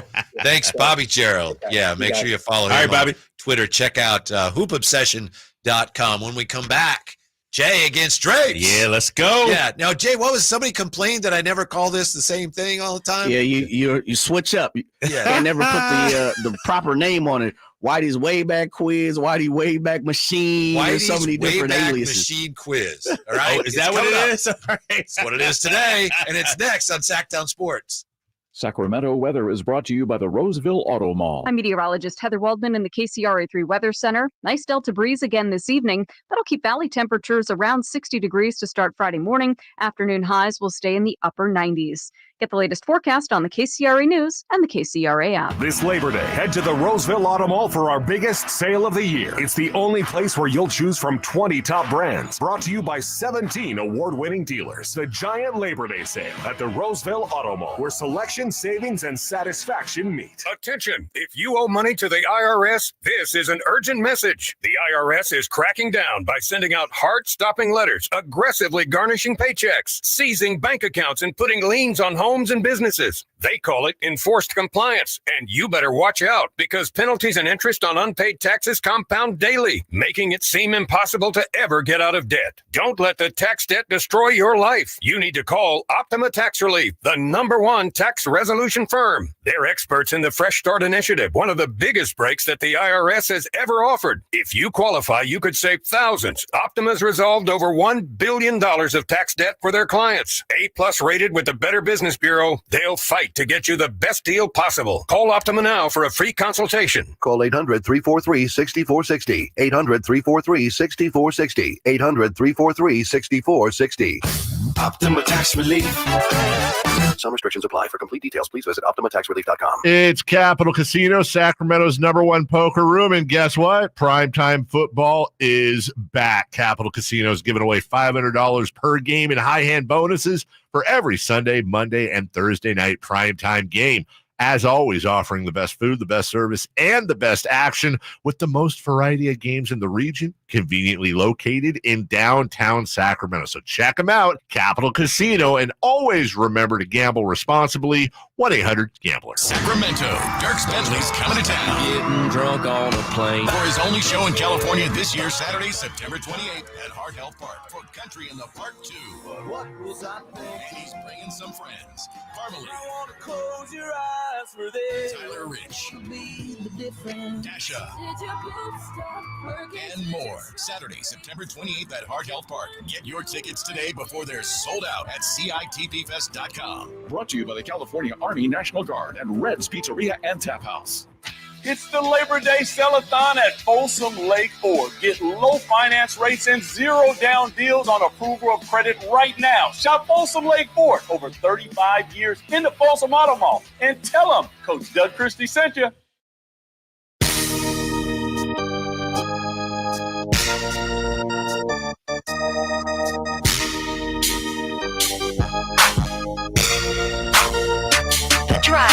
guys, live and local, every afternoon, Monday through Friday on Sacktown Sports. Whitey's Wayback Machine quiz is coming up. A lot of anticipation, but before we get to it, we have more interesting information here on Brandon Aiyuk from Diana Rossini. What do you make of this, Drapes? Have you seen this? No, tell me about it. Thank you, Jay, for sending this along. Diana Rossini on X says the 49ers only were willing to trade Brandon Aiyuk if they could get a top-flight wide receiver to replace him. They offered a third-round pick to Denver for Cortland Sutton. Then would have dealt Aiyuk to the Steelers. But Denver said, no, and so it didn't happen. Wow. That seems plausible, though. Yeah. Like, you don't trade Aiyuk and not have a backup plan in that receiving room. And so that's interesting.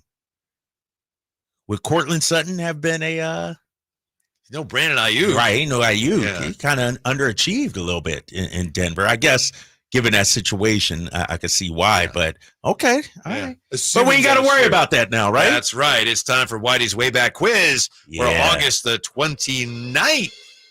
Everything in the quiz having to do with something that happened on this date or something related to things that happened on this date. Now, I'm a little confused. I don't know who goes first here because yesterday Kyle Ledbetter won, but he's not. That doesn't count for you, Jay? Yeah. So how about... Is it me or is it? I can't remember. I'm deferring to Jay. I can't remember. No, I went first. I would be first. Last time we played, I beat you. There you go. But didn't you win? Somebody won in overtime on the last one. That's me, dude. Okay. All right. Okay. Yeah. All right. So, Kyle Draper up first. No, I'm deferring to Jay.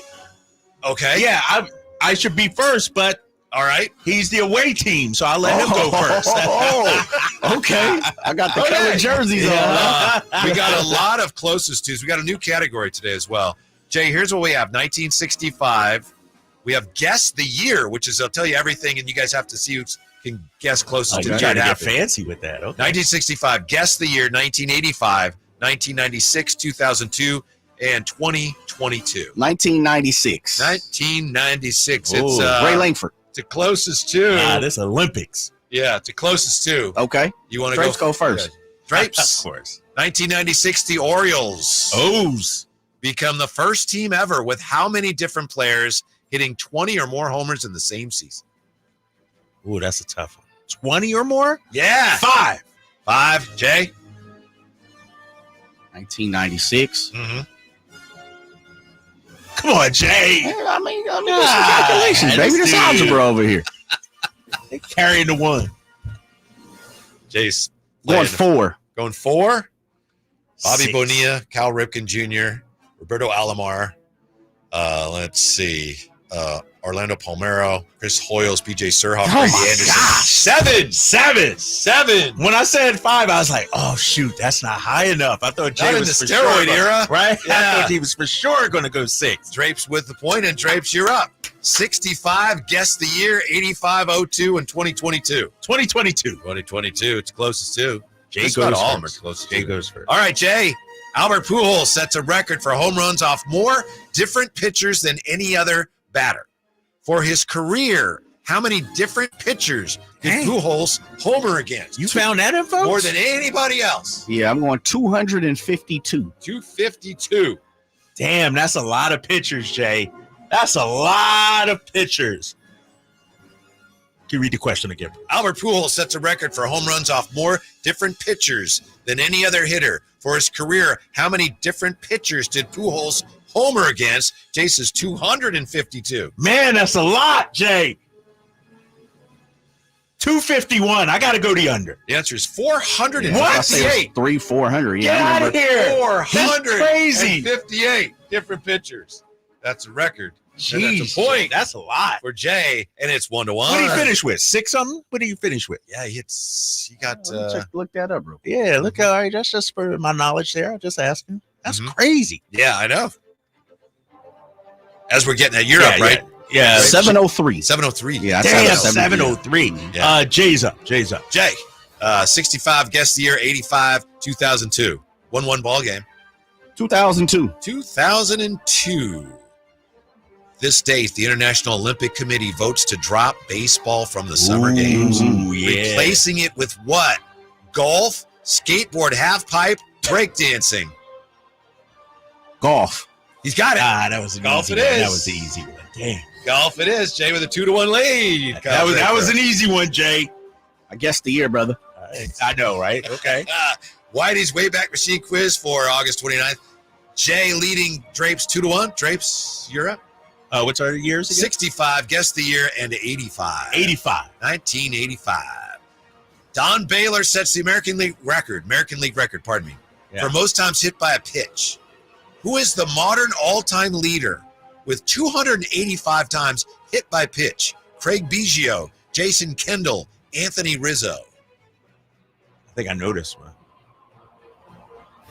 If you know it, you tie the Craig game. Biggio. Craig Biggio You got it right. is correct. That's right. Yeah, I knew that one. You knew that one, right? Yeah. What a game. Let's go, Jay. 2-2. With 2 questions left? Yes, Jay, 1965, which is a closest to, and guess the year. 1965. All right. Stay away from that one. I know what it is. It's like, yeah. This date, 1965. Willie Mays sets the National League record for home runs in a single month, a record which has since been broken.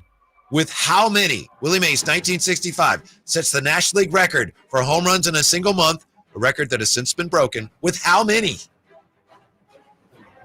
It's closest to, right? Yes, sir. Okay, so Drapes goes first. Oh, hold up now. You hear the question? No. I decide. Well, you already know you going first, Yeah, closest he's to. gonna go All right, can you say it Willie again? Mays sets the National League record for home runs in a single month, which has since been broken. With how many? So it's August of 1965. How many? home runs? August of 1965. The record is for any month. 25. 25. Jay? Ooh, that's a good one. No, that's a tough one there, dude. I want to say 24. Wait, per month? Yeah. No. That's a lot. Hey. I'm going 24. I'm going under. 24, which was Willie Mays' number. The Yeah. number of home runs, 17. Ooh. Oh, that's it? 17. Oh, but it's since been Since broken. then, Sosa's hit Sosa had 20. Yeah. So anyway. All right, Jay point got goes that to one. Jay. That's a tough one. Yeah, I know. Yeah. It's 3-2. One left on the board. We could Drapes still got to go guess overtime. that year. Yeah, you Yeah. gotta guess that year, Drapes. So how does this work? It's like a closest to, but you're just guessing the year. So you So want him I to go can first? defer? Yes, absolutely. Yeah, I'll defer. Okay. Do you want to hear the question first? Yes, I will hear the question. Okay, for guess the year, that's how we do it. John L. Sullivan beats Don McCaffrey to win boxing's first heavyweight title fight. The first fight using 3-ounce gloves and 3-minute rounds. This date, what year? Jay can go first. Let me read it again, Jay. Ooh, yeah, I read it kind one of more remember. time. I've read about this. John L. Sullivan read beats about Dom McCaffrey to win boxing's first heavyweight title fight. First fight using 3-ounce gloves and 3-minute rounds. What year? Jay with a 3-2 lead. Ooh. Trying to wrap it up here. Drapes hoping to force I overtime. kind of remember this a little bit, but not. I'm not as close, and I can't remember. I know he ended this for whatever reason. 1892, 1893, he lost his belt. So I'm gonna go 7-8 years. I'm gonna say 1881. 1881. 1882. It's 1885. Oh, Jay! That was so you're gonna nail it, Jay. That was dude. You had that almost. Dang. Yo, that would have been a huge one. So 3-3. 3-3. We have one? We got 30 seconds. You got a tiebreaker? I got a tiebreaker, but I can't get it in 20 seconds. There's no way I can get it in 20 seconds. Okay. Tie You got tie game. Dang, 18 Good what? game. Tie, that was a good one. 1885. Damn, Jay, that I was thought a you were good. gonna nail it. Yeah, that I was. remember I just read this. I just bought a book real quick, and I saw heavyweight champs, and he lost like around the 91, 92, 93 era. Yeah, you said 1892, so about 7 years earlier. I was like, Yeah. oh, he was going to be close. I know. Thanks for being with us. Stick around. Golf to Go is next on Sacktown Sports. I didn't ask to be thrown in the streets with nowhere to go. I didn't think I'd survive.